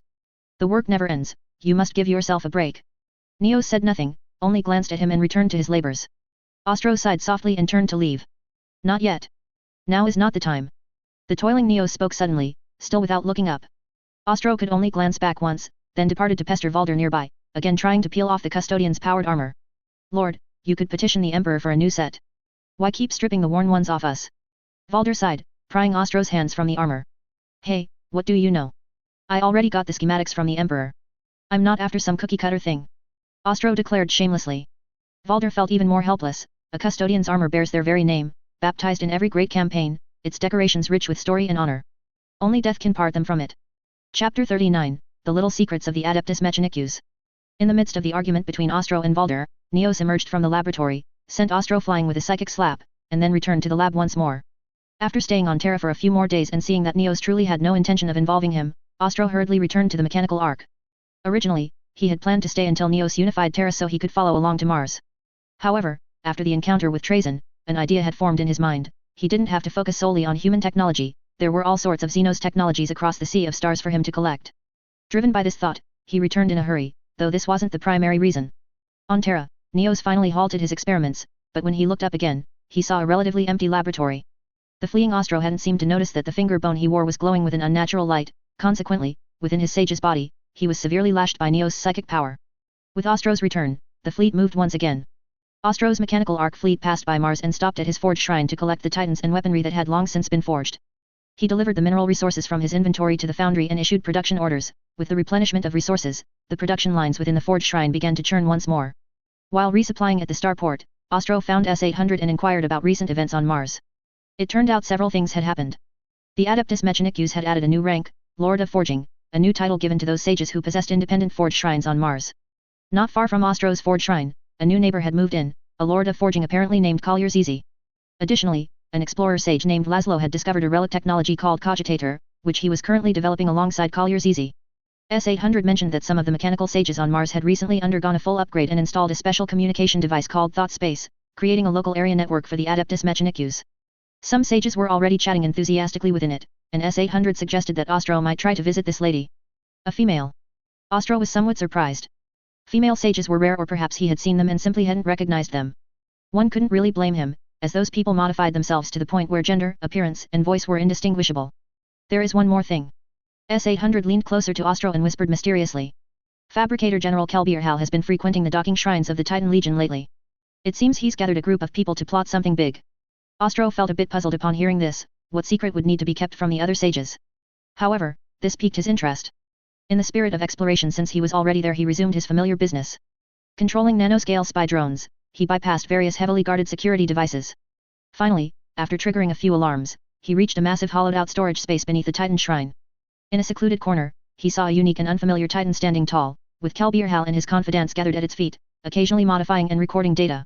Holy crap, a War Master! Ostro stared at the Titan on the screen, both strange and familiar, and his heart inexplicably trembled. I must obtain the construction data for this Titan. It had to be said that since Kelbierhal became Fabricator General, the whole of Mars was flourishing. He withstood the pressure from the older generation of sages and encouraged the new tech priests to innovate boldly, telling them not to bind their thinking to the old eras and to look forward. At the same time, he gained a following of supporters and admirers who believed he would be the key figure to lead Mars into a renaissance. Following their discussion, Ostro decided to stay on Mars for a while. After hiding the nanodrones in a safe spot within the underground space, he temporarily turned his attention to his new neighbor. Curious about this female sage's identity, he also wanted to see what she had modified herself into. Under the pretext of a friendly exchange, he took S-800 to the forge shrine known as Lava City.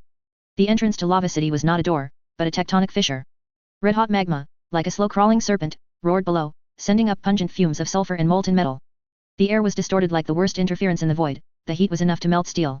Ostro, hidden within his sage's body, was followed by S-800, their metallic limbs emitting a low, rhythmic hum as they walked. They traveled along a lava path paved with cooled black basalt, its edges still dripping with molten rock. On either side were towering mountains of steel composed of giant furnaces and forge stations. Countless massive thermal vents spat out searing firelight in the darkness, casting various alloys into the boiling sea of fire. The air was filled with the metallic clanging of heavy hammers and the roar of bursting steam pipes. Finally, they arrived at a massive fortress standing on the edge of a magma pool. The fortress walls were made of layers of solidified metal, their surfaces covered in complex, slowly rotating gears and pipes. In the center of the fortress, a giant opening like the eye of the forge constantly spat out blinding white light and searing air currents. This was the residence of his neighbor, Lord of Forging Collier's Easy. Halt! A guard shouted. Even though the person before him was another sage, he still blocked the way. He was Collier's Easy's private soldier, and his duty was only to be loyal to his liege. Ostro raised a hand to signal S-800 to stand by, then stepped forward. We are here to visit Lord of Forging's Easy. I am Ostro, with S-800. We have contacted you previously. The guard's vigilance did not fully relax, but he seemed to recognize Ostro. He hesitated for a moment before finally turning and rushing into the fortress, leaving Ostro and S-800 waiting in the scorching shadows cast by the magma pool. Finally, a dull boom echoed from deep within the fortress, and the guard reappeared, this time followed by a figure. Collier's Easy, the female mechanical sage, finally appeared as Ostro had expected, looking more human than imagined. Her legs had long been replaced by machinery, but on her torso, except for some private areas covered by large metal plates, the rest consisted of shimmering precision gears, pipes, wires, and alloy components crackling with electric arcs. Her face was covered by a complex visual array with countless tiny lenses rotating simultaneously, scanning Ostro and S-800. Fine metallic tentacles waved from her head like the snakes of Medusa. Her hands were massive mechanical arms bristling with tools and welding nozzles. Chapter 40 Data secured. After spending so long in this universe, Ostro couldn't tell whether the Omnissiah had warped his mind or his taste. Either way, the woman sage in front of him struck him as inexplicably sexy. Just shy of disaster, the Ostro hidden inside the sage's body slapped himself so hard the shell shuddered. No need for such excitement, Sage Ostro. Collier Zizi's vox grill crackled, a feminine lilt threading the electronic tremor, pride, and pleasure audible. Her hovering frame gave a small jolt, the massive mechadendrites crossed with a bright metallic clang. Enter. Let my forge see what you bring to be hammered together. As the last syllable left her, the fortress gates yawned fully open, revealing a world of furnaces wilder and hotter still. Ostro traded glances with S-800 and stepped inside. Ostro had brought nothing to CO Forge, curiosity had lured him, and Collier Zizi's warmth left refusal impossible. He followed the delicate silhouette ahead, indulged a fleeting fantasy, then slapped himself sober. By the Omnissiah horrors. Chaos taint, surely. He muttered while she led him into the laboratory annex of the forge hall. Among the Adeptus Mechanicus, inviting someone to your bench is like handing a friend your lighter only for them to pocket it, buy a new one, and still call you brother, the honor is obvious. Aware of that, Ostro couldn't simply leave. He produced 2 STC modules. Collier Zizi's voice box stuttered with overload at the sight. Omnissiah above STC modules? For me. At Ostro's nod she seized them, plunging into instant study, forgetting her guests entirely. STC modules, it seemed, evoked more humanity than 2 living visitors. Ostro glanced at S-800, the android had telescoped his neck literally ready to join her. Ostro yanked him back by the robe. No chaos in the lab today. Ostro lost track of time. Inside the sage's frame he munched 2 ration bars and napped twice before Collier Zizi surfaced from her trance. Apologies. New STC modules make me lose myself. She offered the modules back. S-800 reached eagerly, Ostro hauled him in again. Keep them. A gift. He waved her off, underestimating their allure. Against every Mechanicus calculation Collier Zizi flung her mechadendrites around his sage's body, hydraulic claws biting until sparks flew. Sorry. Reason returned, she apologized, then added. You have an ally for life. Several Terran months later, Ostro's attention lay wholly beneath the Titan shrine. Even when the fleet reported resupply complete, he suggested they wash the ships, the baffled bridge crew passed the order along. Patience bore fruit, with Kelbierhal's jubilant shout the first full production War Master class Titan rolled from the line. Data harvested, the new pattern taller than any battle Titan was declared complete, a secret replacement while Emperor class Titans slumbered. Kelbierhal beamed, Ostro savored the captured schematics. Nanodrones recorded, then self-atomized, a static spark no one noticed. First, Ostro tested the blueprints inside the micro-universe, satisfied, he mirrored production on the Martian Forge Shrine line. No questions arose, only vetted loyalists worked within, and every finished War Master vanished into subterranean vaults under S-800's care. At last there was no reason to stay. After farewells he returned to the mechanical arc, aimed the fleet beyond the Sol system, diving through the warp at random, emerging to scout each new star. Only when the shipboard tomb scanner pinged did they halt. Credit for the scanner went to Trazyn. Before departure the Necron had gifted a Necron scarab. Ostro pocketed it in his unrestricted bag and disabled its beacon. He knew Trazyn's games. Inside the micro-universe, reverse engineering with men of iron aid yielded the scarab's resonance pattern. A colossal scanner was bolted to the arc, tuned to tomb worlds. In this era few Necron nobles were awake, Trazyn the exception. Locate a tomb, slip in quietly, and one could loot it bare without waking the sleepers. The thought curved Ostro's lips upward. Clever, clever, and he owed it all to Trazyn. Far away, in his gallery, Trazyn shivered, metal fingers scraping his metal skull. Damn, felt almost like growing a soul. Chapter 41 Through the Warp. Ostro stood on the observation deck of the bridge. Through the helm's viewport, the warp's chaos looked like bubbling treasure porridge, twisted, colored light pulled into long threads in the void, sometimes gathering into nebula-like vortices, then scattering into countless flickering shards. Ostro's mechanical arc fleet pushed through the warp's savage turbulence. Every vessel felt like an oyster shucked of its shell. Under the Geller field, naked pipes and gears droned under the warp's warped gravity, humming with a dull buzz. Lord, new exit detected. The officer's voice rose from the control pit beneath the bridge. Take us through. No extra words. Ostro had no fixed destination, any chance to leave the warp was seized, then whatever planet he met would be scanned. The mechanical arc fleet surged toward the widening breach. After the color shifting, creature-filled warp, the flotilla slipped back into the dark cosmos. Lord, we're out. Plotting position now. Calibrating. We appear to be on the edge of the Omega sector, near an unknown band. Energy readings, anomalous. The datascriptor acolytes sifted the torrent of scanner data, and after a long wait they finally isolated one anomaly. Ostro turned again to the window. This time a faint glimmer on the star chart caught his eye, the planet that carried the strange data. It hung alone at the belt's rim, a barren rock reflecting a distant star's weak light. According to the augurs, scanners, and full-spectrum sensors, it should have been a dead world. Yet the readings showed faint, regular signals near its orbit, 91% identical to those of a tomb world scanner. On the bridge, Ostro fell silent while the final analysis ran. On the screen, impact craters filled most of the planet's face. Beneath one huge crater, the blurred outline of vast geometry showed buried structures. The scanner chimed in its cold mechanical voice. Atmosphere, nitrogen, argon, trace methane, no oxygen. Atmosphere tenuous. Surface temperature, mean -185 Celsius. Life signs, none. Organic readings, none. Large-scale metallic and composite structures detected. Classification, difficult. Energy source confirmed inside structures minimal but continuous. Ostro's brow twitched. Persistent power in those outlines classic tomb world architecture. With Necron Scarab corroboration, he was certain. Launch a cutter with the Treasure Seeker squad. Scan the structures at range no contact. Yes, Lord. A small cutter shot from the Ark's bay like a bullet toward the dead world. Every eye on the bridge fixed on its live feed. Carefully the craft descended, skirting crater walls. It slid over the first vast impact basin. A black stone tower filled the frame or what had been a tower. Half still lay entombed, half thrust free of the soil. Weird glyphs crawled across its skin, breathing fitful green light through a rime of frost.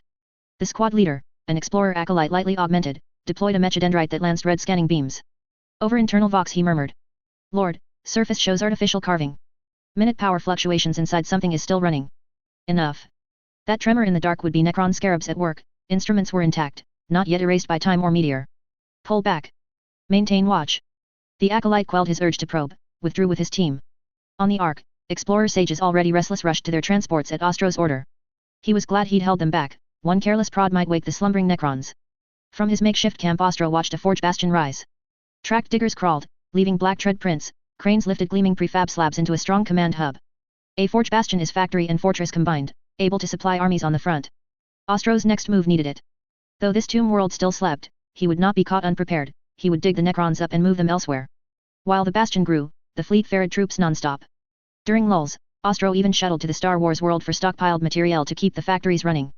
Every few minutes another familiar warbot stepped off the line. Anyone would recognize them, B-1 battle droids of the Separatist arsenal.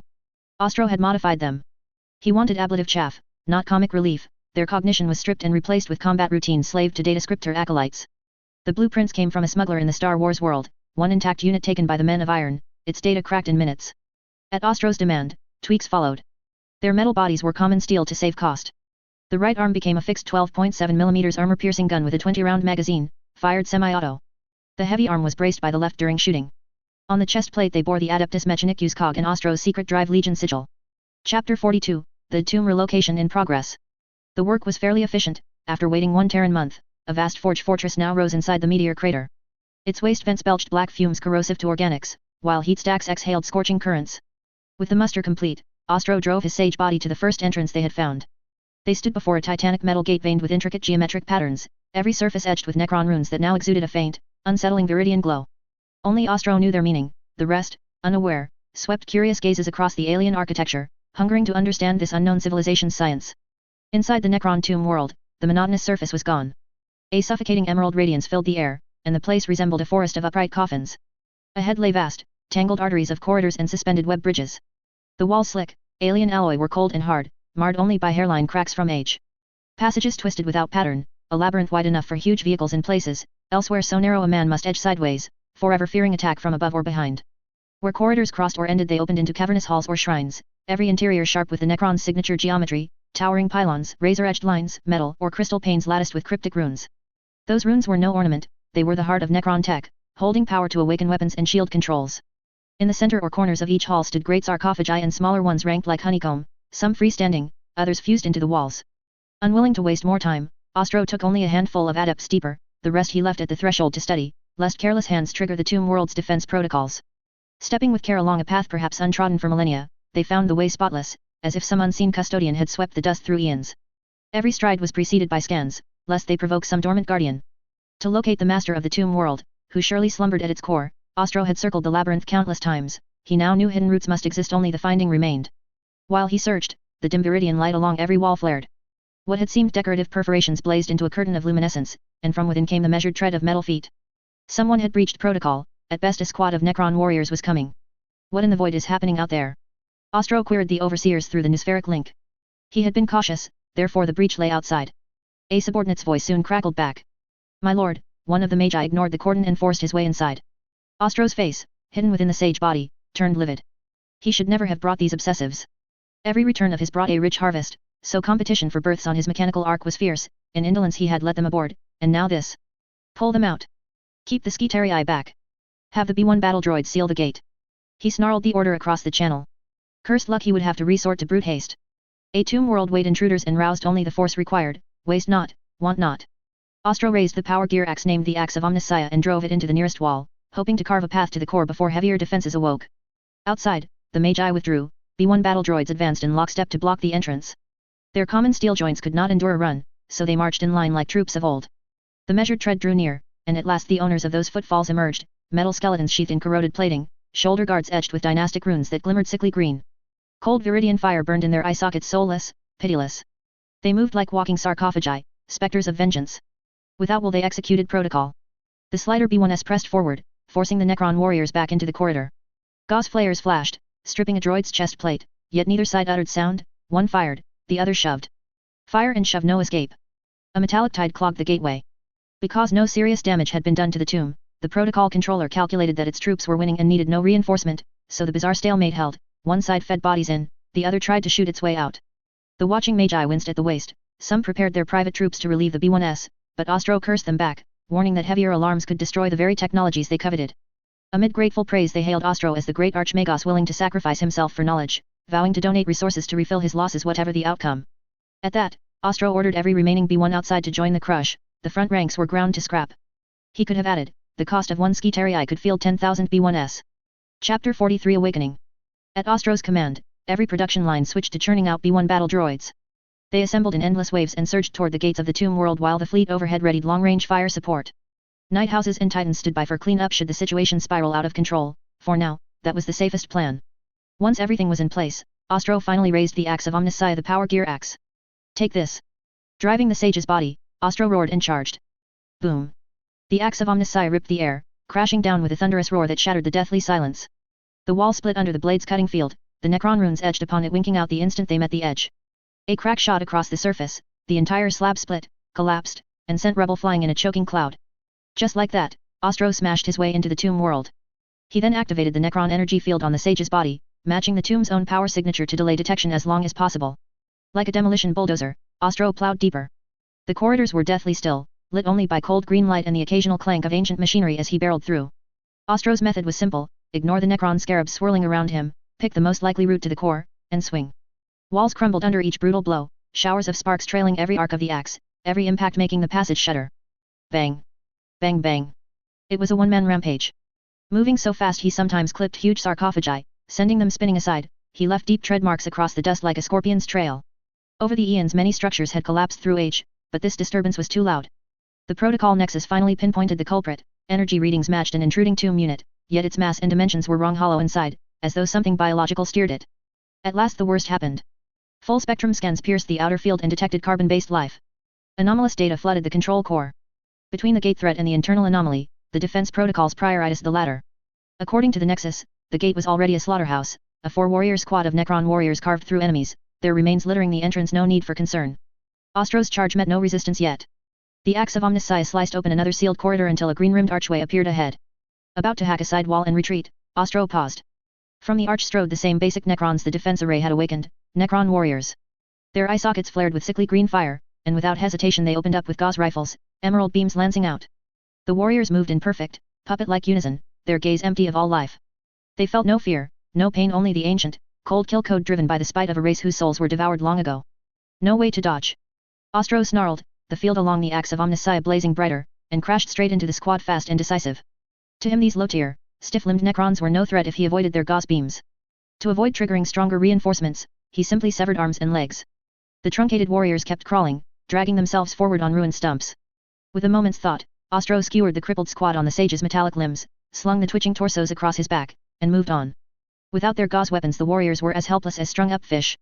Waste not, want not, he stuffed the 4 gauze rifles into his unrestricted bag and strode deeper, 4 Necron warriors dangling behind him. Without higher control, the defense protocols interpreted the scene as Ostro being pinned by 4 attackers who were still assaulting him. Nothing suspicious there, expel the intruder and the problem would solve itself. Thus, after a surprisingly uneventful dash, a final wall collapsed and revealed a vast, high-tech vault. Alarms shrieked the instant the dust settled. The master of the tomb, the sleeping dynast, was being roused. My name is Akshi, all but forgotten. I rule this tomb world, every silent forge, every loyal subject, every span of stone beneath my feet. When the Triarch's final directive came, I felt neither sorrow nor release. It was not spoken by the flesh and blood Necrontyr we once were, but by the star-devouring gods who had tricked us and by the Silent King they created. The Silent King's order was cold and absolute, as pitiless as the extinction we ourselves had dealt to the Necrontyr race: sleep. So I lay down. My throne became a stone sarcophagus, my mind compressed into the stasis engine once called the Lock of Life. Time, the thing we sought to master yet could never truly grasp, began to flow, unnoticed by us. 10,000 years? A million? Longer. Memories blurred, I heard no voices, saw no stars die, felt no subjects weep. Only endless dark and the cold that gnawed to the core. Now, in that darkness, I wait for the final command. My metal heart is still, yet older, colder protocols keep calculating. My consciousness hung motionless until it stirred again. Akshi, yes, I am Akshi. I sense the protocol that will wake me. Faster, faster. When I rise, we Necrons shall reclaim all we have lost unto eternity. Chapter 44, There is a traitor. With the hum of machinery and the return of consciousness, I, Akshi, the ruler of a great dynasty, am about to awaken. As the stone slab of the sarcophagus slowly opened, an eerie green light flickered in his eye sockets. The machinery within his metallic body began to grind, activating his thought memory. Before him were collapsed walls and the shrill sound of alarms. I wasn't awakened naturally. Perhaps because the passage of time had been too long, his thoughts were always a beat behind, and he hadn't even grasped what was currently happening. As data streams scanned through his eye sockets, he realized his tomb world had been invaded. Someone had even found the location where he slept. Akshi felt a surge of rage. Where were the defense protocols? Had they been corroded by time? Why hadn't they activated? As questions popped up one after another in his mind, he looked up again to see a bizarre sight. Before him stood a strange metallic construct draped in red robes. Could it be a bizarre creation reconstructed by the tomb world while he was asleep? But why was it carrying 4 Necron warriors on its back, and why were their limbs missing?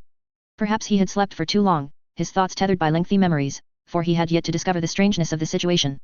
While they stared at each other, the construct before him leaned in and reached out, lifting Akshi from the sarcophagus. Then, with a crack, it used the cutting lasers on its appendages to sever Akshi's limbs. Enemy. It's an enemy. Quick, where are the defenses? I must execute the reconstruction protocol immediately. Finally realizing the strange construct before him was an enemy, Akshi finally sounded the alarm, but it was already too late. If you make another move, I don't mind crushing your skull immediately. The construct before him suddenly spoke in an unfamiliar language, sounding like the stuttering of old machinery, which made him feel uncomfortable. Simultaneously, an arm reached out from within the construct, pulling back the robes as someone stepped out. Ostro found it strange. Logically, a tomb world he was familiar with shouldn't have been so easy to invade. Especially upon reaching the control hub, there had been no particularly fierce resistance, even if he had used some clever tricks. But the tomb overlord before him was surprisingly weak. I ask, you answer. Ostro said threateningly. So you are a hairless carbon-based life form. You cannot threaten me. I will not yield to you. Akshi said angrily, Ostro's language having been instantly deciphered. As one of the cosmic overlords of the ancient era, the Necrons were beings who had truly slaughtered gods. Even if they couldn't be killed completely, it was only because the price was too heavy, not because it was impossible. Now, this race that didn't know the heights of heaven dared to threaten him, it was simply laughable. He had the resurrection protocol as a safety net, he was not afraid of threats. Not afraid.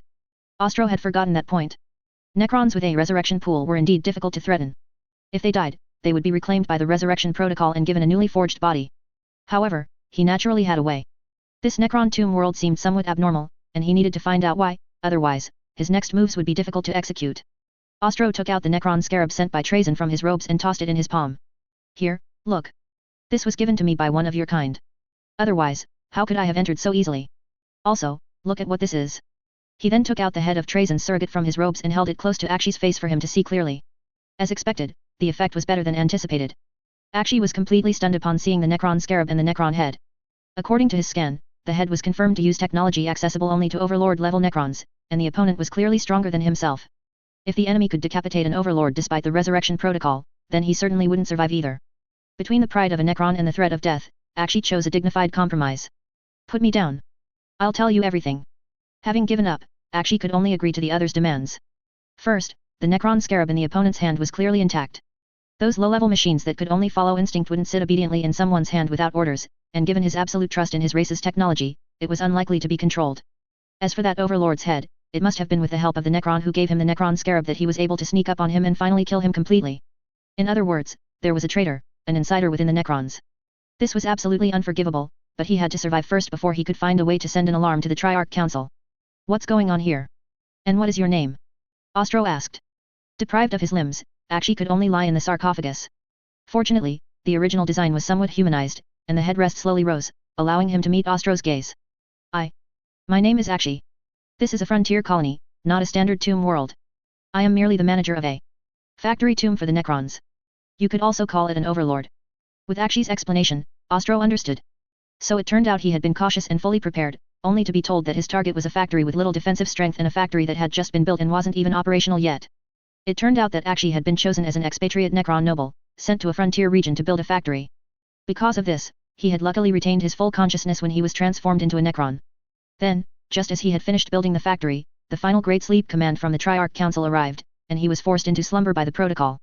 Understanding all this, Ostro felt his luck was too good. His first encounter with a Necron tomb world had turned out to be a very simple instance. Since it wasn't yet operational, the defensive forces hadn't been fully established. Currently, there were only some standard units of Necron warriors on guard. Other units either hadn't been transported yet or had completely paralyzed under the erosion of time. Of course, he had to thank that meteorite, which had smashed the tomb world out from deep underground and caused most of the defensive forces to fail during the disaster. Otherwise, even if it were just an overlooked factory tomb world, the defensive power inside would definitely not be something to be trifled with. Akshi lay listlessly in the sarcophagus, his thought module incessantly cursing that traitor. Under Ostro's coercion, the defense measures here had been deactivated. Thus, under his gaze, Ostro began the data copying work. With the defenses at the entrance disabled, the sages outside had already swarmed in at Ostro's notification, beginning their archaeological work. At that moment, Trazyn, wandering through the universe, couldn't help but feel a sudden chill again. Lately he had been feeling that someone was preparing some terrible trap for him. Chapter 45, The First Forge World. Under Akshi's compliant and friendly attitude, the defense protocols were deactivated, and the planet was completely brought under his control. With no other dangers present, preparations were made to build a forge shrine on top of the tomb world and completely transform the planet into a forge world. Primarily, the ecological environment needed to be modified to be suitable for human habitation, followed by the construction of defense platforms. The most important aspect was the production lines, followed by food. While the transformation was underway, Ostro was not idle. In his hand, he held a hyperdimensional field sphere containing the trapped Akshi. After all, since he had come all this way, he had to gain something, and he wondered if he could exchange this Necron for something if he ran into Trazyn. Since they were both Necrons, Trazyn surely wouldn't leave him to die, right? Probably not. Putting those thoughts aside, hadn't those sages said they would donate resources? Ostro stood at the entrance, pointing at the wreckage. Whenever a sage wanted to enter for research, Ostro would pull them aside and recount how perilous the battle inside had been, how difficult it was for him to protect this Xeno's ruin intact, and how great his losses were. Under Ostro's complaining, those sages had no choice but to fulfill their promises before Ostro would let them through. This wasn't considered coercion, although his massive sage's body blocked the entrance firmly, he wasn't refusing them as long as they spoke up. Although some servitors came to clean up the wreckage of the B1 battle servitors, they were all driven away by Ostro.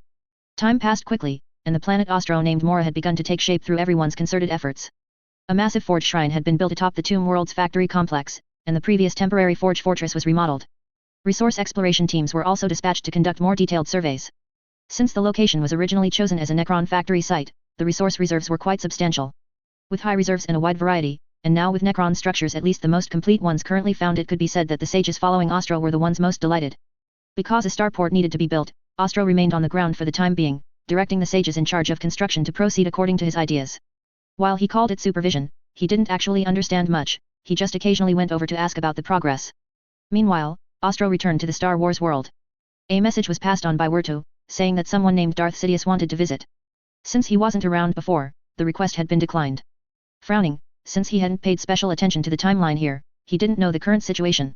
Isn't Darth Sidious just that schemer Palpatine? He might succeed in deceiving others, but he could forget about deceiving him. He was just curious about what the man wanted with him. However, he learned another piece of news from Wartu. The boy who was previously a slave under him had now become a Jedi Padawan. Not long ago, he had even come to Tatooine to visit his mother, but after being freed, his mother had already gone elsewhere and married someone she loved.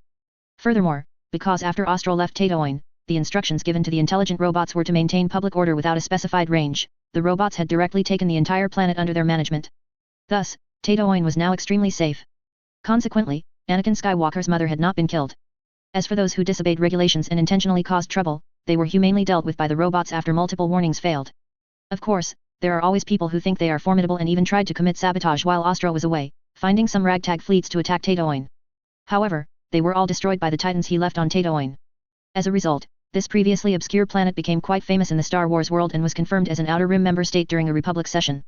This was likely the result of Darth Sidious pushing for it behind the scenes, though his actual scheme remained unknown. Forget it, I'll deal with whatever comes my way. With the strength I have on hand, I won't go looking for trouble, but I'm not afraid if trouble finds me. At worst, I'll just move elsewhere, or in the worst case scenario, return to the warmer world.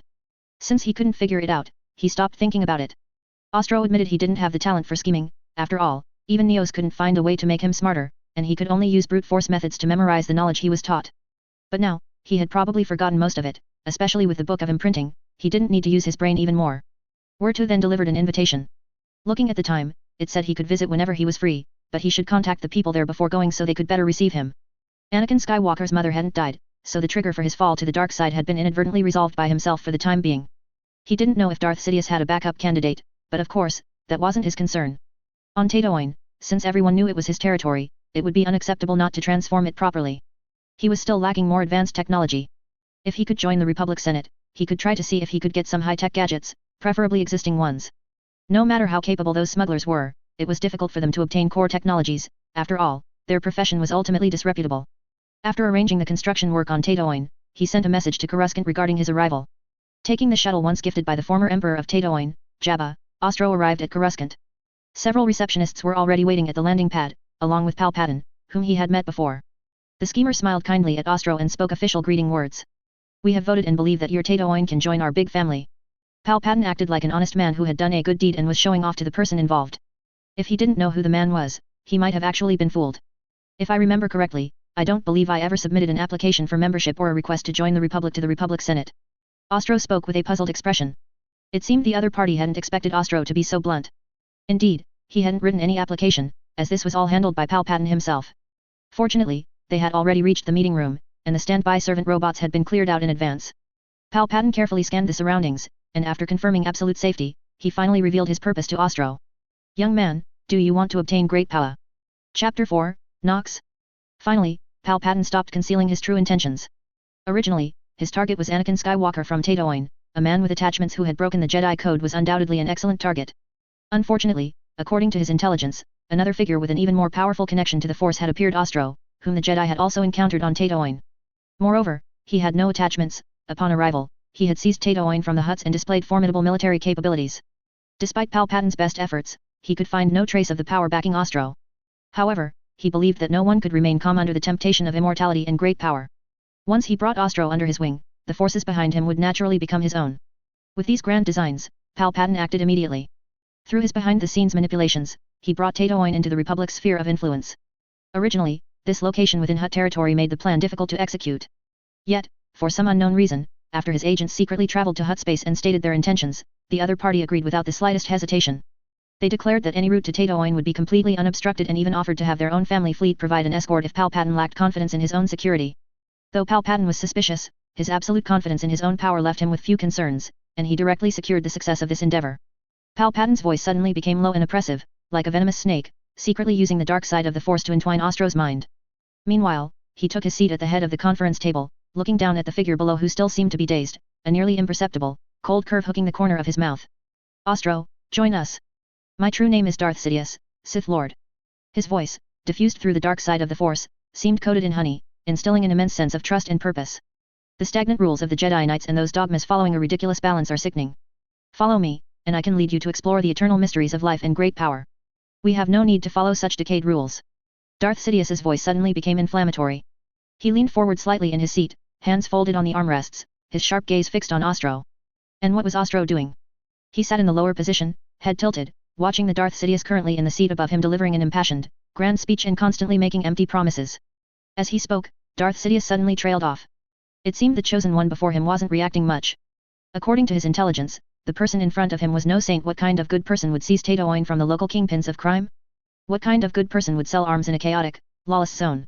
Yet, the man before him seemed uninterested in great power. This was going to be difficult. He knew from the reports of his former apprentice, Darth Maul, that this man had taught himself to release Force lightning. He was clearly prime material for a dark warrior. Had he been brainwashed by meeting Yoda? Probably not. After all, the seizure of someone else's territory happened after that meeting. Was he uninterested in power? Or was he interested in wealth? Darth Sidious was somewhat speechless, but he continued. Join our great plan, and you shall obtain endless wealth and. Before he could finish, Ostro's previously calm eyes finally flickered upon hearing that joining would bring wealth. Without needing further explanation, Ostro shouted directly. I'm in. Where do I sign up? Darth Sidious was a bit speechless. Had he known the other party was so pragmatic, he would have said so directly instead of talking until his mouth was dry. Since you are becoming my apprentice, your name must also change. Henceforth, you shall be known as Darth Nox, representing shadow, secrets, and danger. You are now the lethal weapon in my hand. Now. Hey, I'm not finished yet. Where are you going? Darth Sidious was somewhat angry. Watching the others back as he suddenly turned to leave, it seemed the man still didn't understand what a great figure he was facing. I, the great Sith Lord, whenever I desire something, I never fail, whether by hiding or lowering my posture. It wasn't that he was weak, this was all endurance for the sake of the plan, a plan to utterly exterminate the Jedi Knights. The other party was so insolent, even if he was the best Sith material, he needed to be disciplined.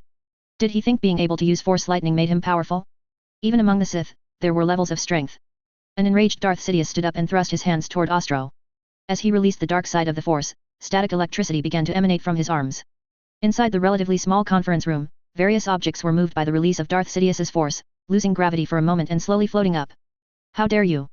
A roar erupted from Darth Sidious's mouth. The Force lightning he had gathered for a moment was guided by him to blast toward Ostro. For a time, the conference room was filled with brilliant flashes of electricity, accompanied by a mocking murmur. Before the laughter could last long, an even more violent surge of lightning was released from the point of impact, blasting directly back at Darth Sidious. Arg! Accompanied by a scream, Darth Sidious, who hadn't reacted in time, was struck directly. A wisp of blue smoke rose from his mouth, and his skin became wrinkled and aged. Damn it, how can his power be so great? Darth Sidious looked toward Ostro's position in disbelief. The latter walked out completely unharmed. Hey, you have no martial ethics, sneak attacking me like that. Ostro was a bit unhappy. All talk and no pay, and he wanted him to do missions first? No way. If I played like that, my transmigration would be for nothing. Then Ostro walked up, rubbing his thumb and forefinger together. The shrewd Darth Sidious instantly understood the other's meaning. Fine, he had met a real pragmatist, the type who wouldn't release the hawk until he saw the rabbit. So, he had taken that shock for nothing. Moreover, wasn't this guy a bit too powerful? After paying a certain price, Ostro left happily for his arranged quarters. Subsequently, several service droids entered and began to clean up. As the Force began to repair his skin, Darth Sidious reverted to his Palpatine persona. The plan had not yet succeeded, it was not yet time to be exposed. He decided he might as well stick with his previous target. Just who was the master here? He had actually lost in a duel of Force lightning and had benefits taken from him without the other doing a single thing. Come to think of it, the Sith seemed to follow the rule of 2-1 master, 1 apprentice. So, had he found himself a ticking time bomb? He needed to pull Anakin Skywalker to his side quickly, then he could just watch the two of them fight and reap the rewards himself. Chapter 47, Becoming a Member State. To clarify the current timeline of the Star Wars world, it is about 5 years after the Battle of Naboo, while the Clone Wars will occur about 10 years after that battle. Wanting a free ride? Hilarious. Ostro naturally knew what Darth Sidious was planning. He wanted to exploit his forces for free, especially his Emperor-class Titan. After all, its previous combat record was too dazzling, and its massive size alone, standing right there, exuded a powerful sense of visual pressure. Even the future's largest ground vehicles in the Star Wars world, the AT-AT Walker and the HAVWA-6 Juggernaut, looked like small toys in front of the approximately 150-meter-tall Emperor-class Titan.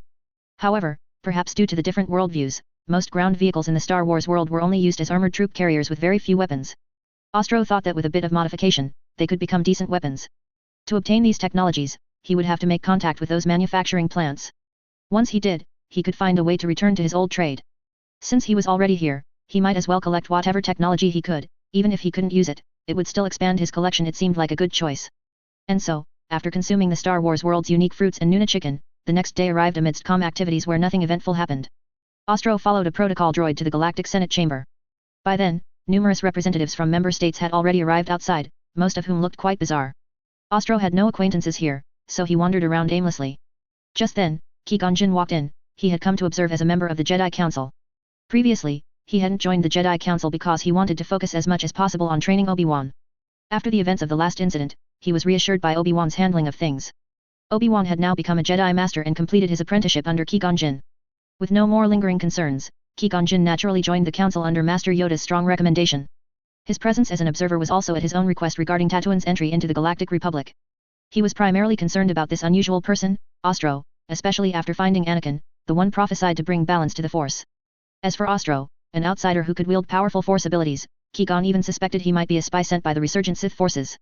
Although he had Master Yoda's assurance, the incredibly stubborn Qui-Gon Jinn still arrived with a necessary attitude. Especially after hearing that this strange person had seized Tatooine from the Hutts. To be able to take Tatooine from the hands of a criminal emperor, just how evil must he be for even Jabba, the evil emperor, to take a step back? It was unimaginable. Naturally, as soon as Qui-Gon Jinn walked in, he saw Ostro wandering around, occasionally coming up behind non-human member state representatives to photograph something with the device in his hand. Most people hate that, it's quite rude. Ostro, who was busy taking photos, was planning to bring some pictures back to show Neos something new. Suddenly, a voice came from beside him, and his camera was snatched away. Turning around, he saw his old acquaintance, Master Qui-Gon Jinn, though he was now wearing the dark brown robes of the council. Hi. Long time no see. How's your recovery going? Ostro greeted him happily. Seeing someone who was supposed to die in the original storyline standing before him, Ostro honestly had quite a good impression of Kou. Thanks to you, my injuries healed 5 years ago.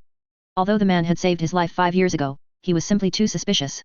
Saving his life was a personal matter, but figuring out the other's objective was something he needed to treat seriously. He kept his public and private lives very distinct. Kou didn't change his attitude just because the other was suspicious, he remained as calm and peaceful as ever. It's good that you're okay. I'm glad you're here, you have no idea how bored I've been. Ostro started chatting away with Kou.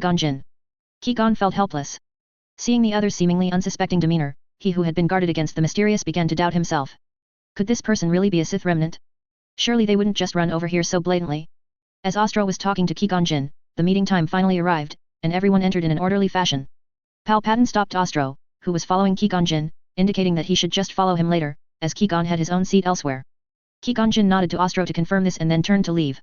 Subsequently, the Sith Lord disguised as Palpatine specifically instructed Ostro not to get too close to the Jedi to avoid them sensing anything, and especially not to reveal his status as a Sith apprentice, or he would be hunted down by the Jedi.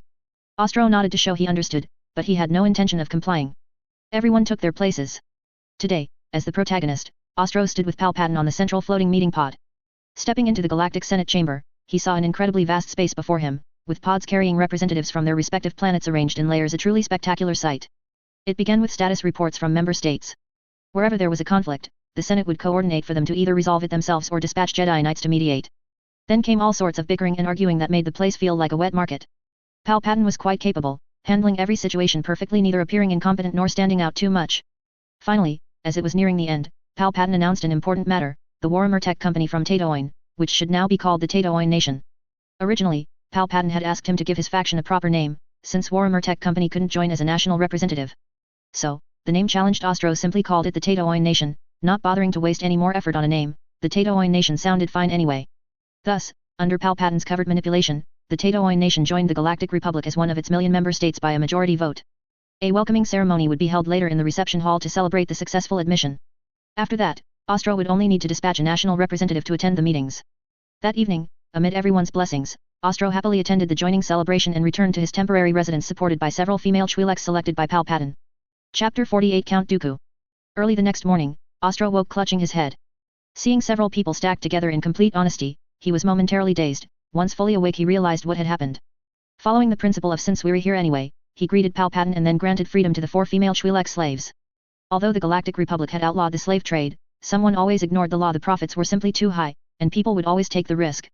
Palpatine didn't care about Ostro indulging his desires. In Sith doctrine, emotions and appetites are tools for gaining power, the exact opposite of the Jedi ideal of self-restraint and spiritual purity. I'm not afraid you have desires, I'm afraid you have none.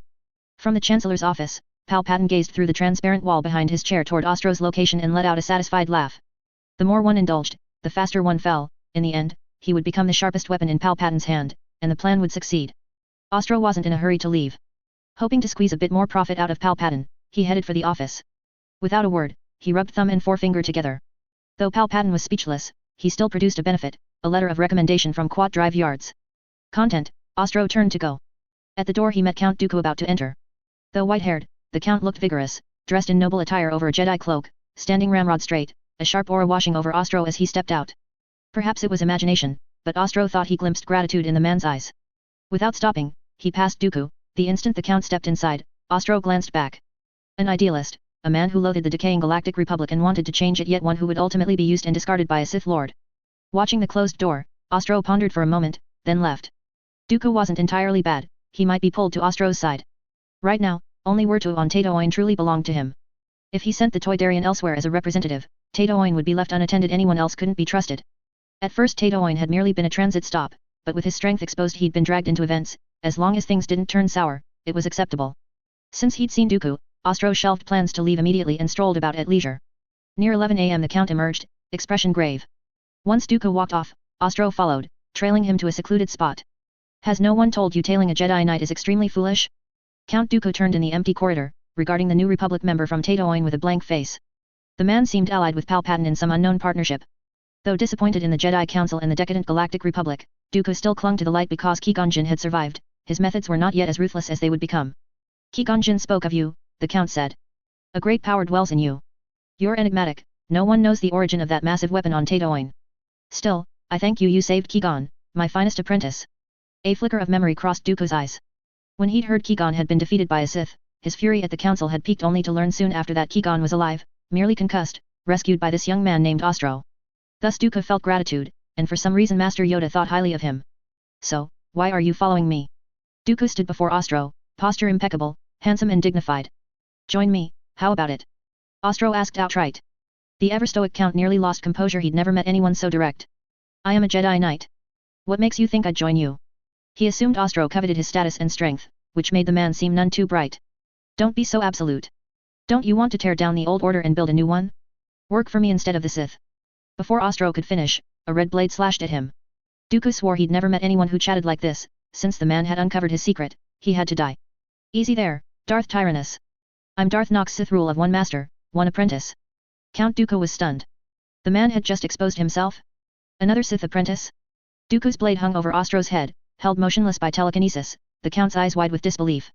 Not only their identities troubled him, knowing the Sith rule of two meant that, uninformed of Ostro's standing, they could not coexist. A master would not court death, so the apprentice had to die. The unflappable Count's face darkened.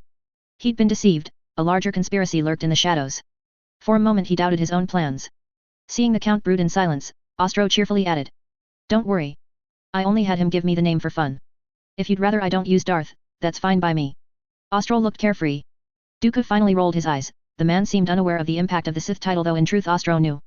He treated this world as a mere instance for farming materials. Were it not for Palpatine's meddling, he'd have collected Tatooine's resources and left by now. They parted soon after. Dooku didn't accept on the spot, but a crack of distrust now divided him from Palpatine, an unexpected result that might bear fruit later. Chapter 49, Return in a New World. With Palpatine's letter of recommendation, Ostro arrived at Quat. The director of Quat Drive Yards nominated by the 10 clans came out personally to welcome him. Visiting under the pretext of an inspection, Ostro told the director that if he liked what he saw he would sign a long-term trade contract with Tatooine. Tatooine, of course, they knew, the newest member of the Galactic Republic, vouched for by the Supreme Chancellor himself. Puzzled why a faction with such mighty war machines still needed to trade, they realized the newcomers only possessed ground units for now. Understanding, they took Ostro on a tour of the factories. While the director talked, Ostro released Nonite swarms, relics of Warhammer World's golden age. Forbidden back home, here in Star Wars World they finally had a use. Splitting up to fulfill their missions, they would automatically locate him when he returned and hand over every byte of stolen tech data. Enthralled by the director's enthusiastic briefing, Ostro signed the cooperation agreement on the spot. All future hulls would be built by the director's parent company and its subsidiaries.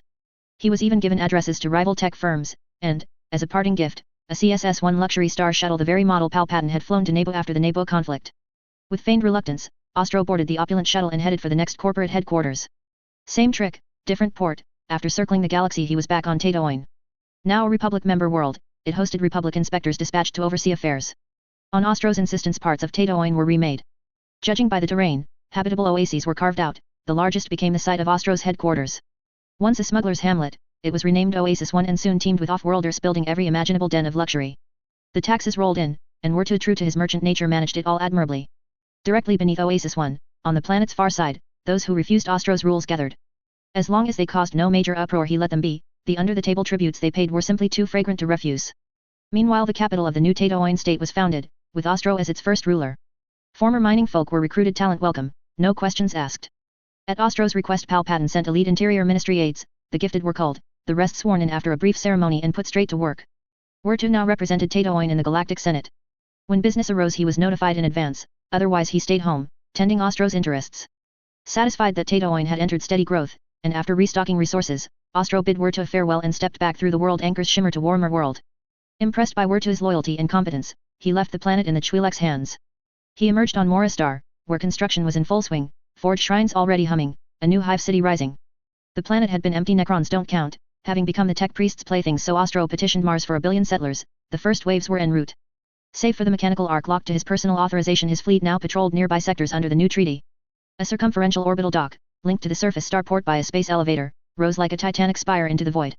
Inside his private lab within the forge shrine, servitors guarded the door on his order. No one entered unless they first dismantled the cyborg guardians or waited for Ostro to emerge. Alone, he drew forth the world anchor. On leaving Star Wars World he had noticed the cross-dimensional energy gauge brim full. No point delaying time to leap again. With anticipation he watched that energy condense into a shimmering veil. After a final check of his unrestricted bag, he stepped through without hesitation. No vertigo, only a sudden, biting cold. Glancing up, he found himself in a world of ice and snow. Once certain no danger lurked, he climbed into his sage's body, activated thermal regulation, and set off. He had not gone far before snow-buried ruins appeared. unmistakably built by intelligent hands yet utterly lifeless. To learn more, he eased the sage's body closer. Wooden houses, massive bones half buried in drifts, cleavers and tar barrels inside, frozen blood splashes still clung to the timbers. So this is some kind of slaughterhouse. The tools looked familiar, but certainty came only when he brushed snow off a newspaper, a human world he knew just not which one. Let it not be post-apocalyptic, otherwise it would serve only as a resource farm. A searing beam thick as a tree trunk pierced the gloomy clouds and struck nearby, jolting him into snapping up a portable void shield. The blast ended as abruptly as it had begun. Following the shot's line, he found a glass-smooth tunnel carved through the ice eerily familiar. Ah, so it's that world. Chapter 50 All mine. Images flashed through his mind until one familiar scene finally overlapped with them. Xenomorphs and predators, hey. Ostro's brain raced, cataloging every scrap of tech or item worth scavenging in this world. After sifting through the possibilities, he concluded it was all standard science, even the xenomorph universe offered almost nothing that would function in the warmer world. A minute of recollection was enough. He would treat this reality as a pure resource farm. Decision made, he steered the sage's body and simply leapt down. A long glide ended at the bottom, a vast hollow where the tip of a pyramid broke the floor, the only entrance. His built-in auspex mapped the pyramid in seconds. Evidently the predators never imagined humans possessed such instruments, they'd left the place almost undefended. At the threshold he parsed the interior layout as well. The activation plate beneath one floor tile was spotted at once. He ignored it and headed deeper, but within moments a pulse of awakened power rippled through the pyramid. Only then did Ostro recall they could monitor the structure directly. Now that it was live, the xenomorphs would be stirring. Whether the newcomers were adolescents on a rite of passage hunt or seasoned warriors, he couldn't tell. He made straight for the shoulder cannon vault. Exposure no longer mattered, seizing the guns wouldn't worsen any trap. Before the stone chest he swung the axe of Omnissiah without ceremony, smashed it open, scooped up 3 cannons of differing sizes, and turned again toward the depths. The ever-shifting interior kept warping his position, the trek 8 precious minutes. When he reached the xenomorph queen's prison, the shackled matriarch was already birthing eggs, snarling in fury. Her body was huge and elongated, armored in dark chitin ridged like bone. Above a crown-shaped crest mark of a queen her eyeless head turned, devoid of feeling, a creature made only to kill. Sensing an intruder, the queen swung her blind face toward the sage's body, as though she saw Ostro himself through its optical sensors. The queen's struggle ceased, distilled water dripped from her jaws. The small foreclaws hung limp while the great ovipositor pulsed, waves of pain racking her. For a heartbeat, woman and alien regarded one another. Through the warp Ostro tasted rage, agony, and an unquenchable thirst for slaughter. Had his senses blurred, or did the shackled queen look almost delicate? Lost in that reverie, he missed the finger bone at his throat flaring with familiar psychic light. It whipped across his cheek like a slap. Pain snapped him awake, simultaneously the queen convulsed. Damn, this'll kill me. He reeled, bewildered. No chaos god existed here, yet he'd nearly been dragged into a waking dream. No matter, he would take the queen. He drew a hyperdimensional field sphere and pitched it. Thud, it bounced back, the chains linking her to the pyramid made her too large to capture. He would have to cut her loose first. A slicing laser from his welder severed the links. The instant she was free he lobbed the sphere. Before she could react, she was sealed inside. With the queen secured, he gathered the unhatched eggs. Nothing else here was worth lingering for. He steered the sage's body toward the exit until his auspex picked out 3 humanoid silhouettes ahead. Ostro stared at apparently empty air, but the auspex outlines were unmistakable. At this hour only predators could be here, the human teams were still gearing up. Return the xenomorph queen, unknown alien. The predator spoke in the universal trade tongue. Ostro neither understood nor cared. The moment they realized he could pierce their cloak they dropped stealth. Their gear looked elite, clearly not the Celtic trio. His intrusion must have suspended the trial. They came ready for battle, puzzled by how he had hidden the queen. A polite demand first, when he simply stared, they decided to seize him and extract answers later. To take him alive, they refrained from shoulder cannon fire. The leader raised an arm, a mesh net screamed from his wrist bracer. Ostro's welder beam lanced the high tensile fibers, burning the web to scattered, sparking scraps. The other 2 predators burst forward, blindingly fast, the ground trembling. They fought barehanded, relying on monstrous strength and skill. One sprang like a leopard, claws raking for the sage's flank, the other charged head-on to bowl Ostro over. Ostro reacted instantly. He hurled the sage's body into a backward roll, the talons whistled past its joints. Mid-roll he angled the welder and seared the charger's calf. The warrior grunted, momentum faltering, yet forced himself to veer and re-engage. At the instant of collision Ostro tossed a spherical device. The predator instinctively swatted it only to dissolve into motes of light that streamed into the globe, which winked out, leaving silence. Grrrah! Seeing one comrade turn to ash, the last pair roared and opened fire with shoulder cannons, then followed their friend into hyperdimensional field spheres. What a fuss! Ostro muttered at the 2 new spheres on the floor. They had never expected him to charge straight through their plasma barrage behind an energy deflection shield, slam a sphere against each face, and be done with it. Chapter 51, Mars base completed. Just after the signals of the 3 predators sent up were cut off, the elder predator on the spacecraft directly issued a destruction command. Without the xenomorph queen, this trial ground was already obsolete. Coupled with the deaths of the 3 warriors, in order to prevent the ruins technology from being acquired by the opposition and to avoid discovery by the humans on this planet, direct destruction was a more suitable choice. Without much thought, after Ostro used the hyperdimensional field sphere to capture the 3 predators, the Auspex sounded an alarm. The energy inside the predator ruins began to concentrate and disperse, signaling imminent destruction. Ostro quickly controlled the sage's body to return to the surface through the ice cave passage. Just as he reached the outside world, violent tremors came from beneath him, large patches of ice cracked and sank. Ostro pushed the sage's body to full power, heading toward a safe area. It wasn't until the last patch of ice behind him sank into the ground that Ostro turned to look, seeing only a bottomless giant pit left behind. He had almost forgotten that they were a race fond of self-destruction. He had thought that taking their miniature computers would be enough, but he hadn't expected the interior of the pyramid to have a self-destruct device installed as well. Fortunately, the alarm was timely, otherwise, he would have inevitably been buried. Before Ostro could catch his breath, a beam of light separated him from the surrounding darkness. As he looked toward the source of the light, a massive spaceship had already revealed itself from its cloaked state. The ship's hatch opened, and a stronger predator walked out, not wearing a helmet. He wore more refined scale armor that shimmered with a metallic luster. Bone spurs and calluses, indicators of a long lifespan, had grown on his forehead and cheeks. His lower jaw split open like an insect's mouthparts, lined with sharp fangs. In the center of the fanged mandibles was a normal mouth, but due to his biological structure, there were no lips to cover the exposed sharp teeth. This elder predator, who appeared in the movies, slowly walked toward Ostro. Guji Guji. After switching through several languages, he finally changed to a language Ostro was familiar with. Strong one from a strange race, what have you done to them? The elder predator asked with doubt, not immediately attacking Ostro. After all, the opponent had easily dealt with 3 of his clansmen and escaped from such an explosive environment, such powerful combat strength and tenacious will to survive had already earned his recognition. Oh, you mean them? I've locked them inside this. Ostro took out the 3 hyperdimensional field spheres in his hand and released the predators inside. Seeing his clansmen unharmed, the elder predator's attitude changed. If before it was respect for a strong person, now it was respect for the individual himself. The elder predator didn't mention returning the xenomorph queen, that was considered the opponent's captured trophy. Returning his clansmen unharmed was enough, and this method of capturing opponents also made them somewhat wary of Ostro. In a friendly atmosphere, the elder predator gifted Ostro one of his own telescopic spears, and Ostro returned the favor with a few eggs laid by the xenomorph queen. Afterward, at the elder predator's invitation, he went to their spacecraft as a guest. A few days later, the expedition team finally gathered enough supplies and set off for their destination. But upon arrival, they found that their target location had turned into an ocean, and they all fell into self-doubt.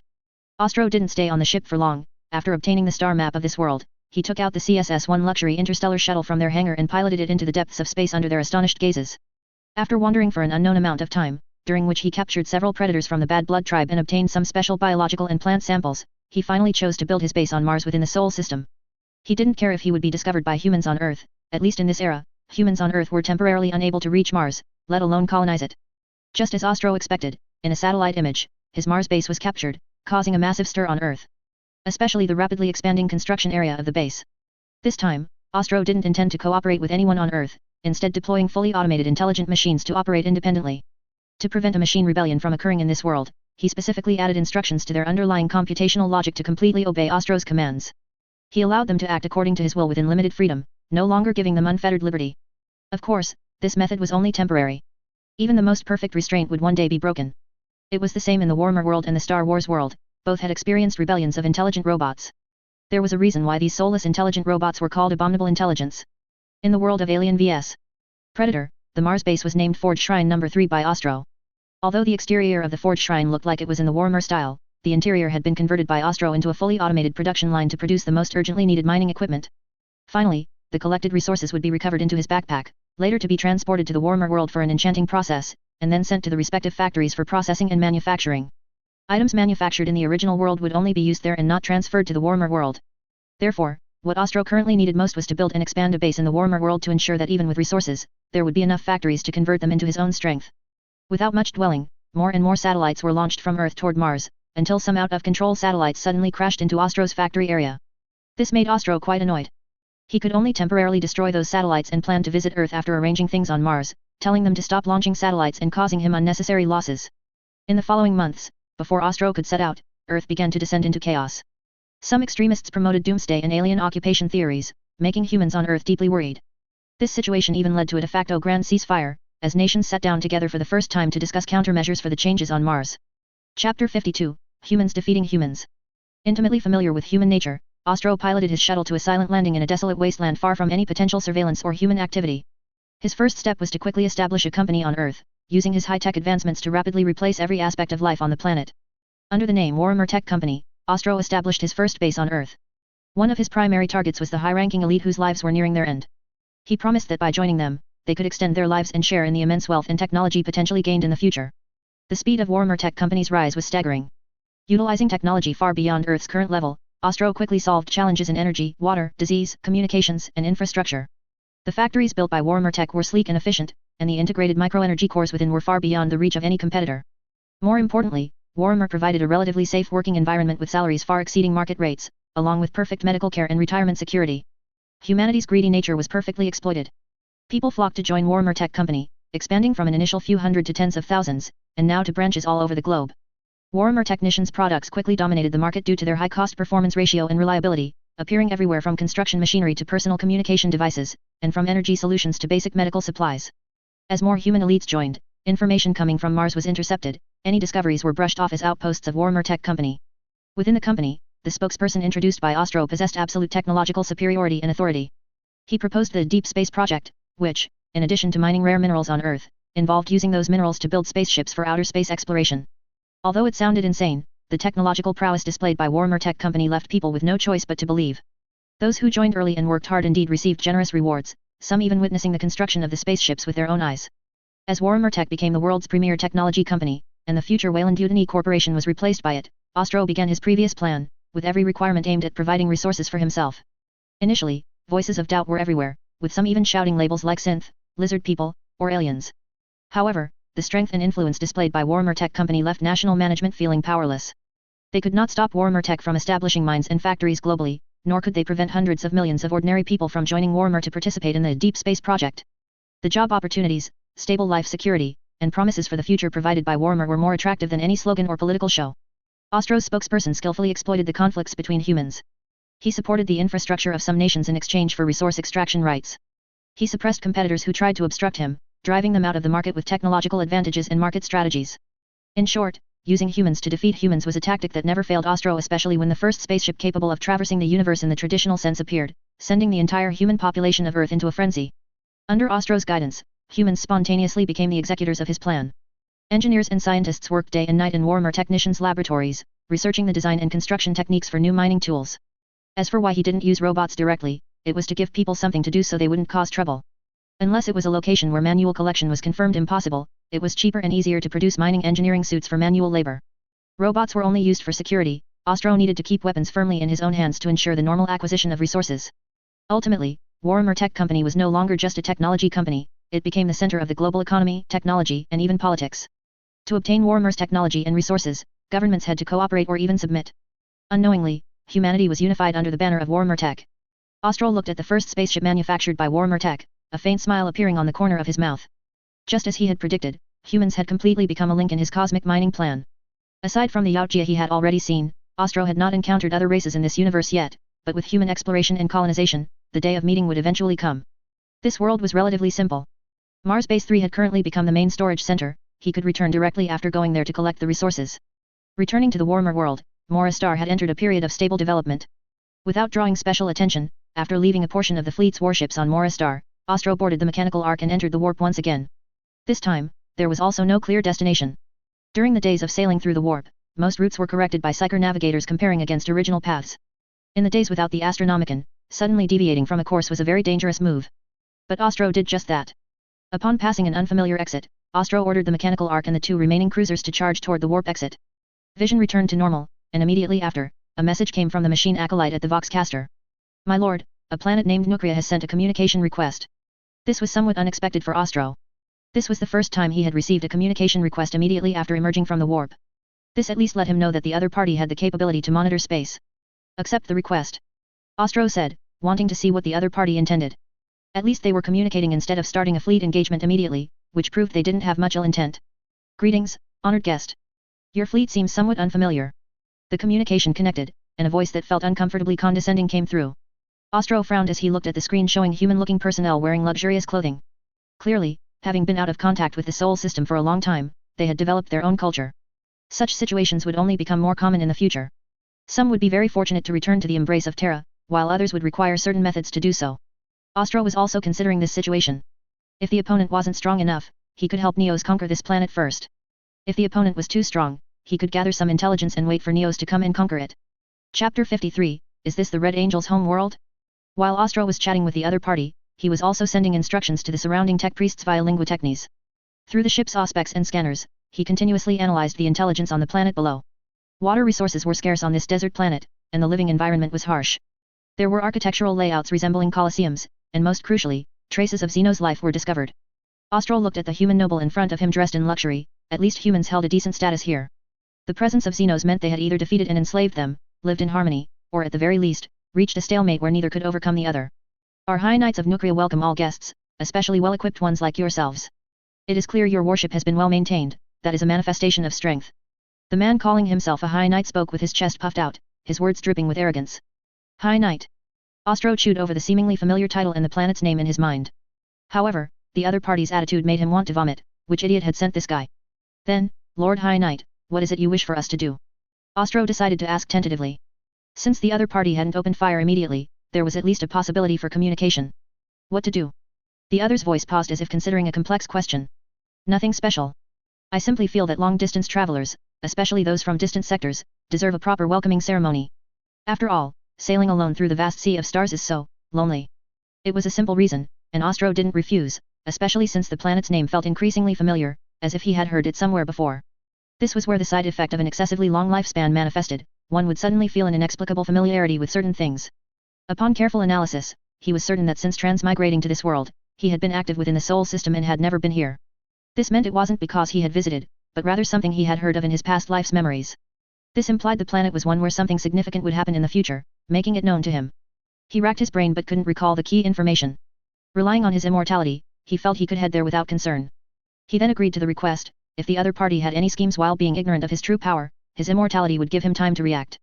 He didn't have anyone else follow him, only bringing some B1 battle droids controlled by the mechanical arc. He took a transport directly to the surface of Nukria. Perhaps not expecting such a prompt agreement, the other party froze for a moment before showing an excited expression. He accepted, stating he would host Ostro well, provided a set of coordinates, and disconnected. Under Ostro's orders, the mechanical arc was already armed and ready to fire without hesitation should he encounter danger. The person meeting Ostro was the self-proclaimed High Knight from the transmission, who introduced himself as Keelantos, a manager of a colosseum. He claimed the planet welcomed travelers from all over the universe. As they walked and talked, Keelantos brought Ostro into his own colosseum. With the aim of friendly exchange, he had already prepared a bloody carnival to await the distinguished guest. As Ostro arrived on the planet, the finger bone within his sage's body began to stir. Even without the warning, Ostro had already sensed a faint, flickering power of chaos on this planet. Frowning, he thought that if there were only a few lay worshippers, it might be fine, as long as no cultist groups had formed to draw the gaze of the dark gods, the planet could still be saved. Ostro was directed to a seat level with Keelantos. Once he was seated, the battle in the Colosseum began. High walls on both sides slid open, and several distorted monsters were dragged out by iron chains, letting out ear-grating roars.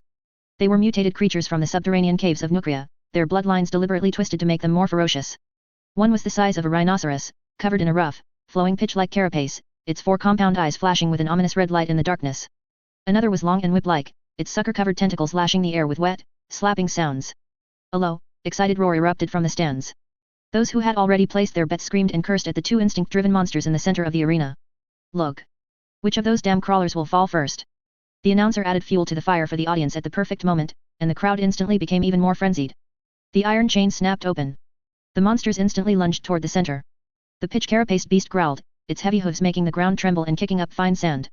The tentacle monster was more agile, twisting its body as its foul-smelling tentacles lashed at the beast's flank like a rainstorm. The first scream came from the pitch-carapaced beast. A tentacle accurately struck its eye, the compound eye burst, splashing viscous fluid onto the cold stone slabs.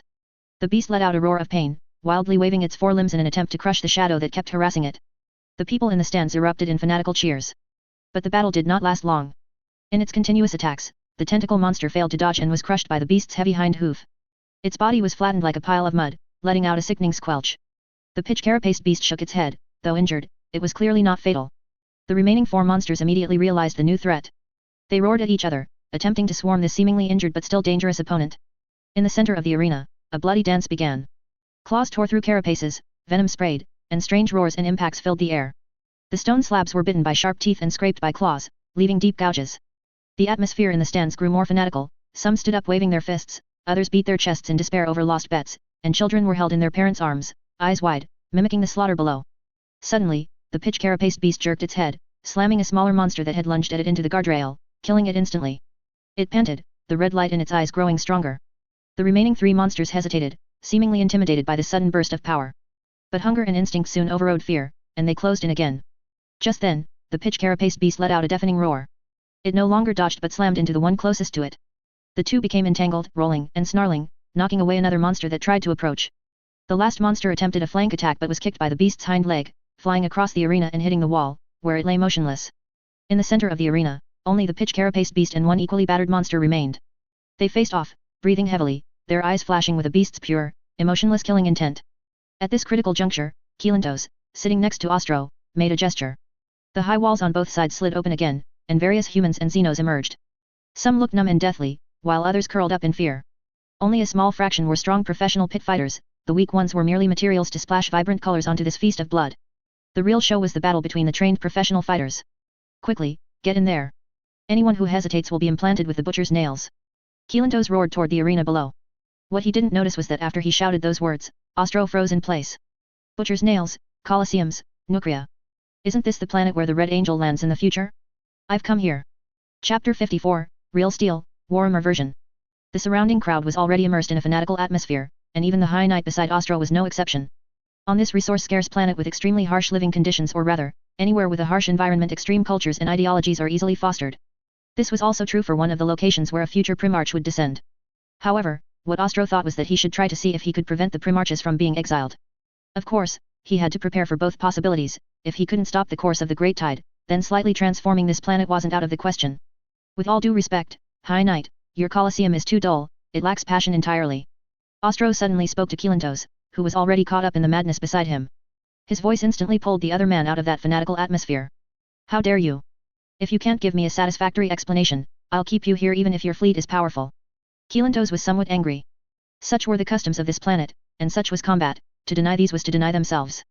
Furthermore, only through these violent performances could they attract nearby interstellar travelers and earn the scarce resources they desperately needed. This was their fundamental means of survival. Hearing Ostro speak this way, how could he not feel enraged? I'm not saying anything else, but look, how long did it take you to train those gladiators?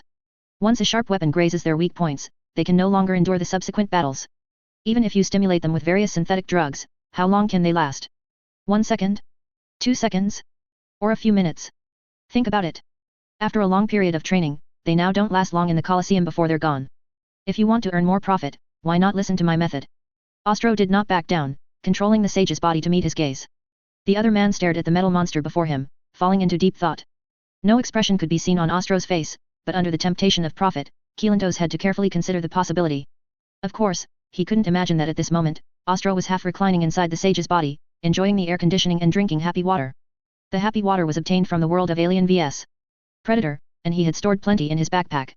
Anyone can talk. At least you have to let me see it. Adhering to the idea that seeing is believing, Keelantos finally decided to see how the other party would do it. If it were feasible, he wouldn't be opposed to cooperating. Simple.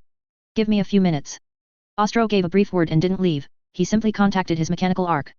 Adjutant, quick, emergency. There's no time to rebuild. Have those night houses give me 2 night mechas. Modify them slightly, remove the internal cockpits, remove the weapons, and replace all primary weapons with melee weapons.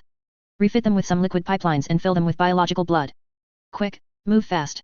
After contacting the mechanical arc, Ostro continued watching the performance with Keelantos. However, Keelantos no longer had the heart to watch, he just glanced at the arena and then at Ostro. There was a trace of anger and a trace of expectation in his heart. Mainly, seeing the other's calm performance gave him a bit more confidence. It didn't take long. The Adeptus Mechanicus might not be very fast at construction, but when it comes to dismantling things, they claim no one can be faster. Ostro's adjutant linked the communication again, stating that everything was ready. However, for the operation, 2 Mechanicus priests followed. The adjutant didn't let the people from the night houses come down. If they knew what the mechas were being used for, they probably wouldn't be able to keep it together.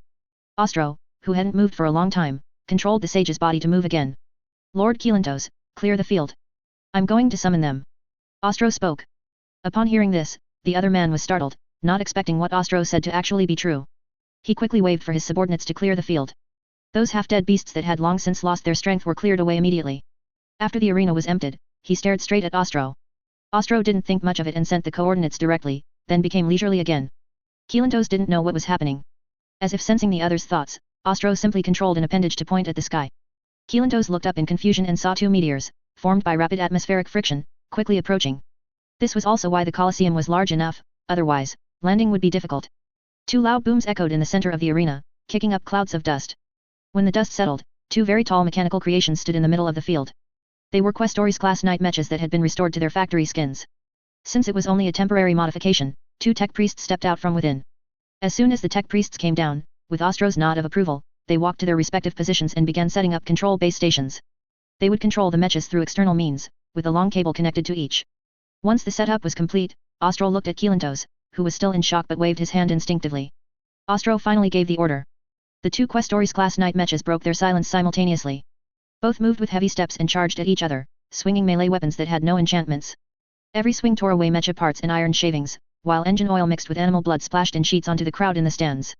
After a brief silence, the crowd suddenly erupted into even more intense shouting, instantly falling into a frenzy, screaming for the destruction of the opponent. Keelantos looked at the scene before him in shock. He wiped the red substance that had splashed onto his face and brought it to his nose. Is this blood? Keelantos looked at Ostro beside him, who nodded and stated that this was only a temporary modification. He possessed the complete manufacturing technology, but the prerequisite was cooperation. Keelantos didn't agree immediately. He just looked around and found the scene even more fanatical than before. Some people even began calling their friends and relatives outside to come and watch this novel visual feast. After a brief struggle, Keelantos finally reached out his hand and reached an agreement with Ostro. They liked beast fighting, so he would give them something even more exciting than beast fighting. The High Knights on this planet all held relics. When the time came, he would have plenty of time to make them bring them all out. Chapter 55. The fifth base is completed.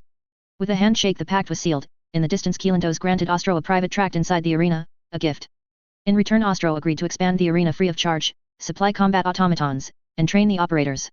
He ordered the knight mecha in the field to stand down, then had a shuttle ferry them back for repairs. The stands erupted in protest until Keelantos promised a full-length duel, free of charge, once preparations were finished. Only then did the crowd disperse, satisfied. The departing spectators carried the news outward, and within moments every High Knight house pricked up its ears.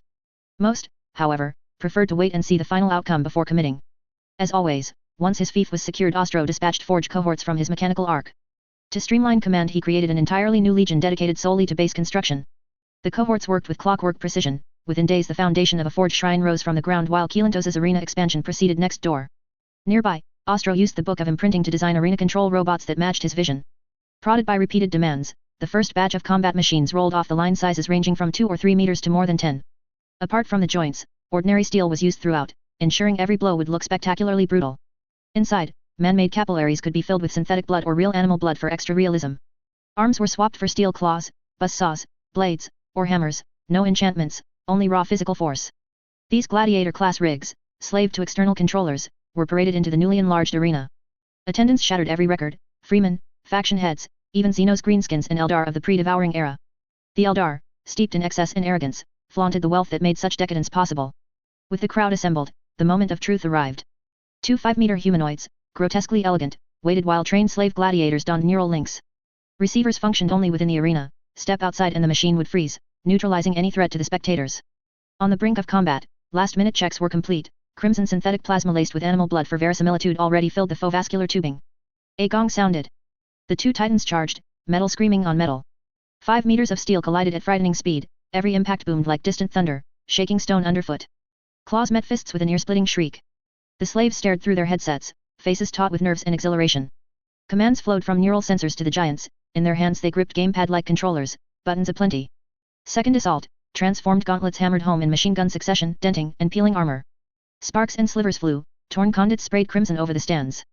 The crowd roared. Giants were far more thrilling than mere humans.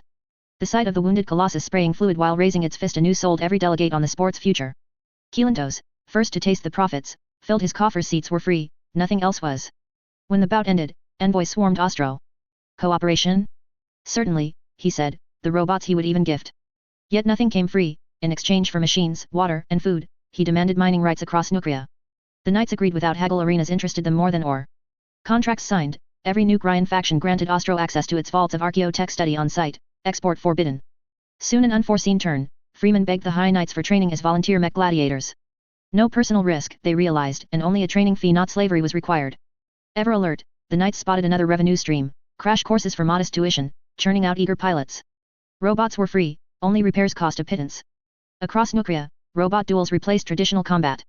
Knights no longer hunted slaves, former slaves, handpicked by Ostro, became instructors. Freed from fear of death, some even chose to fight themselves. Ostro's forged shrine ran non-stop, flooded with orders. To heighten the spectacle, he thinned the armor-only load-bearing joints, used premium steel so fists would tear opponents apart.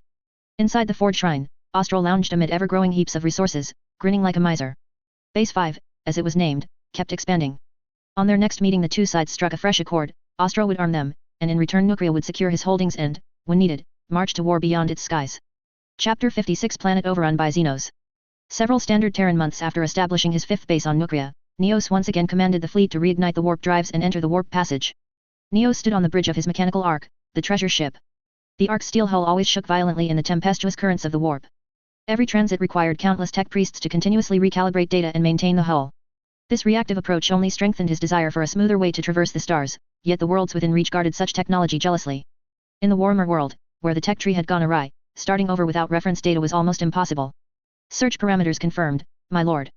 While Neos was still pondering how to acquire technology from other worlds, a mechanized voice came through the vox. It was the ark's navigator. Target system, Eldrian. Coordinates locked. Preliminary scans show abnormal energy signatures and signs of human activity on the primary planet, Terra Nova. Neos' voice, filtered through a vox grill and assisted by a respirator, carried a faint hiss. Amplify the life signal band and prioritize human biosignatures. Minutes later, the ship's sensors returned disturbing images. Terra Nova was now occupied by a grotesque humanoid Xenos species. Their structures rose like metallic termite mounds, hideous flyers circled overhead, and the ground teemed with scanned metallic war machines. What appeared next enraged Neos even more. Among the ruins trampled by the Xenos and the fields they had reshaped, he saw humans corralled like cattle, clothes tattered, eyes vacant, as though they had long accepted their fate. Damned Xenos! Neos snarled. He had imagined that before the Emperor Neos launched the Great Crusade, humanity's plight would be grim, yet not this grim. Since he had the power to intervene, he would. Beyond rescuing the humans, the planet itself suited his need for another base. Analysis indicated it could serve as an agri-world, and food production, after all, was simply another form of fabrication. Xenos enslave humanity, exterminate them. Fortunately, the scans had detected no void-capable ships, so he ordered the mechanical ark to hold orbit, hoping its colossal hull would impose psychological pressure. Your doom has come. The reply was several green energy lances shooting from the surface toward orbit, and ugly Xenos flyers soaring skyward. It seems they don't understand the word doom. Neos quipped, no one dared answer. The ark's batteries roared. Massive shells tore through the atmosphere, slamming into the densest clusters of Xenos flyers. Heavy las cannons poured down, turning swaths of Xenos forces to ash. Yet the enemy numbers were overwhelming, metallic machines surged like a tide, trying to drown Neos in death.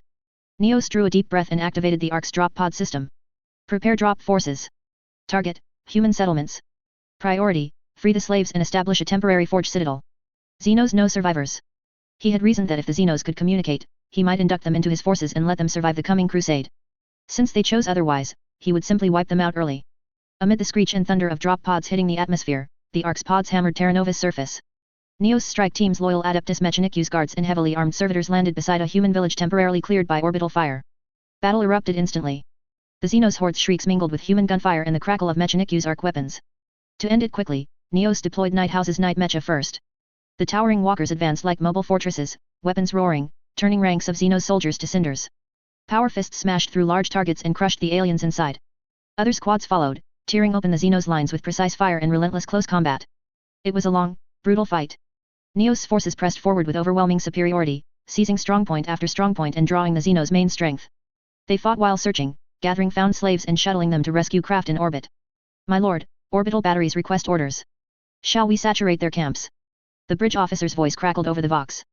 Neos eyed the bizarre structure spewing metallic machines and the numb-eyed human child just rescued beside him. Authorization granted, pulverize them. Shells rained upon the enemy, yet the Xenos showed no fear, unsettling Neos. The barrage went ahead, flames swallowed their structures and legions, leaving no chance of survival. But as the ground trembled, a bad feeling struck. Odd-looking craft rose from the soil in an endless stream. Neos stared, stunned. Earlier scans had missed them, the ships had been hidden underground. He had focused on the surface and neglected subterranean sweeps, a lesson learned. Evidently, any Xenos the future Imperium faced were no pushovers. In his prior life, Xenos campaigns had been footnotes, only the bloodiest received detail. Now Neos paid for that bias. No matter. Before the enemy craft fully cleared the atmosphere, he ordered the Ark and 2 escorting cruisers to engage, keeping them from breaching the stratosphere. He told the logisticians to analyze the battlefield and decide whether to withdraw or press on. Though they had saved a fraction of humanity, if the foe proved too strong, retreat was the only option. Chapter 57 A Paper Tiger. After all. On second thought, it made sense. The Xenos must have discovered this forgotten human world through interstellar travel. During the Golden Age, such blatant alien species would never have appeared within humanity's borders. But with humanity's decline, those once oppressed Xenos now returned the favor. Yet Ostro had always been human, and still was. As the Logis analysis arrived, it became clear the enemy fleet hadn't fought in space for ages. Though their launching ships looked numerous, most weapons and hulls had rusted from long neglect, some even wobbled as they lifted off. Ostro was speechless. He'd actually been intimidated by their bluff. Seeing only 3 ships on his side, the enemy had probably wanted to test their luck. All units, listen up. Ostro's voice rang through the fleet vox once more. Where are the Titans? Deploy them to the surface. Fleet, blow these trash ships to scrap. The order flashed through every ship. Some crews thought they'd misheard. Commit Titans to such a small skirmish? But Ostro explained, when poor, precision strike, when rich, Titan drop. Don't worry about losses, we can replace them. Only after this assurance did the tech priests who cherished their Titans like their own children reluctantly begin the startup rites. Huge transports adjusted attitude above the mechanical arc, their vast hulls tracing glints of impending doom across the void. Deep in their hold slept humanity's absolute power made manifest, Titans. Each Titan carried firepower to match a light warship, its alloy frame could shrug off almost any conventional attack. They were walking fortresses, god machines, witnesses to annihilation. When deployed, they descended like divine judgment upon the hottest point of battle. Initiate drop sequence. Ostro commanded again. Bay doors yawned open like a beast bearing fangs. 1, 2, the Titans strode out black steel colossi, engines growling. No evasive maneuvers, relying on armor and shields alone, they charged the Xenos in the most direct, brutal fashion. On the screen Ostro watched the Titan silhouettes swell. These Xenos had evidently forgotten the terror of human dominion, time to remind them of the power humanity once wielded. Extermination begins. The instant the order left Ostro's lips, scanners caught the first Titan's cannon flaring blood red. That glow, able to vaporize any matter, would be the battlefield's new dawn and the Xenos' eternal dusk. The Imperator-class Titan, a moving fortress, smashed several wobbling, rust-eaten Xenos craft as it advanced, their exploding debris forming brief fireworks around it. Its shoulder-mounted anti-air guns then spat a searing metal storm, shredding nearby flyers. And this was only the beginning. More Reaver-class Titans and Warhound-class Titans, flanked by Rapier Scout Titans, cut in from different vectors. They didn't charge in neat ranks, they used wreckage and mountain ridges for cover, weaving lethal thrusts. Every Titan's weapons covered wide arcs, lances and shells punched through heavy Xenos armor, missiles left rippling contrails, blasting targets into scrap. In close quarters, huge claws tore enemy heavies apart. Though the Xenos horde was vast, it now reeled in chaos. Just as their ground forces gained advantage, the Forge Fortress completed, and endless B-1 battle droids marched to the front. On the mechanical arc, the priest controlling the B-1 battle droids chanted litanies while swapping tactical data slates. Their already armor-thin units proved paper under the Titan's barrage. Many troops and craft were vaporized before they could react, leaving only ripples of twisted space. Those crooked lifting shuttles now looked like tattered paper boats struggling in a storm beneath the Titan's steel-tied and orbital guns. Realizing resistance was futile, Xenos flyers scattered in panic, colliding with each other. Crazed packs tried to bury Titans in numbers, suiciding in waves. Explosions painted the field in weird hues, but the Titans merely stepped through or flicked the blasts aside with shields, continuing their cleansing stride. Ostro's conventional fleet stayed busy. Terra and Legio Cybernetica, backed by Titan fire, delivered efficient, lethal strikes. Missiles rained, shields flared and burst, the thud of macro cannons rolled through vacuum as energy waves, cowing the last Xenos ships. Colossal Titans strode like iron gods, every footfall and salvo heralding ruin. Human warships added tactical support from orbit, their fire net slicing the atmosphere into lethal arcs. Xenos craft became frantic moths, falling and burning in the blaze. The outcome was long decided. Ostro cared nothing for the Xenos' name, only for their extinction.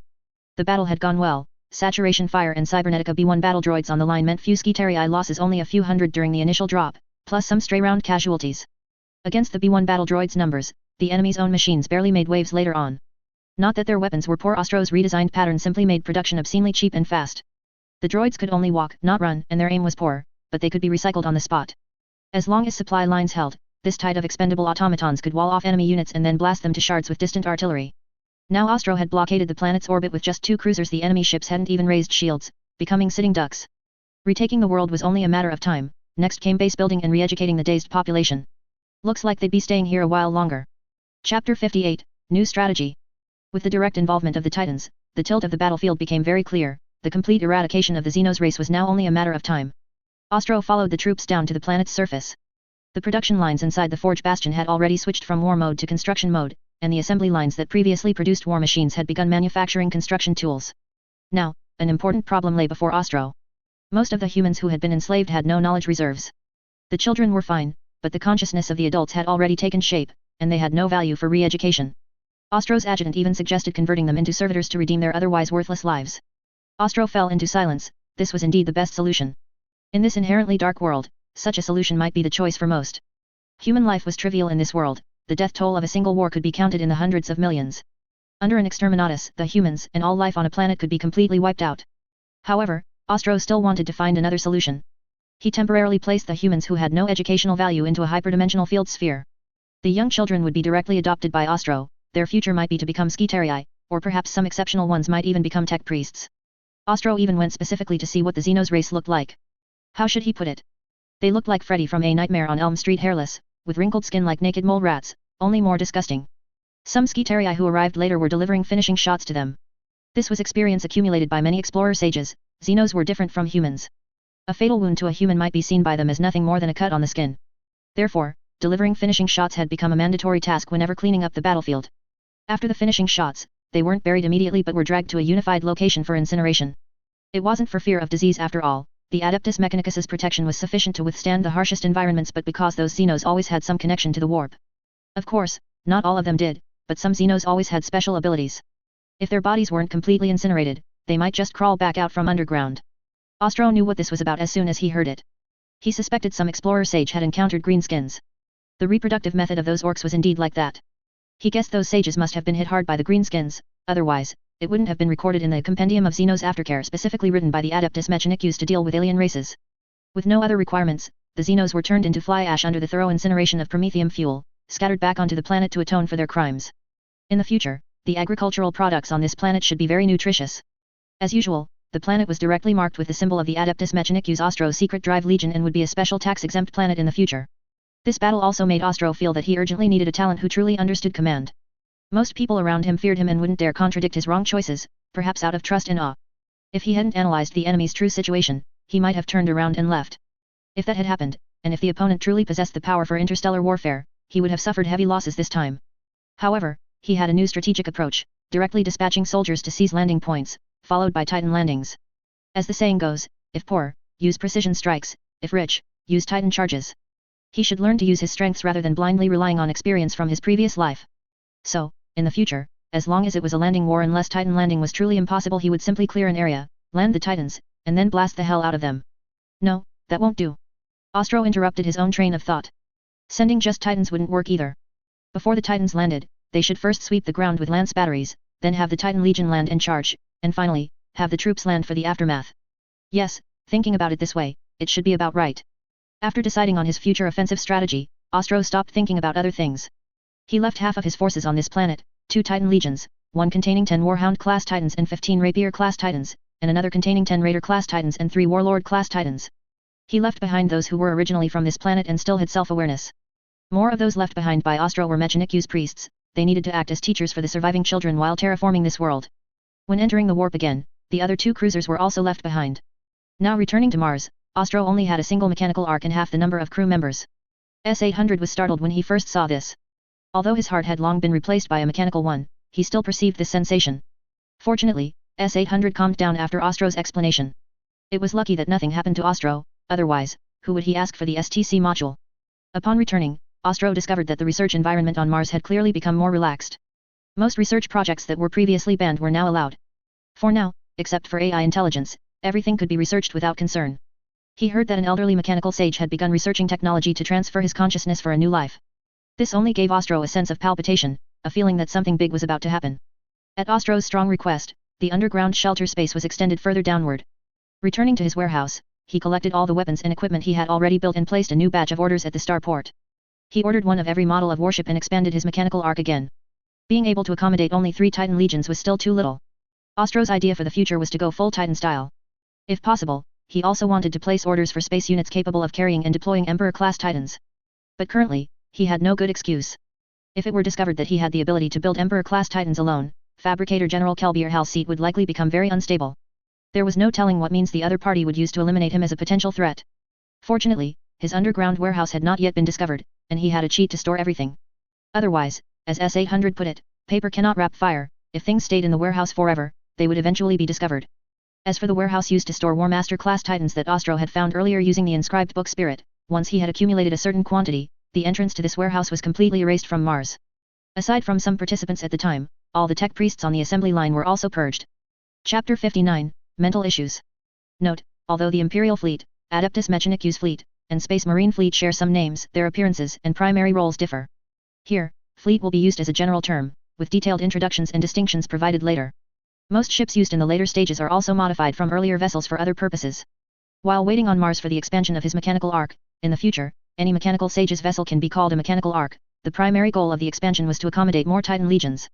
Furthermore, a fleet capable of interstellar warfare needed to be assembled to avoid the embarrassment of the situation that occurred last time. The newly constructed fleet included 2 battleships, 4 cruiser squadrons, each consisting of 6 cruisers, and 6 frigate squadrons, each consisting of 12 frigates. During the gap in fleet upgrades and manufacturing, Ostro wandered through the starport, casually releasing the inscribed spirit to collect data on the ships the Adeptus Mechanicus could currently manufacture. While Ostro was strolling around Mars, news came from the starport that the expansion of the mechanical arc had reached its current limit at 30 kilometers. If he wanted something even larger, he could look in space, perhaps he could find ancient arcs. Those ships, which could reach lengths of thousands of kilometers, might still contain intact STC modules and AI intelligence ship cores. They were envious of Ostro, who always returned fully loaded. Although he had previously collected data on the construction of large ships, the corruption of the warp had completely thwarted his idea of building giant warships within the micro-universe. Those operations that required enchantment to generate a machine spirit after construction were possible for Titans, but for a ship's machine spirit, praying for one to emerge after construction was simply too slow.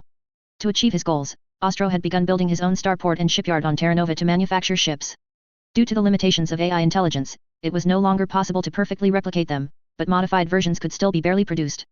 Undeterred, Ostro nodded, indicating that expanding to the maximum constructible limit was sufficient. The efficiency of the Adeptus Mechanicus was decent, without a tedious reporting process. As long as the situation didn't alter the layout of Mars, the Mars starport shipyards could decide on their own whether to execute orders. Under the bribery of Ostro's STC modules, the orders of other sages were temporarily suspended. In Lava City, City Lord Collier's was conducting research with Ostro, though most of the time it was Collier's researching while Ostro just hung around. In fact, Ostro had another purpose for being there, to find a way to save the Akashic Reader. As for why he didn't unify Mars to resolve the future war of secession, Ostro was quite helpless. He lacked sufficient influence, and his cheats had various limitations. There were no shortcuts other than accumulating strength within the Warhammer world. He had the power to unify, but that was the power of destruction. Given the fanatical mindset of the Adeptus Mechanicus, unless he conquered them with the power of wisdom, they would truly choose mutual destruction. Ostro was somewhat wary, the state of division seemed long destined. Those members of the Adeptus Mechanicus who pursued knowledge probably couldn't distinguish between the temptation of the dark gods and their own true desires. One must realize that the dark gods also opposed AI intelligence. To the dark gods in the warp, that soulless, abominable intelligence was something to be destroyed. Yet, AI intelligence was a hallmark of the Golden Age, and those people wanted to return to the Martian technology of the Golden Age, leading back into a dead end. Ostro's influence on Mars was still relatively small, most people only valued his archaeology skills. Therefore, their tolerance for him was sufficient, especially in agreeing to the establishment of his secret drive legion. This was a decision made after careful calculation of Ostro's basic situation. No one was a fool, and they wouldn't create a force they couldn't control right at their own doorstep on Mars. Kelbierhal's assumption was indeed correct. Without the support of resources, and with all resources and technology under the control of the Adeptus Mechanicus, Ostro could only develop through their channels. However, he hadn't expected Ostro to have a cheat. While not overwhelmingly powerful, it was enough to operate right under their noses. Why not send spies? Rather than losing Ostro's archaeology ability if they were caught later, it was better to hold his lifeline. Once they directly controlled the source of his resources, Ostro would have to accept his fate. As for Ostro having resources from other planets, or being able to develop in other worlds, they thought of that too. Mars had always been the technological center of the human world. Many unexcavated relic datasets were still buried beneath the ruins of Mars. In their view, controlling Mars was equivalent to cutting off Ostro's source of technology. Thus, through various coincidences and misjudgments, they allowed the growth of Ostro's secret drive legion. The strict hierarchy of the Adeptus Mechanicus also benefited him. An unrelated person asking about potentially irrelevant news would be severely punished as a serious transgression. During the long wait, Ostro traveled back and forth between his territory and Lava City, always stopping in Lava City under various excuses to inquire about the progress of the Akashic Reader. Perhaps the gifts had worked. During an occasional chat about their respective research projects, Collier's inadvertently revealed that there was an ongoing plan, though unfortunately, she didn't want to say much more on the matter. My lord, the fleet has been completed. While Ostro was still in Lava City, he finally received news that the fleet construction was finished. The goal this time was to head to Terra. He needed to confirm his mental issues. Despite having Neos' finger bone, he had actually been affected by problems that shouldn't have existed in the world of Alien vs. Predator. He needed to understand the situation, or he wouldn't dare go to other worlds again. At the starport, Ostro took command of the fleet. The crew members he had long since trained began to move in. Some might live on those ships for the rest of their lives. After the crew assembled, various supplies were replenished, which would also be a long process. Especially for the new ships, the operators needed to board early to connect with the vessels, familiarizing themselves with the machine spirit's personality and the ship's various specifications. Chapter 60, The Moon. The fleet's departure was quite swift. Once everything was ready, Ostro commanded the fleet to begin its journey toward Terra. During the warp navigation, within just a few Terran hours, Ostro arrived in Terra's orbit. Every time he arrived, he would receive recorded communications from the moon. There was nothing else to them but various warnings and provocations. But this time, the moon actually sent a formal communication request. Ostro was somewhat surprised. Following the ideology of the Adeptus Mechanicus, he tried to maintain necessary harmony within the Sol system as much as possible. This was because the Adeptus Mechanicus feared that war would once again destroy the technology of the human world. It wasn't like this everywhere, only within the Sol system. After all, in their mindset, while there might indeed be relics left outside, the technological heritage within the Sol system was the most important compared to the birthplace of humanity. Accept the request. Ostro replied, having his adjutant accept the communication request from the moon. The moon was ruled by the Serena gene cult, and its current relationship with Mars was not particularly good. Since Mars claimed to be the core of human civilization, it did not place much importance on the Serena gene cult, which was primarily centered on genetic engineering. The two sides often resorted to verbal sparring whenever they met. The Serena gene cult had some shortcomings in terms of firepower due to their weak mechanical engineering, while the Martian side exercised restraint for the sake of the legacy technology on the moon. Thus, both sides had continued to exist in this strange atmosphere until now. I thought you wouldn't accept the invitation. The speaker in the channel was a woman who did not look old. The moon was currently dominated by the Serena gene cult, which was in turn dominated by women. Sometimes they would clone themselves to ensure that an experiment spanning several centuries could be successfully carried out. Therefore, this situation was not an accident to Ostro. Speak, what is it? I'm already shocked that you didn't call me a cogboy right from the start. Ostro joked, since he was the one who visited Terra the most, he was also the Adeptus Mechanicus member who had been insulted the most. Ha, your path. Seeing that the other party was about to deviate from the topic, Ostro quickly interrupted her next words. It was nothing more than saying that turning one's body into machinery was a mistake. The cults on the moon mostly strove to transform themselves into perfect human individuals. Suddenly seeing someone from the Adeptus Mechanicus, these two methods of modification were undoubtedly two extremes. If put in terms of his past life, Mars pursued mechanical ascension, while the moon pursued biological ascension. Ahem, you've been to Terra, and they seem to be at war now, so who has the greater strength? Ostro patiently told them about the current situation. At least in Ostro's words, the future Emperor Neos had become a man who unified Terra and brought a great renaissance to humanity. As for why he didn't mention himself, Ostro knew his own capabilities. With the cheat system, he was content to be a support, leaving professional matters to professional people. You think very highly of that man named Neos. The person before him seemed shocked by Ostro's words. In their eyes, members of the Adeptus Mechanicus always appeared arrogant. To hear such praise from a sage immediately piqued her interest in Neos. It wasn't that they didn't want to conduct interstellar travel via spaceships, but rather that their research direction had caused them to forget about it. During the Age of Strife, there had once been shipyards and starports on the moon. However, on a moon dominated by genetic engineering, those who studied how to build spaceships were mocked. Consequently, those who could switch disciplines had all turned to genetic technology, leading to the abandonment of the starports and shipyards. Those specialized in biological genetic engineering knew little about how to repair spaceships, thus, they had now become unlucky souls who could observe the universe but had no way to fly off the moon. I think very highly of him. Ostro replied affirmatively, regardless of whether Neos could hear him. He didn't have a powerful cheat, and his current strength was still relatively weak. Only under Neos' protection, when facing the Chaos Gods, could he extend a friendly gesture toward them and do what he wanted to do with relative freedom in this cesspool of a world. Let's form an alliance. The other party was silent for a moment before suddenly making a shocking statement, which left Ostro completely stunned. Ally with him? One had to know that within the current Sol system, the Adeptus Mechanicus was practically detested by everyone. They always walked upon various planets with an attitude of being the light of humanity, preaching the doctrines and faith of the so-called Omnissiah, and excitedly telling others how to dismantle themselves piece by piece for modification. Otherwise, the Adeptus Mechanicus wouldn't be running out of the Sol system. Not wanting the technology there to be destroyed was one thing, but they simply couldn't stand being insulted anymore. Fortunately, most of it was directed at the sages and individual leaders, so they just endured it. Most members of the Adeptus Mechanicus were still thinking about archaeology on those planets in the future, so they turned their sights outside the Sol system to avoid the annoyance. Inside his sage's body, Ostro rubbed his chin with his hand, considering the feasibility. Genetic science existed on Mars as well, but it wasn't as deep as theirs. In the future, Mars would also absorb the genetic technology from the moon, which would lead to biological engineering appearing as a major category on Mars. Currently, on Mars, it was still primarily used as a means of cultivating the population and as a sideline for body modification. Why choose me? Ostro seemed to want to hear a different answer. The other party explained that, first, not many members of the Adeptus Mechanicus came by, and second, Ostro was somewhat special, lacking that rigid feeling. Of course, it wasn't some love at first sight drama. The other party had been observing Ostro for a long time through the observation equipment left on the moon. This was also done after unanimous agreement within the cult. They had a feeling, perhaps a common ailment of the warmer world, that the Psychers on the moon had seen two outcomes through visions of the future. One was the complete destruction of the cult, and the other was its flourishing under a special member of the Adeptus Mechanicus. It was a strange vision of the future, but as more and more people's prophecies aligned, they adopted the attitude of believing it might be true and sent a communication request to Ostro, this special sage. Ostro pondered for a moment and ultimately accepted the alliance she proposed, not in the capacity of the Adeptus Mechanicus, but in the name of the Lord of the Secret Drive Legion. The other party agreed directly without any apparent hesitation. Thus, the fleet that was originally heading for Terra turned its prow and sailed toward the moon. Chapter 61 The Pact of Alliance. Ostro's fleet swung about and headed for a still intact starport on the moon, yet the ships could not dared not dock. Transports lifted from the mechanical arc and drifted down to the hastily cleared lunar starport. Their landing thrusters kicked up shockwaves that shredded ancient, wind-scoured metal and stone into a blinding haze. When Ostro set foot on the moon, fallen like Mars from the Golden Age, the alloy beneath his boots rang hollow. The air tasted of cosmic dust, sharp with metallic bitterness, and beneath it the sickly sweet tang of nutrient broth once used to grow life. A delegate of the Serena gene cult waited for him, the woman who had spoken to him over the Vox, Helios of 54. She brought no grand retinue, only a few equally young, near-identical female attendants and some gene-bulked guards whose sculpted muscles moved like clockwork beneath blank faces.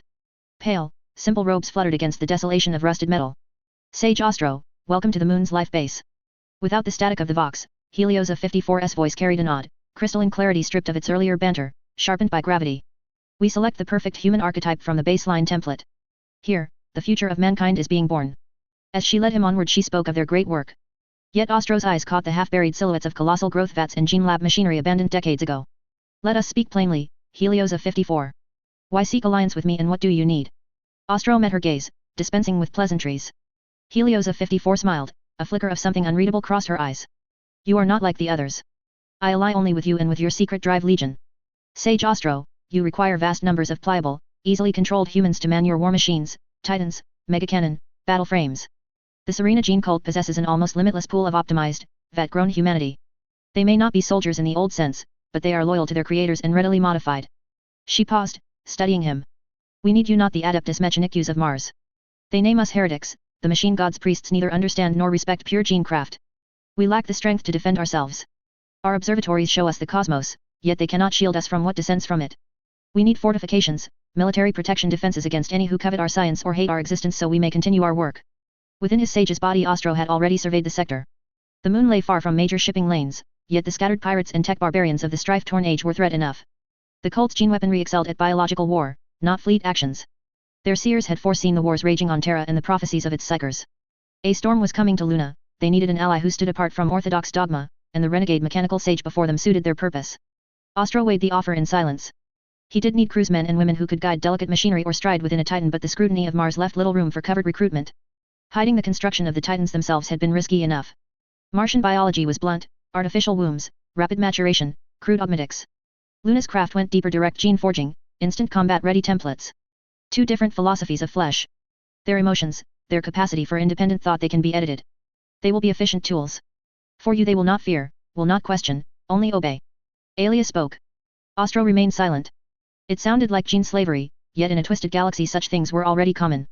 He felt no revulsion at turning criminals into servitors, only at the indiscriminate theft of free will. His secret drive legion thirsted for just such compliant manpower. Numbers? He asked. How many? As many as you can absorb. Tens of thousands, hundreds of thousands, millions. While our vats hold power and nutrient, the supply is endless. The figure sent a pulse through Ostro's reinforced heart.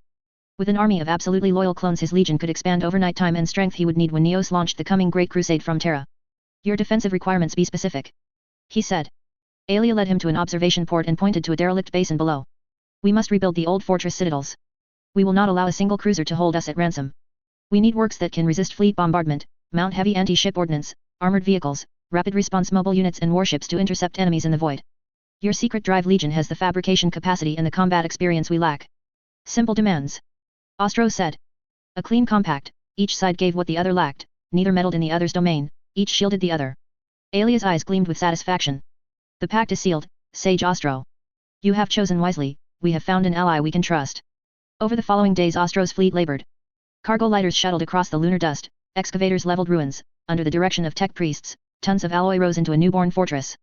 Towering flak bastions, armored curtain walls, buried command bunkers, Titan-ready hardstands all rose with methodical speed. Meanwhile the first shipment of vat-grown manpower arrived, a gift. They stood in ordered rows within the transport holds, eyes vacant yet quick to respond to command. Watching them, Ostro felt nothing. Better faceless flesh than citizens with stolen lives, he could tell himself these were mere resources, cogs in a grand machine. And on the moon the Serena gene cult breathed again. As they watched the rising bulwarks, the patrolling Titans, the interlocking fields of anti-ship fire, the future looked less like an ending and more like a beginning.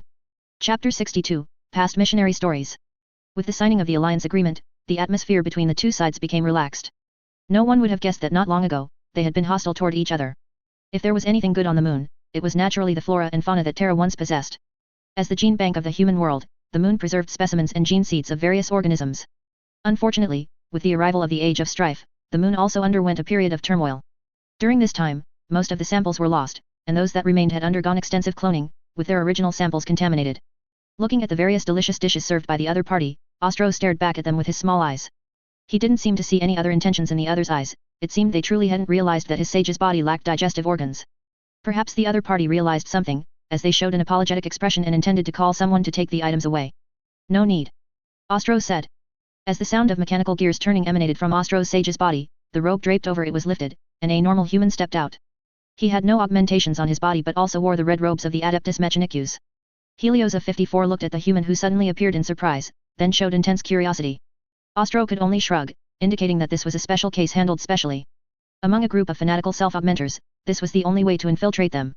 Although Ostro had eventually proven himself through his archaeological abilities, and the Holy Synod of the Adeptus Mechanicus would remain silent given that he could provide a large number of STC modules, Ostro still maintained this habit to deceive enemies. Tasting the other party's gourmet food, the flavor and texture were a complete mess. Most of the seasoning flavors were concocted through various pure chemicals. The meat was obtained from slabs of flesh that had been cloned an unknown number of times. After eating very little, Ostro stated he was full. Upon leaving, he still extracted a batch of samples from his collection and gifted them to Helios of 54. Looking at the fresh samples Ostro handed over, the other party was even more shocked than when they saw Ostro step out of the large body. After analysis, they found that most of the genetic data indicated flora and fauna that had long been extinct. Helios of 54 couldn't believe the other party had so many samples of extinct organisms. Ostro didn't make any requests. In his heart, these were nothing, as he still had many more. However, in the others' eyes, they thought Ostro must have paid a huge price to find these things, and they were moved that he gave them away so easily, feeling immense gratitude toward him. The alliance agreement was signed, the banquet was over, and it was time for him to set off for Terra. However, just as he was departing, he was suddenly stopped by Helios of 54. Just as Neos had said, it was best not to participate in the identity of the Adeptus Mechanicus, if the other party was one of their own. Under her explanation, Ostro finally understood how unpopular the Adeptus Mechanicus was within the Sol system. After all, no one likes encountering someone in their own home who enjoys commenting randomly on their home's decoration, while constantly belittling and mocking it. This was exactly how the Adeptus Mechanicus was currently acting, carrying their faith in the Omnissiah to proselytize within the system. As the center of human technological manufacturing, the Adeptus Mechanicus had always preserved an almost complete set of technology from the human world, and would continue to do so in the future. Therefore, when the starport shipyards were still nearing completion, they began to assemble fleets to travel to other planets within the Sol system. Meanwhile, other planets were still in states of war or other instabilities. As the first power with interstellar navigation capabilities, the Adeptus Mechanicus was initially sought after and welcomed by various factions, but their subsequent actions offended everyone. First was the ownership of STC modules. The greedy former explorer sages of the Adeptus Mechanicus exhausted every means to obtain complete STC modules, even going as far as starting wars. The Adeptus Mechanicus's greed and predatory behavior regarding STC modules completely destroyed the goodwill they had established early on. Most critically, the independently developing planets in the Sol system already had their own history, culture, beliefs, and ways of life. But the arrival of the Adeptus Mechanicus broke the relatively stable balance, even forcibly trying to change others' lifestyles and beliefs. This led to resistance movements breaking out on some planets the Adeptus Mechanicus visited, which is why some planets still have cult members and factory traces left behind when the Adeptus Mechanicus withdrew. Among these, the most serious conflict the Adeptus Mechanicus had was with Terra. Upon arrival, the Adeptus Mechanicus demanded the other party hand over their STC modules and return to the glory of the Omnissiah. The Adeptus Mechanicus viewed the technological development and social forms of other planets through a set of rigid, self-righteous civilization standards. In their eyes, the natives' use of technology was primitive, backward, and clumsy, possessing technology without understanding its mysteries. They would openly accuse the other party of being barbarians who merely used technology randomly. This condescending scrutiny and criticism were often completely unconstructive, sometimes accompanied by an incomprehensible fanaticism. Fine, they'd say others didn't know how to use technology, and then turn around to burn incense and pray to the technology themselves. This double-standard behavior annoyed many people and factions, making the irony even more obvious. This was also why Ostro was always angrily rebuked whenever he appeared on Terra. It turned out he was carrying a heavy burden for others' mistakes. No wonder Neos refused to let him get involved. As for why the Adeptus Mechanicus didn't send troops to forcibly seize the STC modules, it was because the other parties truly had STC modules and didn't mind destroying them at will. Because of the Adeptus Mechanicus's faith and dogmas regarding the machine god Omnissiah, the random destruction of technological creations was simply not permitted, whether directly or indirectly. Thus, the Adeptus Mechanicus could only withdraw, shifting their gaze from the interior of the Sol system to the exterior. Except for those already recovered, most that could be found were divided among various factions. They weren't kind enough to give them to Ostro, which was why they were later surprised that Ostro could find STC modules within the Sol system. Hearing this, Ostro finally learned about the things the Adeptus Mechanicus had done before. This caused him to make a face like a pain mask. It turned out that his original opportunity to help Neos quickly unify Terra and launch the Great Crusade had been ruined by the Adeptus Mechanicus. Chapter 63 Inner Monologue. Ostro, now knowing the reason, felt speechless. Before, he could approach because none of Terra's powers took him seriously, but with Neos launching a war of unification, their nerves were frayed. Any unfamiliar fleet would be fired on to keep outsiders out. Lunar sensors showed the war on Terra spreading far beyond the Himalayan mountains. As Neos revealed his strength, mid and small-sized factions began pledging allegiance. Neos' might and ambition had surpassed every prior estimate. His charisma and ruthless efficiency pressed even bitter enemies into submission. The old, deep-rooted powers had always sparred among themselves, yet they dismissed the newcomer near the Himalayan mountains as a minor nuisance. They called him a clown who would be crushed until Neos' armies swept everything before them, seizing the mountain footholds and pushing far beyond. That speed of expansion panicked the established blocks. They realized Neos could redraw Terra's map, and hesitant smaller powers recalculated their loyalties. One by one, petty kingdoms, tribes, even wandering bands, stirred by his speeches, swore fealty to Neos, tightening every faction's nerves to snapping point. All sides stood on guard, suspicious and watchful, especially of outsiders, none more so than the Adeptus Mechanicus, old enemies of many. If Ostro sailed in under their sigil, he would likely be greeted by salvos. Ostro stared at the lunar screen tracking Neos' advance and the frantic redeployments. Sighing in resignation, he understood Neos wanted the cheapest path to unify Terra and had refused his help for that very reason. While he pondered how to reach Terra, Helios of 54 spoke behind him. He turned to find her circling the sage's body, not admiring it but frowning in bewilderment. She could not grasp why Ostro, whole of flesh, locked himself inside that ugly shell, whether to humor the Adeptus Mechanicus warped taste or from private whim. To her, people flaunted perfection, his power within the Mechanicus made his self-mutilation doubly contradictory. Her words sank him into thought. For ages he had treated life as a game, immortal, unkillable, careless of his own heart. The terror of arrival had made him cling to the path of finding Neos for a scrap of safety. Helios of 54's question was a stone cast into still water, forcing him to face what he dodged. He could never go back. After Neos' finger bone had calmed him, he had kept playing, letting S-800 remodel him to rise inside the Mechanicus, yet the sage's body now betrayed that first purpose. The safety he chased had become a sturdier cage. Neos might shelter him, but that was dependence, escape. True safety meant standing unafraid on his own. He drew a breath unfiltered by the machine. Raw air stung awake nerves long numb, and he tasted freedom. He resolved to strip the sage's body to a simple rig, basic life support and short-range mobility. The rest he would bear with his own flesh. He turned from the hulk that had been his hiding place, it looked only burdensome now. Eyes clear, he saw the world unshielded by screens. The game was over, time to live in earnest. Helios of 54 stared, astonished at the change her question had wrought. His retreating figure no longer wore the heavy shell, the distance between him and the world had thinned. He walked on without looking back. In truth, it was all inner theater. After her query he had stood silent, then spun away in what he hoped looked like cool resolve. She could not read his thoughts, yet the shift in aura told her something within him had turned. Back aboard his mechanical ark, he took a single transport whose insignia had been filed off and set course for Terra alone, ordering the fleet to wait on Luna. After a brief flight the craft docked in Terra orbit. As he prepared to drop in a pod, the fear he had carried struck, a missile lanced in, shattered the engine, and the powerless ship tumbled into Terra's gravity well. Chapter 64, Missionary. The wind was thick with grit, mercilessly scraping against Ostro's scorched face. He lay amidst the twisted metal ruins of what was once his transport plane, now reduced to a broken keel and smoldering wreckage.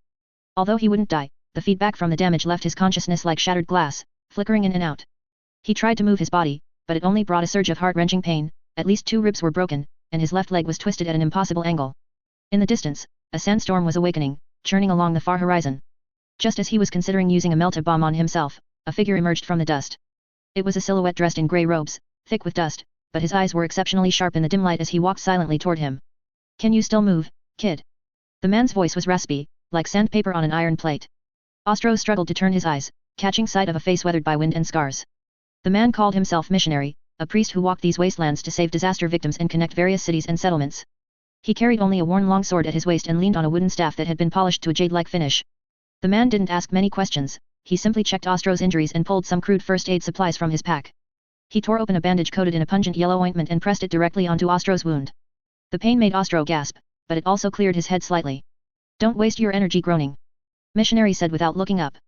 "This wasteland won't become merciful because of your pain." Under his treatment, Ostro finally regained some strength. He had originally intended to end his own life so his injuries would vanish upon resurrection, but he decided not to reveal that secret to a stranger.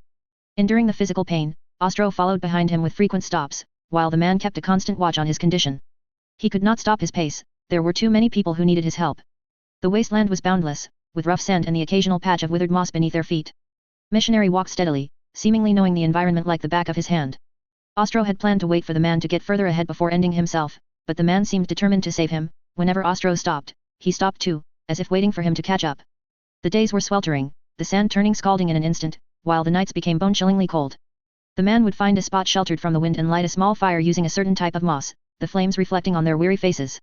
Ostro spoke little, spending most of his time enduring the pain and contemplating his current situation. The man was also tight-lipped, but occasionally shared fragments of legends about this wasteland, particularly regarding a power that had emerged near the Himalayan mountains. Long ago, during one of his missions, he had encountered their leader, who warned him that the chaos gods he prayed to would demand a heavy price for their responses and gifts in the near future, a warning he did not believe. Survival had long since become the only priority. Who could be sure they would even survive the night? Whatever the price, he would bear it himself, so long as he could save a few more people. He resented them for not reflecting on the war they had started on Terra. In Missionary's words, there was nothing but bitterness. No matter how well that leader spoke, he was just another tyrannical tech warlord. Ostro listened to the information revealed. He knew the Himalayan mountains were Neos' sphere of influence. Given that the man had met Neos and hadn't been struck down immediately, he was probably a decent person. However, Ostro couldn't agree with preaching on Terra during this era. The content was likely some form of blasphemous filth. Sorry for talking so much, I shouldn't have. Get some rest, tomorrow morning I will take you to the Federation Central City. The man finished speaking, turned around, and fell asleep with his back to the fire. Federation? Preacher? Met Neos a long time ago. Could it be that the person before me is the priest King Martian? At this thought, the corners of Ostro's mouth curled slightly. He had an idea. Thinking of what he was about to do, even the pain in his body seemed to lessen. He then lay down on the ground and fell into a deep sleep. The next morning, Ostro was woken by Martian. After a simple meal of nondescript food, they set out again. Along the way, Ostro casually inquired about the content of the man's preaching, using it as a springboard to ask for the names of his deities, claiming he might want to convert to such a great god. However, it was clear the man did not know the names of the deities, and those entities within chaos would not reveal their names to a mortal. They were likely just responding for sport, but such games would be fatal. The man remained silent, but in the few skirmishes they encountered next, he displayed powerful psychic power. This psychic power carried a distinctive stench of chaos that Ostro could sense from a mile away. After the battle, Ostro asked about the source of this power, and the man naturally said it was a gift from the great deities. And what is the price? Ostro asked. The man understood his meaning. He had once prayed to the gods in his most desperate moment, and they had answered, granting him great power that allowed him to save lives more effectively. In his mind, power was neither right nor wrong, only the way it was used determined its nature. Seeing the man fall silent, Ostro knew it was his turn to act. Instead of believing in those chaos gods, why not believe in the great Omnissiah? Ostro spoke like an arrogant zealot, recruiting for his own god. Martian looked at him, at a loss for words. Who preached like this? And what is the price? Martian countered. His current price was just some hunted prey and fruit, but the gods were clearly no longer satisfied with that. Yet he wanted to save more lives and was now unable to let go of this power. Having finally built safe havens and brought hope to the people, he would be unable to bear the consequences of losing this strength now. Chapter 65, Bluffing. The price is to fight for humanity until death. Thinking it over, he found this was better. At least in the future, this was indeed the most basic requirement for working under the God Emperor. You call this **ing price? Martian felt speechless. Did this count as a price? If he had any other way, he wouldn't pray to the chaos gods. Especially thinking back to every prayer and every price paid, did such gods really exist? Ostro looked at the other's shocked expression. He really wanted to say, you've already seen God, though he isn't one yet. Moreover, the fact that Neos didn't kill Martian outright after meeting him proved he wasn't beyond saving. During his time with him, Ostro discovered the man was pure, someone who only wanted to save the people of the Nordic wasteland. He even prayed to the warp for this, knowing the price might be unbearable in the future, yet he intended to bear it alone. But Ostro knew the price of the chaos gods was different. They would subtly transform people's thoughts, turning them into complete slaves to power. Another fool who thinks he can bear the price. Ostro looked at the man's aged appearance. From their conversation, he learned the man's gods were no longer satisfied with fresh fruit and prey, their appetites grew. Martian had come out to find a solution and see if anyone else on the wasteland needed help, until he met Ostro, the unlucky shot-down outsider. I can actually prove my god's great power. As for the price, a powerful psyker like you should be able to see it. Ostro said, making a decision like a martyr. How will you prove it? Curiosity finally appeared on Martian's expressionless face. Even stronger psychic power? He was too familiar with that, he couldn't imagine getting anything else from the gods of the warp. While Martian was still wondering how the other would prove himself, Ostro raised his weapon to his temple. With the pull of the trigger, a bullet from the barrel entered his temple, and his head instantly burst like a ripe watermelon. In truth, Ostro had long wanted to use this method to restore his body. Walking around in an injured frame was genuinely painful. Since he'd decided to recruit the man, exposure no longer mattered. The fact that the man could build a powerful Moransan Federation proved his leadership. Ostro needed such talent, especially if he was going to mass-produce troops. Moransan stared blankly at the scene. Despite countless battles, he was stunned by the sudden action, splashed with the other's blood. He felt a bit of sadness, but not much, at least the man could rest in this chaotic world. He just wondered how the man's so-called god would treat this believer. As expected of an experienced missionary, Moransan simply shook his head and prepared to clear the scene. Accustomed to life and death, his only feeling was that the man was likely brainwashed by some unknown religion, something seen all too often on Terra. People who refused to face reality and pinned their hopes on false gods. That was true, but at least his own gods were real. He dug a pit to bury the body, unable to bear leaving an acquaintance exposed in the wilderness. But when he turned back, the body had vanished, and a familiar voice came from behind. A pale, smooth-skinned man ran over naked from the distance. Looking closely, it was the young man who had just shot himself. So, your god grants you the power of resurrection? Moransan asked, watching the man pull a red robe out of thin air. This resurrection ability was rare, but it seemed useless except for suicide charges with bombs. No, there's much more. Ostro finished speaking and waved his hand. A large amount of food appeared on the ground, clean drinking water, stacks of canned food, and fresh fruits and vegetables. Omnissiah. I believe in him. As mentioned before, Moransan's prayers to the Chaos Gods were to save the people of the Nordic wasteland. His intentions had always been pure. Fortunately, when Ostro met him, his mind hadn't been completely corrupted by chaos, and he wasn't beyond saving. This was likely why the Chaos Gods hadn't fixed their gaze on him. Previously, losing power meant losing the chance to save others. Now that there was a better choice, he no longer needed to accept power that came at such a heavy price. Once Moransan confirmed these things weren't illusions and had no adverse effects, he believed half of it. The other half was. What is your purpose? I still can't believe this power comes without a price. After a brief lapse, Moransan regained his composure. His mind raced, he couldn't easily trust someone he'd only known briefly. If it were just himself, he could accept it, but he couldn't decide the fate of all the survivors in the Nordic wasteland. He was a stubborn man, even a warning from a powerful figure across the Himalayas wouldn't deter him from his chosen path. The transcendent power displayed before him forced him to be cautious. There was a price, of course the food had to be processed, packaged, and canned within his micro-universe. But Ostro couldn't say that, the other wouldn't believe him anyway. You must join me and then believe in the Omnissiah. Ostro said, reciting the scriptures of the Omnissiah and then explaining the ideals promoted by Neos well, minus the imperial truth part. Neos clearly didn't realize that his immense power and inhuman charisma had long since removed him from the ranks of ordinary humanity. Whether he knew it or not, Ostro had cut out the imperial truth part. What you're describing is nothing more than the rise of another violent warlord. Moransan's reply was expected, it seemed Neos' ideals were easily mistaken for the birth of another warlord. Ostro didn't care, wasn't it just bluffing and nonsense? He was quite good at DCI reasoning. Chapter 66, the Moransan Federation joins. Instead of letting Terra remain in constant chaos, why don't we unify Terra and take control of everything ourselves? Ostro said, explaining the concept of our kings and nobles given their titles by birthright, to him. Why should techno-warlords be allowed to lord it over us commoners? We should resist them, we can also unify Terra and bring peace to it. In any case, Ostro used various famous quotes and aphorisms to move Moransan, hoping he could use his influence in the Nordic wasteland to change the landscape of Terra and bring new life to it, rather than always being trapped in the chaotic wars of techno-warlords. Moransan's stubborn thoughts were gradually swayed by Ostro. Yes, why not unify Terra ourselves and bring peace to all of humanity? Thinking this way made sense, there was no need to be confined to the Nordic wasteland when it could radiate across all of Terra.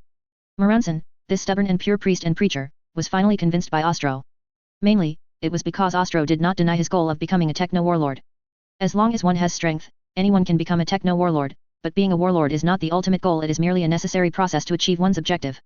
For example, the Moransan Federation established by Moransan is also seen as a warlord power in the eyes of others, it's just called something different. I'm in.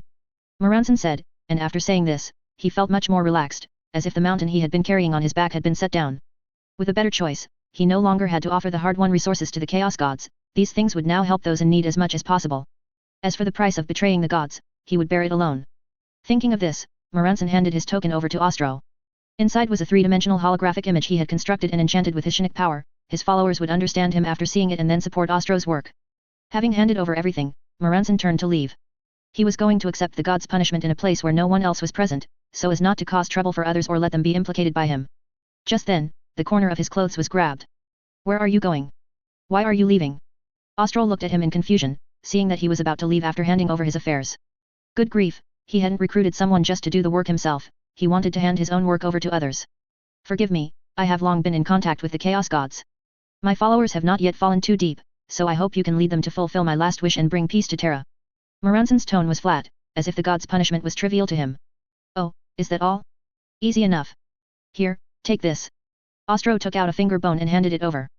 The moment Moranson touched the finger bone, his soul existing within the warp seemed to see a golden figure raising a hand and slapping him, striking a mass of grey mist emitting an ominous aura out of his soul. At this time, Neo still looked human, though he wouldn't later. At that moment, in a secret laboratory near the Himalayas, Neo seemed to sense something. It appeared Ostro was being targeted by things in the warp again. Fortunately, he had left multiple layers of automatic defenses on the finger bone he gave him. He should be out of danger now, or at least he hadn't triggered the deeper defense mechanisms Neos had left behind. All of this happened in an instant. After touching the object handed to him, he felt much more relaxed, especially his thinking, which became exceptionally clear, and even his appearance seemed younger. Thank you, you saved me. Moranson showed a sincere expression. Such great power must surely belong to the god the other had mentioned, that god named the Omnissiah seemed to actually show up when needed. Oh, Omnissiah, I shall begin my prayers to you. Moranson thought silently to himself. He would have his followers change their faith as soon as he returned. It seemed that fighting to the death for humanity must also be true. Such a purely pro-human god, honestly, it was enough to make one cry. Thus, the two traveled together, and Moranson and Ostro formally introduced themselves to each other. However, on the way, Moranson still had Ostro change into different clothes. After all, his red robe with the Adeptus Mechanicus symbol on it was too conspicuous. As for himself, it didn't matter now. In fact, the main reason Moranson had discovered he was a member of the Adeptus Mechanicus was the clothes he wore when he was first resurrected. The symbols on them couldn't have been more obvious. He himself didn't mind, but the pain the Adeptus Mechanicus brought to others on Terra was no less than that of any other techno-warlord. However, the fact that the other's body was completely unaugmented surprised him. He had thought everyone in the Adeptus Mechanicus had to undergo extensive modifications. Every time they encountered people in need, Ostro would perform a so-called miracle and then absorb those refugees into his organization. Now, the Moranson Federation had also been renamed by Ostro. It was now called the Moranson Legion, a subunit of the Secret Drive Legion and a special execution group on Terra, directly commanded by Moranson. Now, Moranson was still that preacher and priest, but he had switched from the Chaos Gods to the Omnissiah. During this time, Ostro also saw those followers. Due to their previous faith, they were more or less tainted with the aura of chaos. To strip away this foul scent, Ostro brought out the finger bone and had them touch it one by one. At this moment, in his laboratory, Neos frowned. Had this fellow Ostro fallen into a nest of evil gods? Why did it feel like his defensive measures were flashing incessantly? But looking at the small figures in the cultivation tanks in the lab, now was the time to focus. After carefully sensing the other's state again, he found it was fine. It didn't seem like he was in danger, so he stopped worrying about it. However, he felt the halo effect on himself was becoming increasingly blinding. A figure beside Neos, relatively petite by comparison, angrily demanded that he turn off the special effects immediately and not show off his Shinnick power at such a critical moment. By this time, Ostro and Moranson had integrated their original forces, but the Shinnick power in the followers in Moranson had not disappeared. Instead, it had become more concentrated. This situation left them somewhat at a loss. After all, this power was related to the Chaos Gods. If not handled properly, those evil gods might seize an opportunity at a critical moment and stab them in the back. Not solving this problem would always be a hidden danger. While everyone was thinking of a solution, Ostro suddenly had an idea. He could barely suppress his grin as he stood up and spoke excitedly to everyone. Come, let me tell you about the way of the Jedi and the Sith. Chapter 67, Jedi and Sith. What the hell? The creeds of Jedi and Sith are absolute extremes. The Jedi prize absolute peace and inner serenity, most live ascetic lives, so Anakin, who allowed himself private attachments, easily fell and was dragged into darkness. The Sith, by contrast, exalt absolute desire and power. The stronger the emotion and craving, the greater their might. Thus the two extremes can never coexist. Yet, what do the rules of the Star Wars world have to do with my Warhammer world? The final interpretation belongs to me, after all. With that thought, Ostro began to indoctrinate them in the way of Jedi Sith. Yes, you heard that right, the so-called Jedi Sith way. Jedi dogma teaches them to restrain emotion to avoid falling to darkness. Ostro preached the same, but added loyalty. Sith dogma urges the release of personal desire without taboo. Ostro told them to treat their own desires critically while remaining loyal. Thus, while Moranson's legion warred with neighboring powers, Ostro stayed in camp teaching former psychosorcerers now converted to Jedi Sith warriors the revised creed and loyalty to the so-called Omnissiah. Because Ostro had once studied the way of serenity from the Jedi Codex, he passed on this practice that steadies emotion and calms power, fusing the two paths of Jedi and Sith in a bizarre fashion within the Warhammer world. During joint training, Ostro meant to show a lightsaber from another universe, but remembering the prior mutation incident he dropped the idea. Besides, the tech hadn't been Warhammerized and there was no time to build one. So, from the spoils of war he found the precursor of the chain sword that would later become a standard imperial weapon under Neos, a chain greatsword salvaged by tech barbarians from some machine. With the help of Ostro's book of inscription, it was downsized into a small chain sword much like the future model. The trainees sat cross-legged, chain swords laid across their laps, hands resting on the blades as they practiced the way of serenity. Then Ostro noticed something odd. Those who had been cleansed of chaos marks by Neos' finger bone not only saw their psychic strength increase, but also developed a subtle link with him. Instead of drawing warp energy from the warp, they now siphoned it from the psychic source within Ostro. He had no explanation for the phenomenon. For now, it was enough that they could use their powers without risking corruption from the things inside the warp. What Ostro didn't know was that Neos' finger bone on him shielded him from the gaze of the warp's dark gods, and the psychic source inside him being one with him had been uncoupled from the warp in a strange way. His psychic energy had become a pure force. Contact with those whom Neos had severed from chaos also gave an outlet for the power within Ostro's psychic source. His body had reached its capacity, so it sought other vessels. These people naturally became the best hosts. Unaware of this, Ostro simply felt the source inside him was satisfied. War did not pause for his training. Martian fought on the front lines for his ideals. Though many psychers existed, scattered across Terra they were still few, especially in the Nordic wasteland, where most were malnourished refugees. Martian could not bear to let those refugees lose their lives for his cause. Using gene tech he found on the wastes, he enhanced some refugees who shared his vision, turning them into gene-modified warriors. Population limits, however, meant numbers remained painfully low. Ostro then contacted Helios of 54 on Luna and, in a cooperative deal, traded Martian's tech. Helios of 54 guided operations on Luna while Martian worked in the Legion stronghold.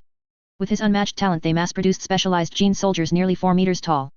With Ostro's bodily modifications and Mk1 power armor obtained from Neos' Thunder Warriors, they developed the ML1 armor exclusive to Martian's Legion and rolled it out in quantity. With the specialized gene soldiers and the Jedi Sith warband working together, the Nordic wasteland was swiftly unified. Meanwhile to the west, the tyrant king that speaks not ruled Albia, eyeing the newly improved Nordic wasteland, he lusted after the land. To the east, the Caucasus wasteland was governed by a viceroy from the Tech barbarian realms, who likewise coveted the Nordic wasteland. To them, Martian's numerically small legion was a negligible foe. Thanks to Ostro's persuasive whitewashing, Martian once a chaos-worshipping priest king no longer raved, his saintly behavior looked merely ridiculous in their eyes. Both sides held off marching into the Nordic wasteland only because they knew each other too well. Martian's legion they dismissed as an ant they could crush at any time. Their mutual standoff bought Ostro and Martian a precious window of stable development. During this lull, drawing on his own traits and Martian's rapidly mastered gene craft, Ostro engineered a mist-white gene creature. Its body was woven from pure psychic power drawn from his source. The beings could channel that inner might to summon lightning storms in the sky. When two merged they birthed a colossal individual capable of spawning a black hole in the air. Named for their ominous nature, they were called Bane Spectres. To carve out greater living space on war-torn Terra, and lacking the aid of his secret drive legion, Ostro once again activated a world anchor gateway, intending to seek solutions in another world. Meanwhile Terra itself entered an era of total war, every faction scrambling for the slimmest chance of survival. Chapter 68 Departing for a New World. The Nordic wasteland should now be called the Nordic Grassland. During the Golden Age, Ostro had acquired weed seeds that, after modification by the Serena gene cult on the moon, could survive in far harsher environments. Deep in the Nordic grassland, a colossal high-tech fortress had been erected. Inside the Jedi Sith temple, in a private chamber reserved for Ostro, Martian had returned from the front lines. Rapid expansion wasn't always a good thing. On Ostro's advice, the Martian Legion now focused on restoring production, boosting population, attracting refugees, and building up their base. For now, the powerful enemies to the east and west had shelved their plans to attack the Nordic grassland, deterred by each other and by threats closer to home. Their attention had shifted to the Himalayan mountains. The sudden rise of a new power there already felt like a menace. Inside the temple, Ostro briefed Martian on avoiding conflict with the Himalayan force. During this window of relative stability, development took priority. Once everything was arranged, Ostro once again used the world anchor to set off for a new world. Stepping through the portal, he felt as though he were back in the warmer world, yet the clear sky and warm sun on his skin struck him as absurd. He was certain he'd reached a new world, so why did everything feel eerily familiar? Shrugging it off, he summoned his sage's body, now his sage guardian mech, its brain control unit driven entirely by his consciousness. If necessary, he could still climb inside to survive threats flesh couldn't handle, the vacuum of space, lethal planetary environments, and the like. The moment the sage guardian mech appeared, its environmental monitor shrieked. The radiation alarm warned Ostro that the scanner detected intense radiation blanketing the area. No wonder it feels familiar, he thought. Looking around, he recognized the wreckage of nuclear-powered cars but had no idea what year it was. With no particular goal, he began to wander. While strolling, he spotted a familiar robot drifting lazily toward him, a General Atomics Mr. Handy, a versatile model common throughout the wasteland. Have you seen my master? The robot asked, its voice quavering. What's your master's name? Ostro replied cautiously. My mistress is Nora, my master is Nate. And little Sean, he's so small. I'm worried about him. My goodness, I've searched for ages, but I can't stray too far, I have to keep the house tidy. Sir, if you know where they are, please, tell me. Thank you. The heartfelt plea startled Ostro. Those half-remembered names snapped into focus. This was Fallout 4. He had to be standing in Sanctuary Hills, and the robot before him must be Codsworth. Sorry, I don't know, Ostro said, sensing the robot's rising despair. That's all right, sir. Would you like to come home for a bite? I could cook something nice. Codsworth sounded almost desperate for company, but Ostro still had tasks to finish. Sorry, I have things to do. I can't stay. Pity. If you head toward Concord, watch out, some rough types there wanted to scrap me, goodness. Codsworth kept chattering. Ostro bade him farewell. The lonely robot could ramble forever. Following the road while scanning the verge, Ostro finally spotted a narrow bridge over a brook. The path opened into a broad clearing lined with long dead skeletons. At the far end stood a metal hatch set into the ground, beside a small control shack. Inside, Ostro pressed a button, the hatch slid back to reveal a lift platform. From Codsworth's chatter, the protagonist hadn't yet awakened, but it should be soon. Concord had already seen visitors, most likely the so-called Minutemen. In other words, this was early game Fallout 4. Ostro rode the lift downward. Sunlight shafted through the gap above, forming a tyndall cone that dwindled to nothing as he descended into darkness. When the platform stopped and his eyes adjusted, he took stock. Everything in the vault felt solid, practical, and built to last. The air was fresh, with no stench of decay.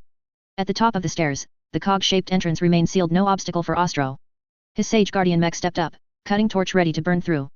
He didn't care about the noise. The only survivor inside was the protagonist, who male or female could help him clear any metaphorical plumbing. He had barely started welding when warning lights flashed and the cog door rolled aside to reveal a familiar figure, a woman in a form-fitting vault suit. "Hello," he began. Nora whipped up her gun, aiming at Ostro and the strange construct beside him. "Who are you? What's it like outside?"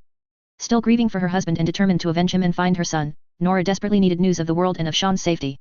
"Easy. Outside's complicated, you can see for yourself. I'm going in, mind stepping aside?" "Thanks." Perfect timing, he thought, the female protagonist would save him hours. Nora kept her weapon raised, eyeing the bizarre machine beside him. To her, this stranger looked no better than the man who had murdered her husband. Chapter 69, Friendly Fire. Nora's muzzle didn't move, it remained pointed at Ostro as before. Having not yet experienced the trials outside the vault, Nora wasn't exactly a battle-hardened warrior yet. So, when Ostro inadvertently took a step forward, Nora's finger pulled the trigger in her nervous state. Pshhh. The bullet pierced Ostro's chest. Perhaps because the person before him was an acquaintance in his consciousness, he hadn't activated his Chinook shield. Furthermore, he hadn't expected her to actually fire. Ostro's eyes widened, and with a thud, he fell straight back. The Sage Guardian mech he had released immediately shut down without his control. "That hurts a bit." As consciousness returned to Ostro, a sharp pain radiated from his chest. He hadn't expected her to shoot immediately, not even giving him a chance to speak. Staring up at the dilapidated ceiling, a familiar voice came from beside him. "Thank goodness, you're finally awake. Thank you for bringing Nora back. She told me to take good care of you. How are you feeling now? Does your chest still hurt? Maybe you don't know, but I actually don't know what pain feels like. I don't feel pain even when I'm attacked." Codsworth's voice chattered incessantly in Ostro's ear. Good, it seemed the female lead had brought him back. He was likely in her former home now, though he didn't know where she had run off to, leaving only Codsworth to look after him. It was highly probable that Codsworth had been lonely for far too long. Now that he had an acquaintance lying there to keep him company, he intended to say everything he'd missed out on over the last 210 years all at once. "Enough, Codsworth. Where did Nora go? Also, can you please stop talking? My chest doesn't hurt anymore, but my head is starting to." Ostro felt a bit helpless and could only think of a way to divert Codsworth's attention. Nora went to Concord. Sadly, Sean seems to be missing, and Nate's situation wasn't good. Nora must be very sad right now. "Does your head hurt? I'll find you some medicine. You probably don't know, but some people came here before. They were very lively after using some chems. Luckily, I kept what they left behind, and I'll give them to you now." "Great." Ostro's words had briefly diverted his attention, but now Codsworth's focus had shifted from his chest to his head, and he was about to bring him chems that had been sitting around for who knows how long. Just as Ostro was feeling a bit depressed, the barking of a dog came from outside the house, accompanied by the sound of people talking and heavy footsteps. "Hi, you're awake. I'm glad you're okay. I'm so sorry, I almost killed you." Nora spoke apologetically to Ostro, who was lying on the bed, feeling momentarily sentimental. This bed in her bedroom had been cobbled together with Codsworth's help. For now, they could only layer some fabric over the wooden boards to make Ostro slightly more comfortable. Because she had accidentally pulled the trigger in her nervousness and hit Ostro, the relatively inexperienced Nora still had enough kindness to carry him out. She had originally intended to call upon the person standing nearby, but discovered it was a strange mechanical creation that couldn't be communicated with. Not knowing how to control it, she could only perform basic bandaging on Ostro inside the vault before carrying him out, hoping to find help outside. However, seeing the desolate environment along the way, Nora likely realized what had happened. While walking toward her home, she encountered her acquaintance Codsworth. She hadn't expected him to survive the nuclear blast, which brought a sliver of comfort to the grieving Nora. From Codsworth, she also learned that she had been asleep for 210 years, which filled her with a momentary sense of dread. Fortunately, the bleeding Ostro forced her to divert her attention. With Codsworth's help, she settled Ostro into her house. Looking at the house Codsworth had maintained reasonably well, and her son's bedroom and small bed, Nora steeled herself. Now was not the time for sentimentality, she needed to find her child quickly. The saying "a mother is strong" was perfectly embodied by Nora. What followed was simple. After questioning Codsworth, Nora headed to Concord with a glimmer of hope, wishing to find someone to ask about her son's whereabouts. Eventually, she saw a dog at the Red Rocket truck stop, and under its guidance, she found a group of people trapped in a building by raiders and even acquired a suit of power armor. Nora's current attitude toward Ostro was actually related to Codsworth. Because Ostro had met Codsworth before seeing Nora and had kindly listened to his rambling for a while, Codsworth viewed him as a friendly person. Most people Codsworth encountered wanted to tear him apart before he could even get a few sentences out. Thank you. I'm sorry, I haven't introduced myself yet. I'm Nora. Nora reached out her hand to introduce herself. Ostro. Ostro also reached out his hand and gave his name. Meanwhile, through his mental link, he already knew his Sage Guardian mech had been left in the vault, he would just have to find time to retrieve it later. I've prepared some food for you. I'll bring it in later. You should rest first. After Nora finished speaking, she turned and left. The sounds of hammering and sawing were already coming from outside. It was likely the people Nora brought back repairing the damaged houses, as they intended to stay here temporarily. However, a familiar voice from outside made him almost lose his composure. Nora, I've heard some news. The residents of Tenpin's Bluff have asked us for help, so I need you to head there first to check out the details. This familiar voice, which made Ostro a bit agitated, made his trigger finger itch. He wanted to prop himself up to see through the broken window if the speaker's appearance matched the familiar voice. Just then, Codsworth's familiar voice intruded as he carried a bowl of unknown meat soup on a mechanical claw. Seeing Ostro propped halfway up, he firmly pushed him back down. Aha, no need to be so excited, sir. I will feed you. Seemingly having finally found someone to serve, Codsworth excitedly began to perform his original duties. He propped up Ostro's upper body with one arm while pouring the unknown meat soup into his mouth. From Codsworth's rambling, Ostro learned that the source of the soup was meat chunks taken from the giant flies Nora had cleared out of a nearby house. Chapter 70 The Wasteland Base. 10 days had passed since leaving Sanctuary Hills. While convalescing there, Codsworth, determined to speed his recovery, kept trudging out to catch radroaches and other nutritious vermin to boil into broth. Now, with his Geiger counter shrieking, he finally slipped away the moment he could walk again. Codsworth's zeal was more than he could stomach. He found a secluded spot nearby, cleared his rads by dying and resurrecting, and mended the gunshot wound in the process. As he left, he saw Mama Murphy on the porch, her unfocused eyes tracking Ostro until he vanished. After reclaiming the Sage Guardian mech, Ostro scoured Vault 111 from top to bottom, then departed Indiana the opposite direction. Locating a flat stretch of ground, he played to his strengths. From his unrestricted bag he produced prefabricated construction droids and broke ground on site. With carried resources and modular components, a serviceable fortress rose from the dirt. Unlike Star Wars World, this post-apocalyptic wasteland had, in his memory, almost no top-tier threats.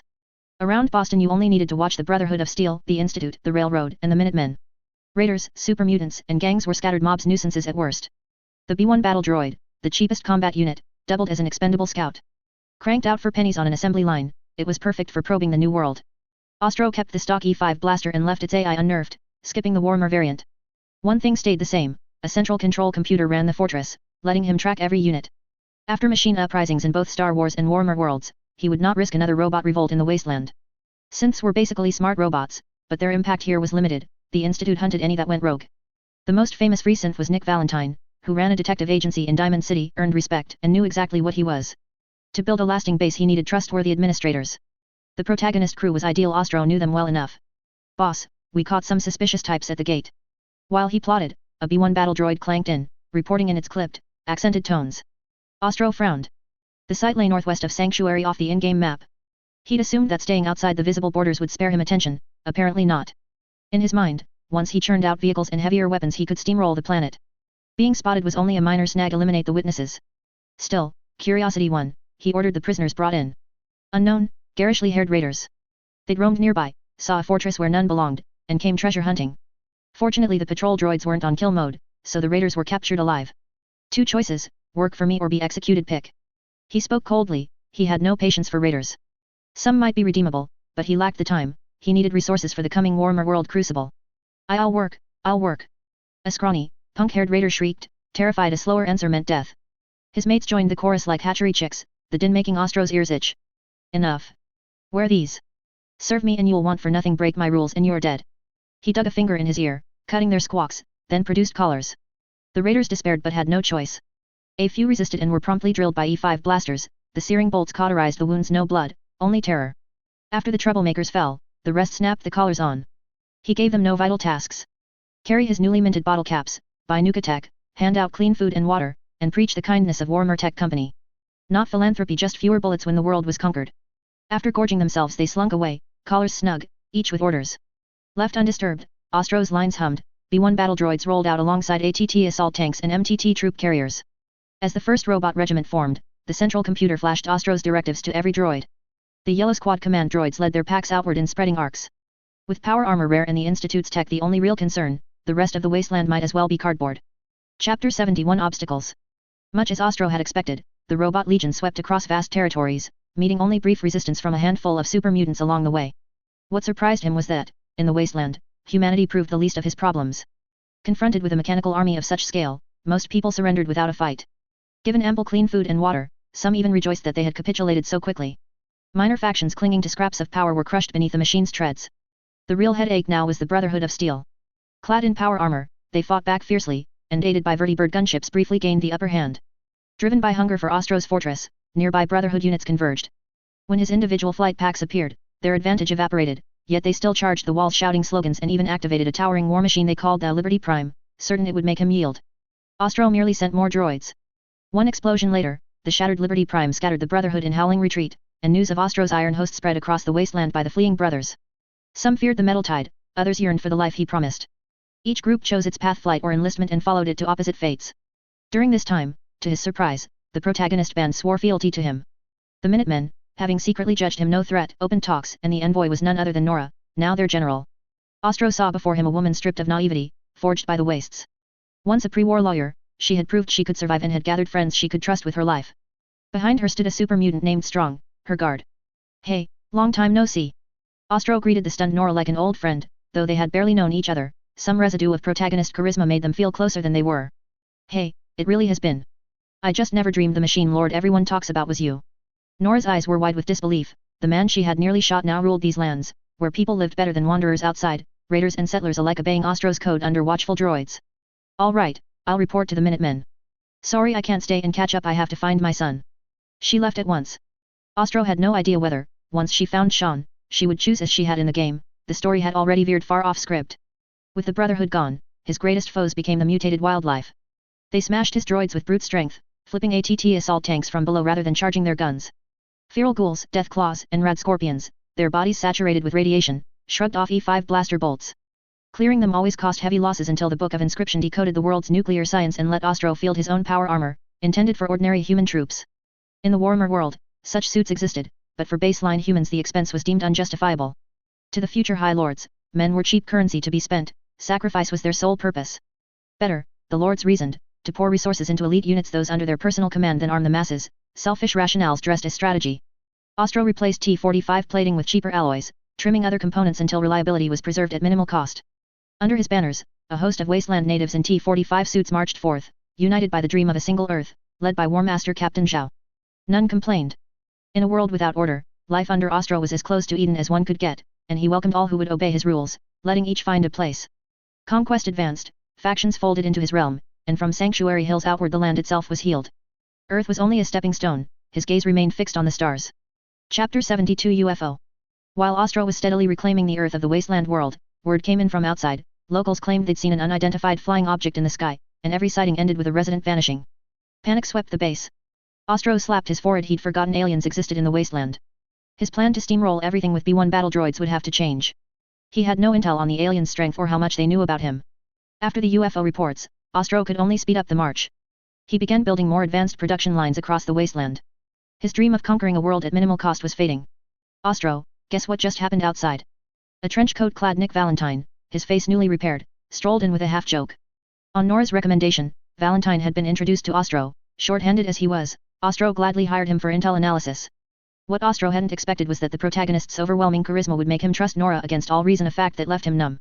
According to Valentine, a UFO had crashed in the distance, and nearby residents reported horrifying howls from a remote cave at night. Too frightened to enter, they'd only found the strange craft nearby. Ostro knew a wounded alien was hiding in that cave. Fortunately, the locals hadn't gone in. The creature had no interest in talking and would attack on sight. Without delay, Ostro gathered a team and set off with Valentine for the reported site. At the end of the crash-created fissure, they found a saucer-shaped craft. A cave mouth yawned nearby.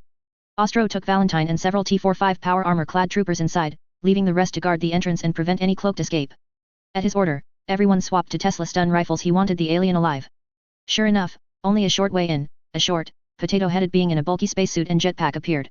It aimed a hairdryer-sized alien pistol and fired a glowing white sphere that struck a trooper in the middle. Thanks to his power armor, the man merely flew backward. Fire, watch the power setting. I want it alive.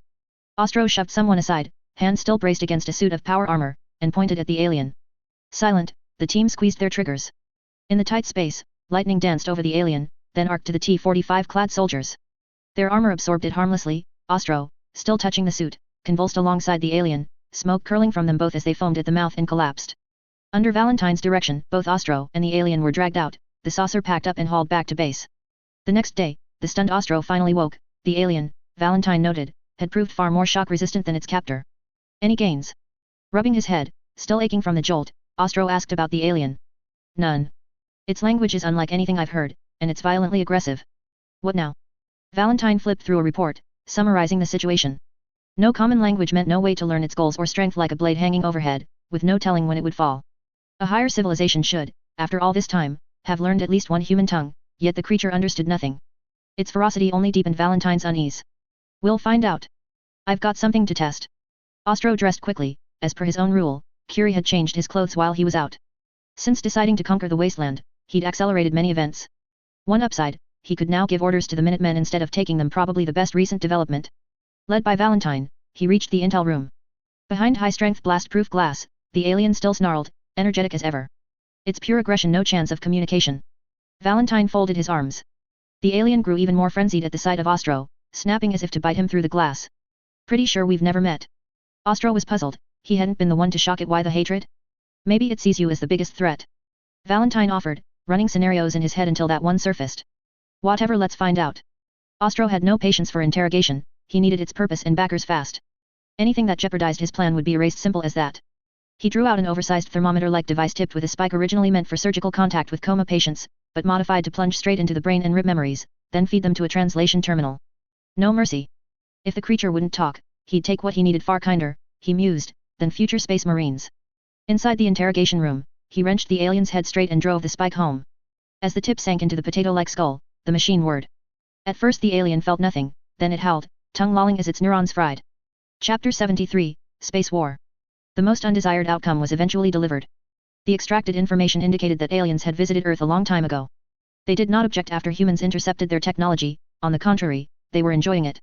They had been secretly monitoring human development and capturing humans for experiments.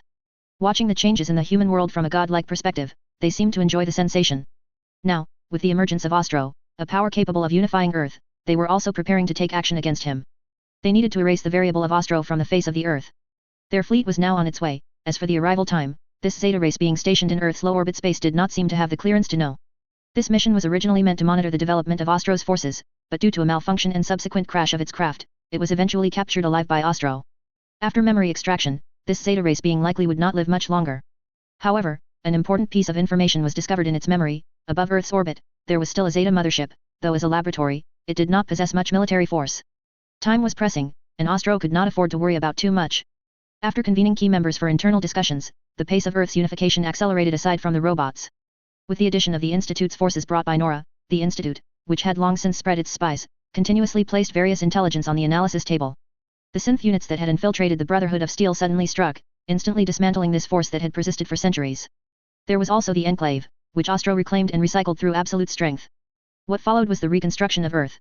Radiation was eliminated under Ostro's technical support, and samples of mutated species were collected and archived. The Iron Firmament was also established on Earth. The so-called space elevator was built, and starports and shipyards were constructed simultaneously. Having acquired technology from Star Wars, the warship assembly lines were mass-produced by intelligent production lines. The most numerous were the Munificent-class frigates piloted by robots. These cheap warships could be controlled by robots or humans. Consequently, a group of natives with good potential was found on Earth and sent to the starport for training. Ultimately, Ostro still did not quite trust the B-1 battle droid pilot models, because the underlying comical code in their brains performed too poorly in films. After conquering the Brotherhood of Steel and obtaining the original design blueprints for the T-60, Ostro redesigned it with superior armor. The X-01 even had small deflection fields and shields installed on its shoulder plates. At the same time, with everyone working together, weapons and ammunition were produced one after another on the assembly lines. Through the adapted Imperial Truth, the so-called United Front promoted in the Fallout world, Ostro instilled a mindset where everyone felt as if they had been given a shot of adrenaline, contributing themselves to the so-called unification of the universe. However, a massive threat was approaching. The army of the evil Zeta race beings, seeking to destroy humanity's destiny, had already set out for Earth. Thus, humans needed to take control of their own destiny to fight against the evil Zeta race beings. Under Ostro's impassioned speech, well, actually, Nora was responsible for the speech, while Ostro was responsible for being impassioned. It had to be said that the female lead's charm and luck were otherworldly, there was almost no questioning. When they saw Ostro could quickly produce complete sets of technology, not a single person had a doubt, as if it were exactly as it should be. Of course, Ostro would not go looking for trouble for himself. Training continued, and with the production of warships, the crowd soon welcomed their practical training. Originally, Ostro wanted to go wandering in the universe himself first, but without star charts, there were no navigational markers. Using the jump engine randomly would only bring trouble. Fortunately, the Zeta experimental mothership found near Earth brought him good news. After deciphering, Ostro obtained a portion of the star charts and human cryostasis technology. With this technology, Ostro could allow humans in the Fallout world to enter space for long-term exploration missions. If any civilization wishes to explore the universe, the primary concern is how to reach the destination within a lifetime, and then establish star markers to guide subsequent ships along safe directions and routes. Ostro did not stay long. Amidst everyone's expectations and worries, the alien fleet arrived while they were on high alert.